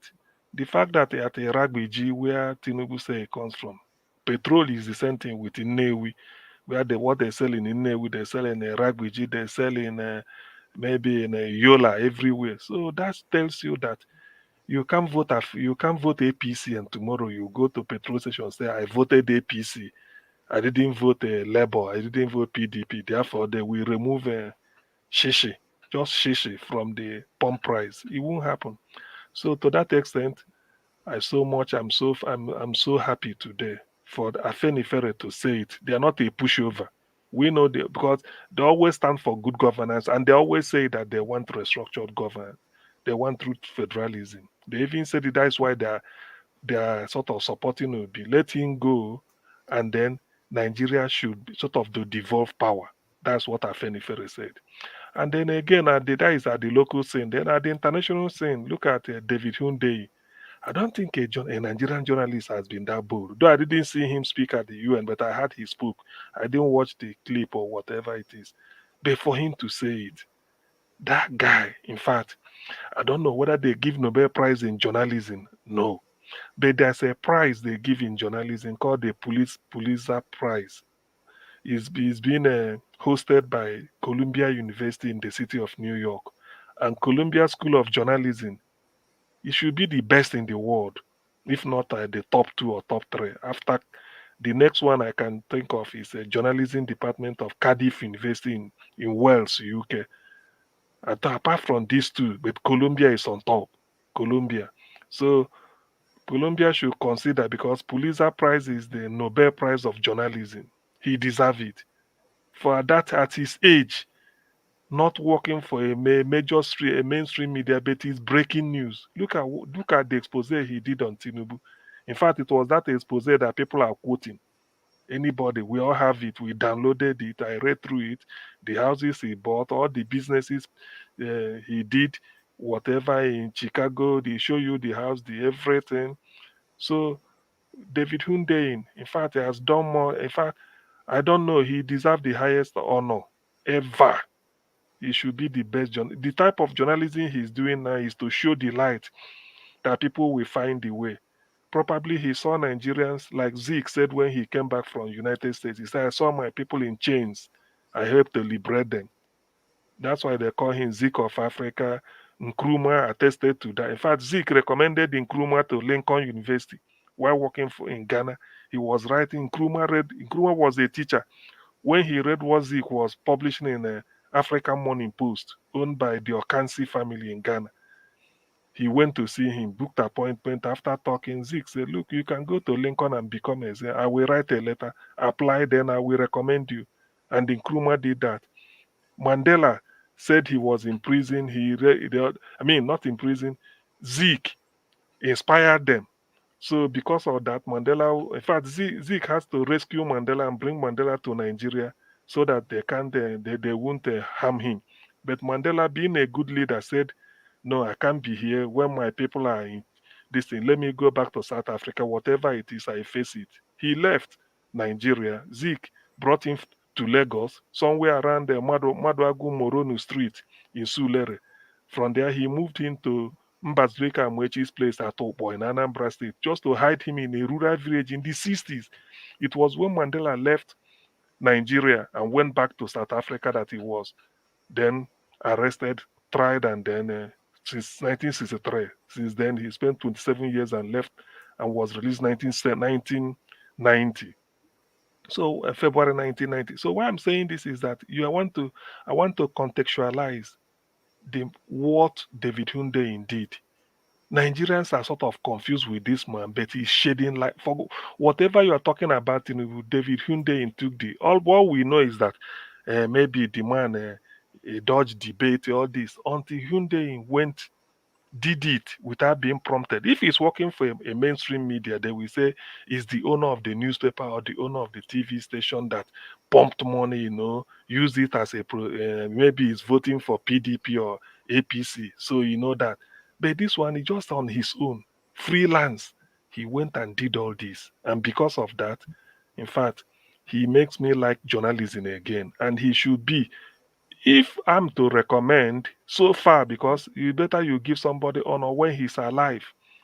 A major, if I'm in charge of, say I'm a chancellor of any university or whatever, if they have Department of Mass Communication, I change it to David Hunde Institute of Faculty of Mass or School of Mass Communication immediately, so that whoever graduates there will take after him, because he's doing it without being paid and he's bringing the truth, even at his own expense, at his own risk, but he's doing it. Imagine taking it up to UN. So now the cat is out of the bag fully. This is no longer a case of taking anything back. What those that are handling Tinubu, what they should have told him, it's not that he may not buy a judge if he's in Nigeria and the Supreme Court will return him. Yes, we know he can even tell the Supreme Court judges, come, what do you want? 500, maybe 1,000,000 barrel of crude oil. In fact, continue taking crude oil till you die. No, he could do. We know he could do all this, and Nigerians judges being what they are, they won't resist. We know, but there is something higher than all this money. That is honor. That is what we are talking about. There is something higher. Even if you do all those, that shame in Nigeria, it can never be rubbed off. No, in fact, the shame will even be worse the day if Supreme Court should pronounce Tinubu discharge and all those type of things. Nothing. That is when people will even now look closely and say, so this thing David Hunde was saying is really true. So buying all those things, whatever comes, the damage has been done and it's irreparable. He's thinking that Tinubu was thinking that when they release the gender and the other things apart from this certificate, it will be reparable damage. The irreparable damage has been done by Hyundai. All this is expose. So what is he trying to tell us? We've all known the truth. See me, CM. I'm a male. If I'm telling my primary school attendant, say release the first school living certificate, but don't release my gender. You people will say, so your gender, is it different from what you are going to see? What else, So that tells you, that is answering the question without actually without saying so. But we've known it. So these two pieces of news today made my day, and I will forever remain grateful to Afenifere for standing up and what they believe in till the end.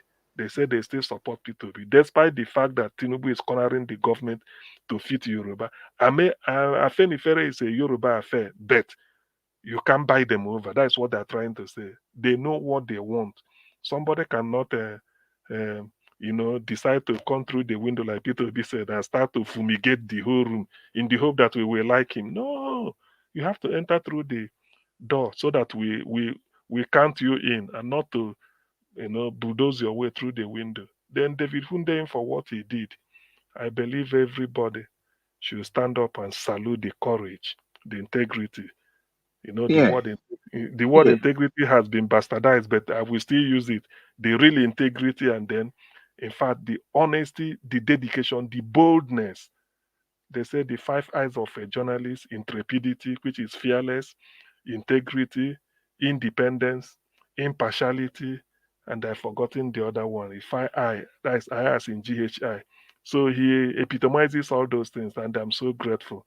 I wish if I hadn't chosen a profession or whatever, because of him, I can say, let me be a journalist and go and let him mentor me. I follow his footsteps, because there is nothing than saying the truth. And 20 years later, the following day, your truth is still standing. That is what makes a journalism is all about saying the truth. Whether you publish in Igbo language or Arabic or anything, let it just be fact. If you say today is Tuesday or today is Wednesday, let it be Wednesday. 1 million years to come is still Wednesday. So that's what journalism is all about. It doesn't matter whether you write it or you broadcast it or you do it in New York or in Brazil or Australia or in my local in somewhere in Nigeria. No, David Hundeyin is a man. In fact, he's the best Nigeria has produced in journalism in recent times. After Delegiwa, somebody said Delegiwa reincarnated. Yes, Delegiwa own was he did it in Nigeria under military regime. If there was social media during Delegiwa's time, it would have been more devastating. But Hyundai is being aided because there is social media. He can publish, and then the people are more informed now. Even if by holding your mobile phone, you're already informed because every day there's no mobile phone I know on that is enabled. WhatsApp is enabled that does not receive at least 10 is just 10 pieces of fresh news every day. There is no Nigeria, there is none. I can bet my life. Nobody. 10. Only that you may say, I don't need to read this, you delete. But things are flowing. People are sharing information on WhatsApp. TikTok could be a different thing, but on this. So, David Hundeyin, we are behind you. Wherever you are, you've done us proud. You've done humanity proud, and honor awaits you. If I'm the person to give honor, I won't even think twice. Immediately, I'll just hand it over to you, and then make sure that that honor I back it up with monetary value. But whatever Yeah. it is, your name is already in good. Was there any time Tinubu's Bola was on his Botox side that he doesn't want us to know? I mean, I don't know why he would say, don't release my gender. What does that really mean? What does that mean? I hope Nigerians are listening and listen to all of these things. CM, have you seen that document that shows that his name was Yekini? Yekini one thing. Well, I've not seen the document, but I already know. That document shows like when he was doing narcotics, when he was arrested, brought back to Nigeria, went through Canada, back to Chicago.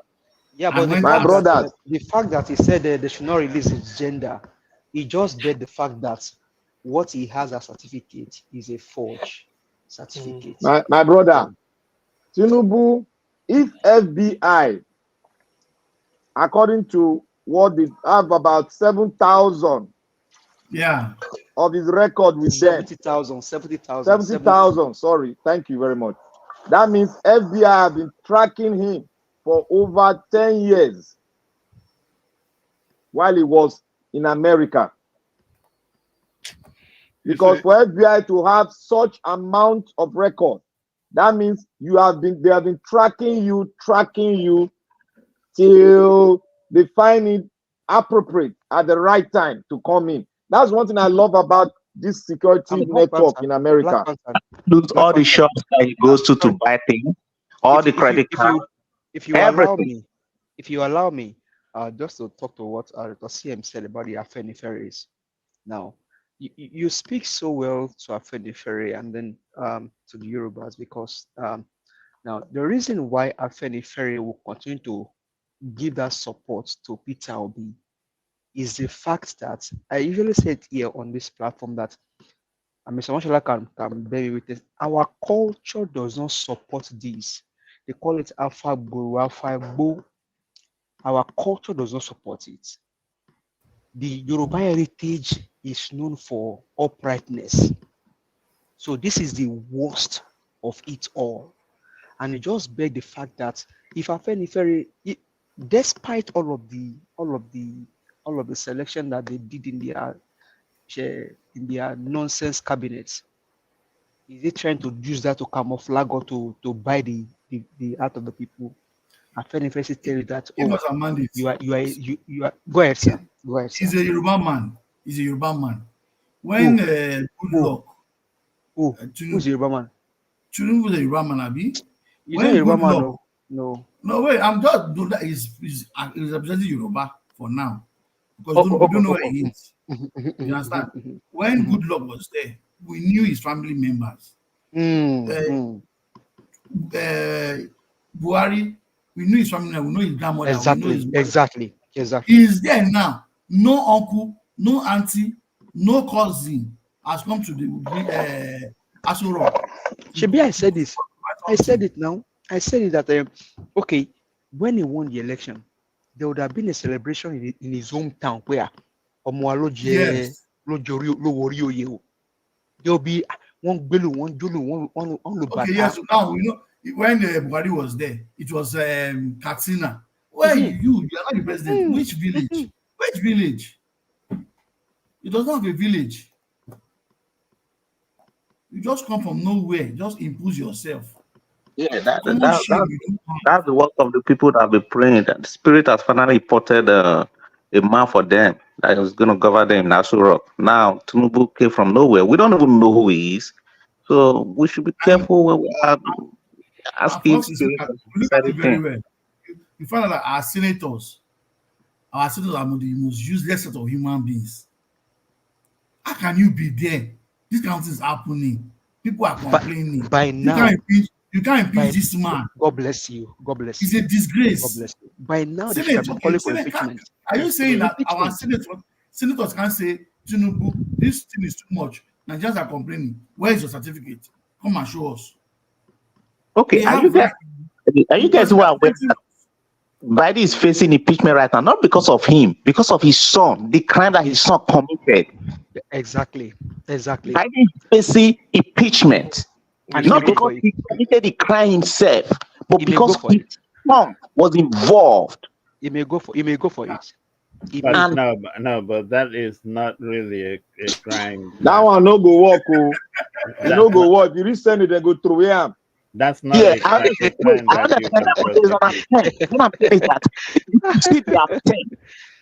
you could see the attempt that he's facing impeachment proceeding. No matter what happens tomorrow, it's going to be in his record, just like Bill Clinton. No, you know what is going on? That impeachment is not necessarily an impeachment because what his son did, he did not participate in it. His son is an adult. Yeah, but Democrats and Republicans not looking at that. They are saying that you know why that impeachment is coming in? It is the directive from Trump to the Speaker of the House. That since you want to bite me, I go bite you. That is what is going on.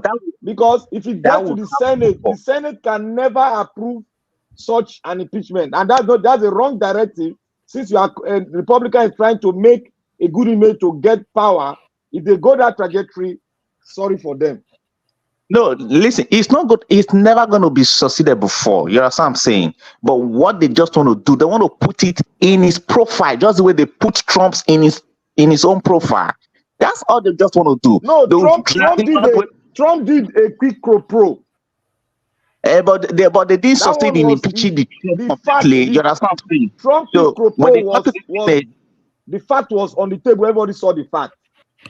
Yeah, but he's not Republican. They cover him up. You know what I'm saying? The same thing. The point you're making that nobody is. Yes, they just want to put in his record that he was one time impeached, but the Senate saved him. That's what. It's political now. They are playing politics. Yeah, of course it's political. But what I'm saying is that we could see the attempt that they are trying to discipline a president for not, properly raising a son. That's what I'm saying. They're trying to discipline a president for not properly raising a son. Now, in Nigeria, we are seeing that this person is actually the one that committed the crime. And our senators are sleeping. They are like, because you know why? They're all criminals too. Majority of them are criminals. Yeah. Senators. Yeah. Junkies. It's true. Senators that are interested in announcing when they send messages, when they send a prayer to their inbox. Don't mind them. Poverty alleviation program. Senators are partaking in poverty alleviation program.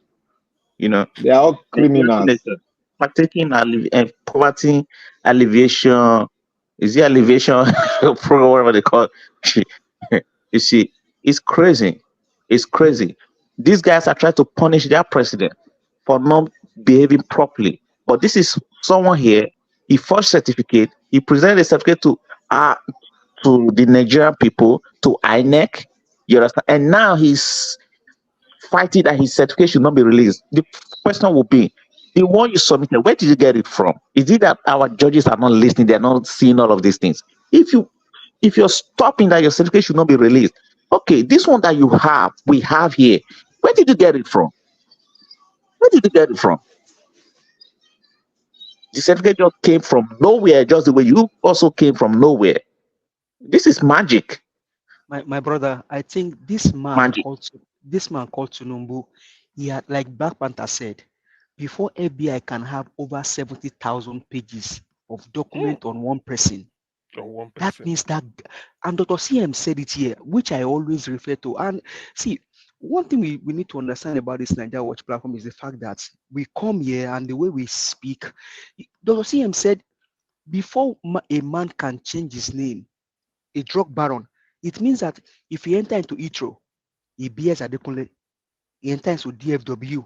Oh, they say, your face look like Adekunle. No, you say, no, it's not me. Oh, what's your name? Oh, my name is Yakini. If you leave DFW, you go to GFK. This is Yakini now. No, it's not me. I'm not Yakini. Oh, what's your name? I am Amoda. You go to maybe to Frankfurt, to Dallas. Yeah, to Dallas. Yeah, Amoda. No, he said Amoda. No, I'm not Amoda. My name is not Amoda. I'm Ogunleri. This guy Ogunleri again. Okay. You now probably enter into EAU.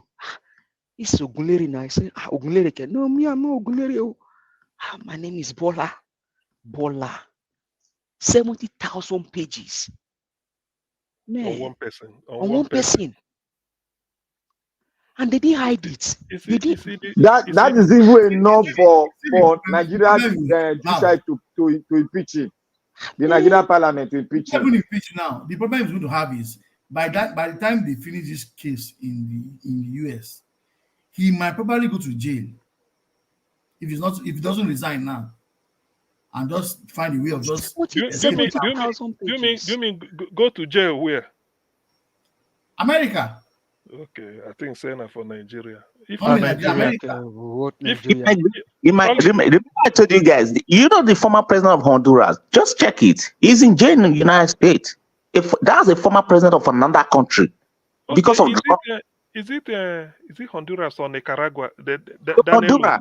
It's Honduras. Just check it. Two countries president they jail, yeah, two of them. Okay. The Americans don't believe me. If they have the information, they will track you to your village. Believe me. Track it. The day they America. To be honest, I have to admit, I don't know America that much. I mean, as per you. But let me tell you one thing. Let me say one thing. You know, people hate America when they talk America. But from what you said now, you know, if to say America no day in this world, crying for too much. Exactly. But it's true. Because, okay, imagine another president, they serve prison terms in US. It's to tell you, say, American. that tells you how far. One of them, America went into the country and picked him from this palace. So, which means, where there you can that one a micro issue. That one a moi. If go say, when they say I go prison, what of president where they go prison for you?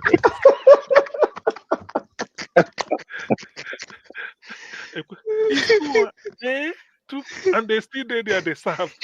They go serve tire now. You know why? Because you know why? You know, drug issue is a very serious issue in the United States. Very serious. Very serious. So if they lick you, now if you notice, if you are taking drugs in America, the FBI, they don't care about you taking it. They're looking for the person selling it for you. Selling it. Yes, you are right, my brother. Black Panther, tell you about a chapo.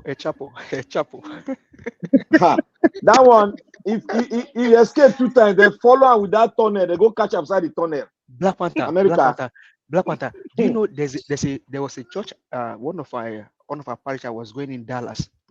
That building of the church belongs to El Chapo. Once they get that property, they just sold it out. El Chapo was caught twice. In fact, do you know there's a place in that from Mexico they dig underground tunnel. They now put elevator in the tunnel to carry drug into the United States. They bust it, I think, somewhere either in California. Underground tunnel. They busted it. El Chapo twice. See, to be honest with you, now I know. In fact, thank God with the convert here every evening. Thank you for Black Panther for saying it. So, which means if to say America no day, crime for done too much for this world. Because if you remember, say US they particularly the one where concern America. If you go there, they starve your people to death. America fit no care. But the moment you do the one where one carry drug enter US, they hear them or you be baron. Then go pick you up. In fact, make them pick Tinubu up. If it wasn't the United States, you know that maybe slavery would have still continued, open slavery. It was America that still stopped slavery. A lot of bad stuff in the world that they stopped. America stop them now. Republicans, I don't end them now. The day they made the announcement, there shall be no more slavery, it will no longer be tolerated. That was it. That was the end. One time. Even Africa, people don't know why suddenly Black African nations after 1957, everybody just they gain independence. Kenya 1962, Tanzania. Hold on 1 minute. Hold on 1 minute. I beg. Wait, make una tell me what be this? What be this right for screen? So what be this?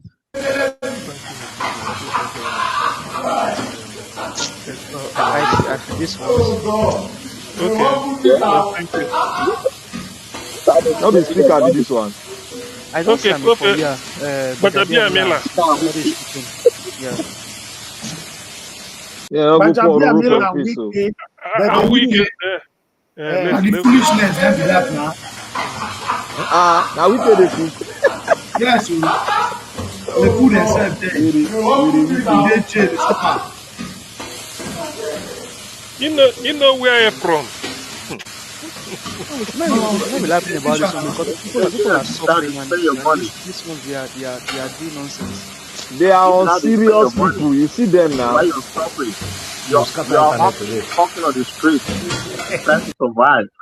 Kai, this is something else, man. Meanwhile, we are talking about Nigeria. They are cooking and playing and laughing. Please hold on 1 minute. Hold on 1 minute, sir, please. Esther Onari said, thank you very much for the super chat. God bless you. Say thank you, Mr. Elvis. Happy birthday in advance. God bless you. Amen. Thank you very much. I really do appreciate this. Ladies and gentlemen, if you're hearing me right now, both those of you on the panel, or the second is my birthday. If you know you've been praying for me, you like me, you love me, or you care about what I'm doing, I would like you to show more of that on Tuesday. On the 2nd, which is on Monday. On the 2nd of October is my birthday. I would love to be celebrated. Anyhow you want to celebrate me, I just want that to happen. God bless you all. So you guys can go ahead. Thank you.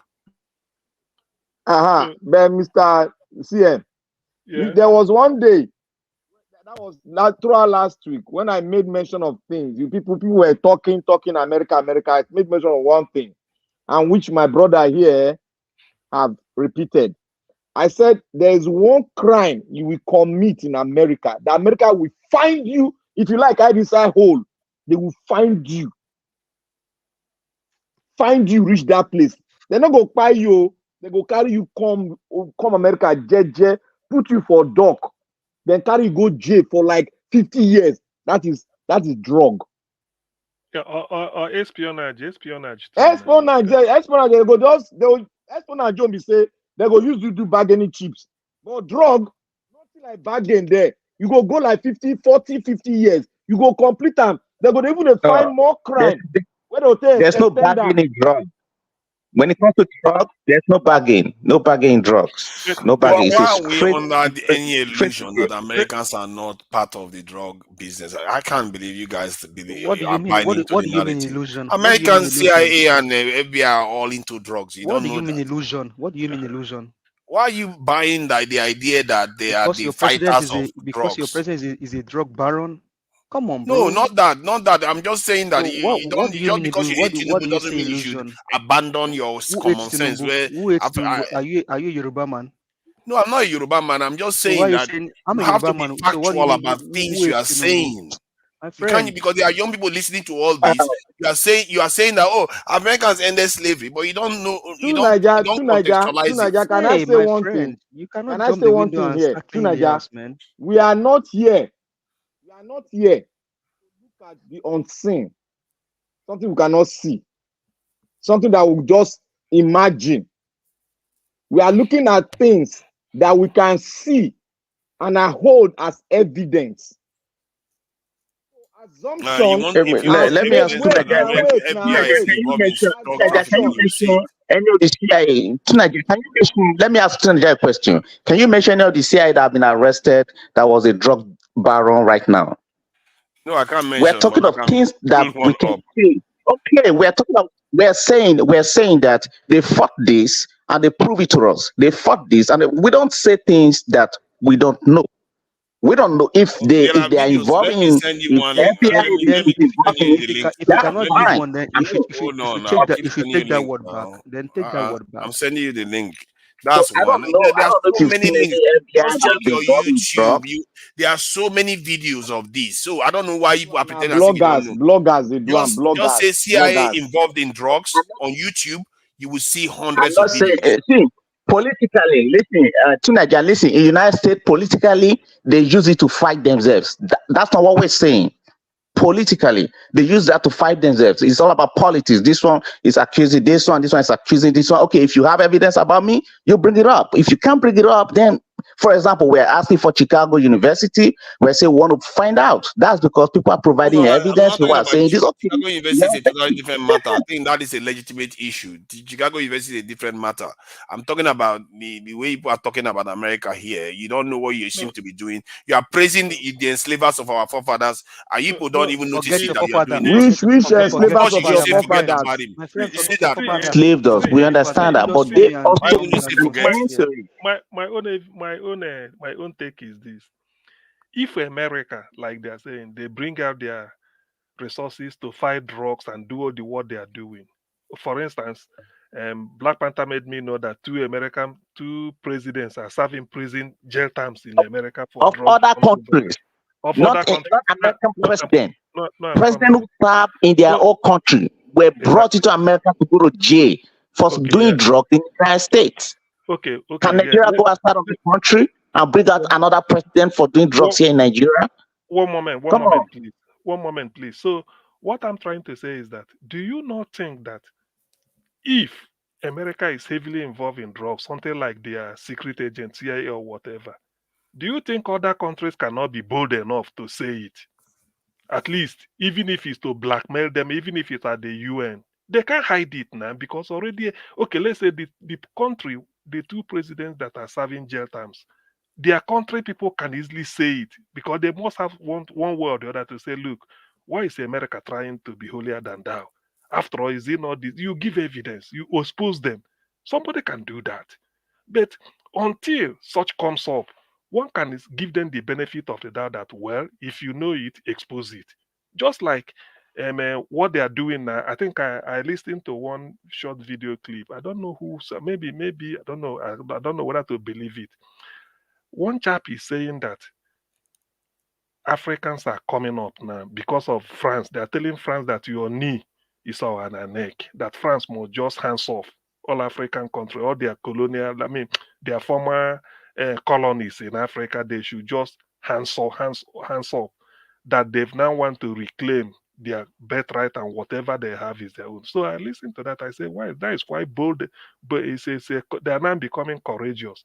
So it takes something to dare a country. If you have it the way it is now, to be honest with you, I won't spare. If I'm in the position to expose the America, if I have this thing, you expose them, you say it, particularly when they are now dealing with other countries. So to that extent, if there's not something like that is not forthcoming, one can give them the benefit of the doubt until a better evidence comes around. You're saying that we should expose America. Hey. No, but Expose them now. You go. If you get listen, fact, take and expose them if now. no, but are you telling me that the country whose president are serving jail terms in America, if they know what all these made was, why can't they say it?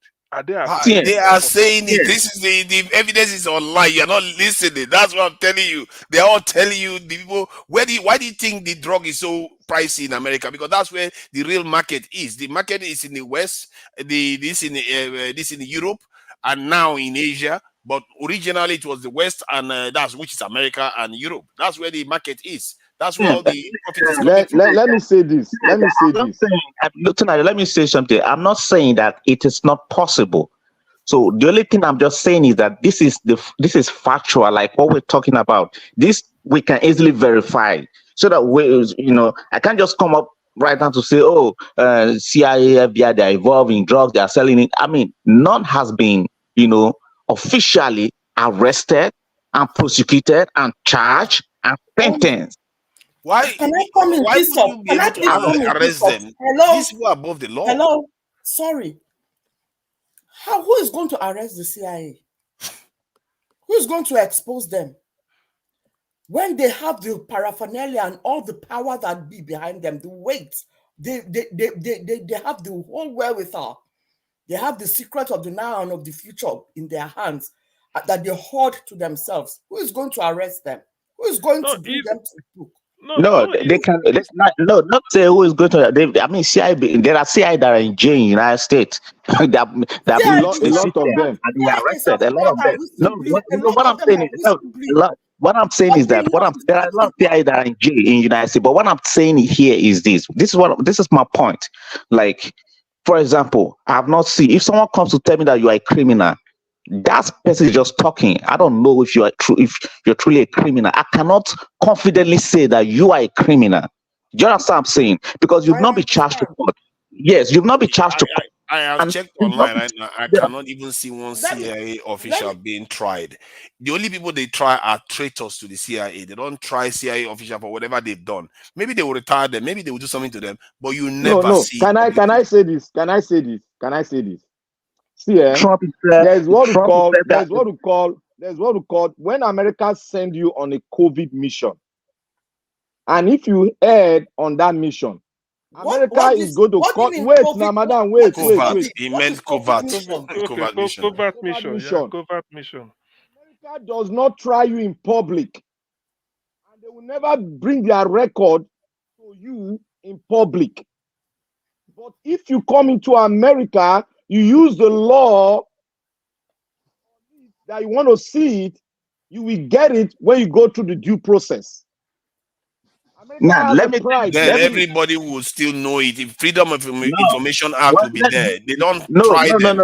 No, when it comes to security architecture of the United States, that's what we call top secret clearance. Let me just explain this a little bit. You can Google it. That's what we call top secret clearance.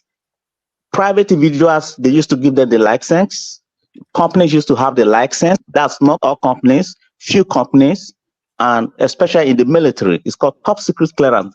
Let me tell you, if I have any information about it, if I have what's called top secret clearance, even if you slit my neck, all right, I am never going to reveal that secret. That is secret to you.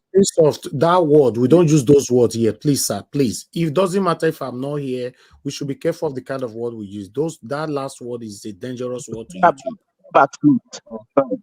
Okay, now sorry about that. Even if you buy me, even if you say you want to buy me, if I have what's called top secret clearance, I will never. You know why? Because if I have a top secret, if America's security architecture work now, if I have a top secret clearance, I might have about 4 to 5 secret agents that have been assigned to me, unknowingly to me, that are monitoring me for life. They will monitor me till I pass out of this world. Okay. Can I That's what called top secret clearance. You can just do a research on that. Now, yes. I know about this top security clearance, but can I ask a question? Who is monitoring those that are monitoring you? Who is monitoring? Now this is why the system. This is why security is very important, very key in the United States. Like, let me use Nigeria as an example. If you have a policeman right now, a policeman that is going on the streets to carry out his daily duty, there are 2-3 policemen that are monitoring him that he does not know. There are other maybe like 1 or 2 that are monitoring those ones too they don't know. So But that's who how the is system what is I'm built saying, at around. the end of the day, Now, the checks and when the balances between the hold on CIA. first. When the police pull you over United States, if you listen to them, if a police pull you over United States, it is not that police officer that will just go ahead and give you a ticket. There's a supervisor that is watching you through the body cam of the police But officer. yeah, you're that is right. watching You're right. you. That is watching you. That supervisor will be the one to tell that police officer to pull you over before that police officer will open his lights, his security lights at your back before he will pull you over, because he has a supervisor. You understand? This one that you are talking about. These are even it's not even as secretive as that. These are even something that, I mean, for policing the public, for secret covert missions that is open, covertly coverted. But there are missions that I'm not saying there are no possibilities. Now, all you guys are saying, I'm not saying there are no possibilities, but we're only speaking to like facts that we have in front of us. Oh, America, a president was involved in drug in America. He went to become a president in his country, and the America trained him. They found out that he is already a president. They waited for him to finish his term. Do you understand that? They waited for him to finish his term because they identified him. They said, okay, finish your time. They were in a good relationship with him all through his time. What are whistleblowers that come on? What about Madam Busy Brain? Madam Busy Brain. Yes, sir. Where you want enter, so you know fit understand and you know if you know him. Because you are trying to say the system, who is policing the system? No. I want to try to design and make you understand. You are trying to ask a question. Who is policing the system? Is that not what you want to ask? Who is watching the watchers? See, the truth is that's the question you want to ask. At the top of the system, you don't tend to see CIA officials getting tried. The fact that we can't even remember one that is not a traitor to America being tried, that should tell you what you need to know. These people, they operate at a level whereby, like, they own the world. Basically, they don't even talk about owning the country. No. It's not like that. It's not as if they own the world. It's not as if they own the world. To be honest, right? The way we have too much faith in this America that we just think they've mass operated or social engineered us through their movies that we think they are so forever strongly. the good guys. Yeah. We think that. Wait, Madam Busy Brain. Madam Busy Brain. To hear people that their forefathers were enslaved by these same people praising them, it tells you how strongly the social engineering is. You see, when you are talking, sometimes we bring words that are not necessary in a discussion just to subdue the other person. Wait now. You cannot bring. Do you know how many people from schools here in Nigeria? Do you think that can happen in the United States? Let me ask a question. People and they left up to this moment, they are not retrieved back. Can that happen? So if you find a system that is working, you need to find out how these guys, how were they able to build this system? The reason why it is happening, hold on. This system is working for them. That's what we talk about. Is it not them that is causing it? Is it not them? I don't want to say they caused it. Your people, your politicians fight their head. Let me explain something. You see, in their own countries, they see themselves as more superior. Even their people, they give them everybody. I mean, there is differences in the way they relate with the different cadres of people that are living within the America and within the Western world, basically. So the easiest people to subjugate are your own people. It's easier to subjugate them. Put their hands. I want you to understand that if you do not try your hands, they are imploding internally within their own countries. No, let me tell you something. For example, your politician stole money from here and took it to the United States to go and hid it. Now they know that he's a criminal. They will blackmail him to subdue you. It's simple. Exactly. So at the end Good. of the day, Okay, good. My question to you, who's at fault?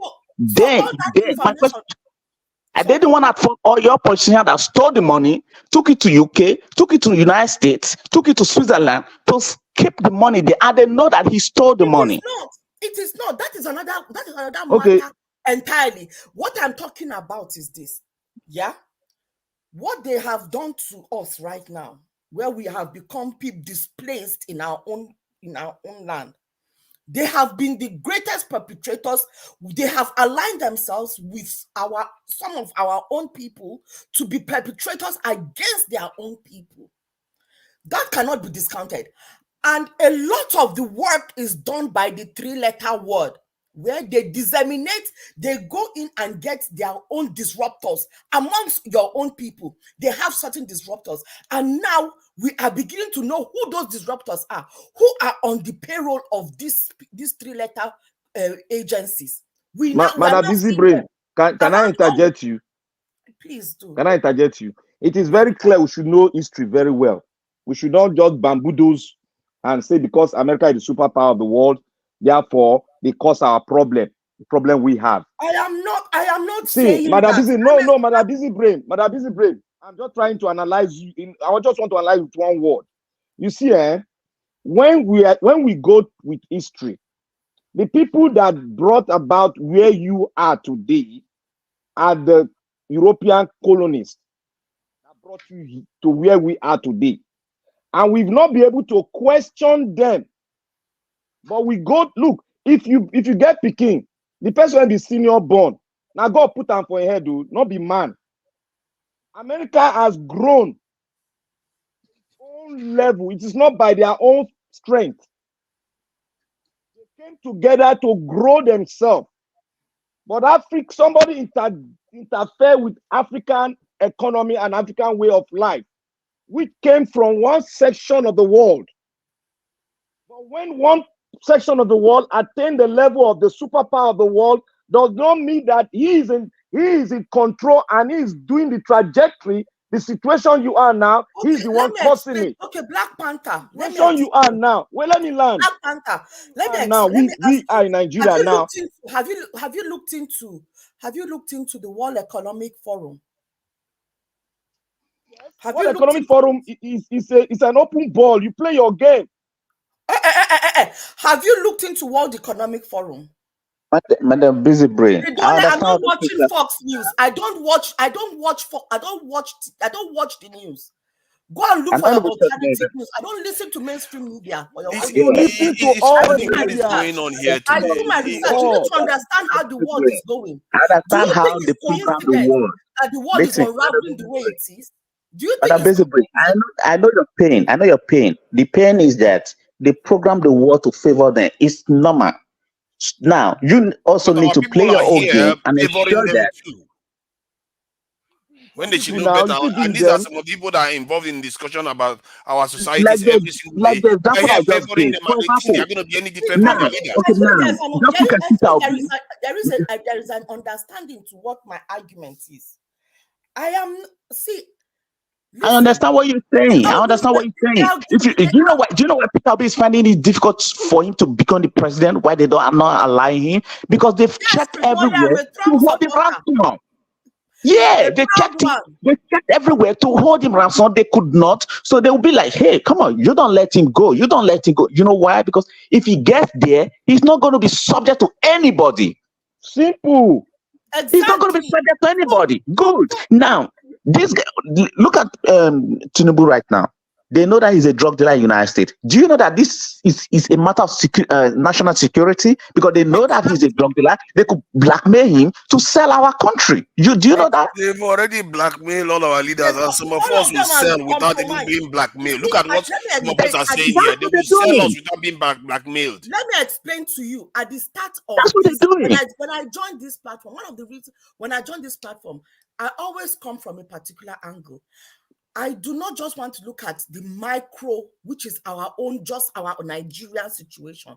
I look at the bigger picture and the implication for us, Nigeria. The way the world is going right now, we are going in one direction. We are heading in a pyramid direction where we are going to be totally controlled. That is why we need to be thinking what is happening globally. And then we start fighting it micro from our own little background, our own little backyard. We start saying no. We start saying no to the ways that they are controlling us. So in all these countries around the world, they are putting their puppeteers in government so that decisions that are made will not be made by the nationals of that country. Anything that is nationalistic, they dislike it. Okay, Madam Bizwe, can I interject you? Well said, Busy Brain. I'm surprised Madam Bizwe, can I you only interject had to you? be able to defend Please, rational stuff let here. me make this clear. Let's get this clear. Every leader for every country, you have to put the interest of your country first. If you fail to do it, you're a loser. That is what I'm saying. Listen, I'm coming. Let me just use a common analogy we know. In football, you are expected to pass to your teammate. If you pass to an opponent, you are helping your opponent. If every leader, even if they approach you with everything, you say no, at most you may lose your life. But in the end, history will record it that you refused to bow to them. But if they succeed in getting you, who do you blame? Do you blame them? You blame yourself. You blame yourself. But that is why, Augustine, let me just interject. That is why people need to be educated to the fact that they think that they need to know who is actually in control so that they can take back control. Listen. Now, at my level, now I know some of these. Let's say tomorrow I'm a leader, and I follow their footsteps, or maybe what they tell me to do, I do it. You have to hold me responsible. Everybody's out. Why is it that France is coming to take uranium from Niger, and Niger is so poor? Who do you blame? We are blaming France, really, but Niger, they are now standing up. That is what we should do. That is what I'm saying. That is what I am saying. So listen, the world is just that the world. I look at the world the way it is ordered as a Amazon forest in Brazil. What they call food chain. You eat whoever, just like it's a jungle. Only that because we are human beings, we tend to put law through UN, through AU, through EU just to guide. But in the end, it's dog. If I'm stronger than you, I make policy. I want to get you to my side. If you agree, if I buy you over, so be it. So in this case, when America becomes powerful, they have their influence. If they come to influence me and I say no, I become their enemy. And by being their enemy, maybe they eliminate me. So be it. Yes. But in the end, history will record that there was a man that refused them. But if you agree and everybody is following them, it means they are powerful. You give in. Let me just end on this note. There was a time Mandela, when he came out, they interviewed him in New York, I think one of the universities. Somebody was trying to blackmail him, saying, why is it that your friends are now Fidel Castro, Yes Arafat, and either one North Korean leader or something like that? Mandela, people were clapping. Mandela was just listening. And then he said, look, he said the way we conduct our foreign policy, our own policy, is not the way others want us to do it. That because you hate somebody does not mean we should hate the person. That these people you called, they are the people that came to our aid. They are supporting our, sure they use the word, they are supporting our cause. They are not just supporting it in rhetoric, but they place resources at our disposal. In other words, Mandela want to crush apartheid, and Castro want apartheid crushed. America doesn't want to crush apartheid. The West doesn't want. But Mandela want it crushed. Castro want it. Arafat want it, and all those people. Who are his friends? So after answering that, It didn't stop Mandela, America, or Clinton from respecting him when he come to the White House. What our leaders should do is, I keep saying this, when George Bush, when they're talking of, they can bring one science and bamboozle everybody, say climate change, ozone layer, we are at risk, the polar This polar last distance, point is taking quite a while. sorry, polar distance is melting, and they want America to That sign is the that. most annoying thing. That is the most annoying thing I've ever seen in the world. He said that America should sign on so that they reduce the emission gas, all these things. George Bush looked at it and said, "This Kyoto Accord." George Bush Junior, he said, "I can never sign anything that will keep Americans out of job." Since that time, I knew what it means. If you're a leader of a country, it doesn't matter whether they point a gun at you. You say, "At most you eliminate me, but I must do what our people like." How about President Trump? How about President Trump? They forced him to sign. He said he's not signing anything. Hold on. Let me just say something quickly. Hold on, SCM. Let me just say this quickly. Yesterday, I was having a conversation with some people, and I said, because I wanted to ridicule the point they're making, I said, where did you get that voodoo, this thing, economics, this thing idea? And I used another one, Babalao. But what I caught myself doing was I was ridiculing our own things. Then I had to apologize for doing that. And what we don't seem to understand is that we are all compromised one way or the other. We don't see it. When I came on here, I had our people praising the West. And sometimes they don't need to blackmail you. You will just sell your people because you're already compromised without knowing it. And you have to make allowances for it. Every day I'm fighting myself to make allowances for it. And I hope you will pay attention to yourselves too. When you say certain things, you don't know how compromised you sound yourselves too. Because you are praising them, you think you are so different from your leaders, but before you know it, they go and make you a leader. You behave like your leaders. You behave like the leaders you hate now. Mr. Tunaja, can I Don't go that interject here? route. Don't go that route. Mr. Tunaja, can I interject here? Don't go that route. You see, every time we come out here, we need to feed ourselves with enough information because information rules the world. We need to stop this trajectory, seeing the West as our enemy. And meanwhile, we went and signed a treaty. That is what you keep that saying the all world, the time. That's why the world is a global world. And I want to say one thing again to Madam Busy Brain. If you want to feed yourself with enough information so that you'll be well backed up, you need to listen to those that are saying things contrary to you and those that are saying things in support of you, so that you're able to, comprehend things well. Because what I'm seeing here, let me land. What I'm seeing They don't here confront is the point. They information. just go about talking vaguely. That's what you notice about people that go after you. They never really confront the point you made, what you actually said. Mr. Tunaja, if you watch what is going on in the United Nations meeting now, I guess most of you have not been listening to it. We have just been coming here saying one thing that is somehow obsolete to the system that is going on now. When you say the world is going one place, Madam Busy Brain, the world is no longer going one place. If you know the introduction the Guinean president made, and if you listen to the Kenya president, which was excellent, I want you both to go and listen to those two men that spoke in the United Nations. You will know that the world is no longer moving in one trajectory. And Madam Rita said it here. That was the point she made. And that was a point for us to go out to really examine what is going on globally. We don't make enemy. Rather, we take advantage. That is what Africa have not been doing.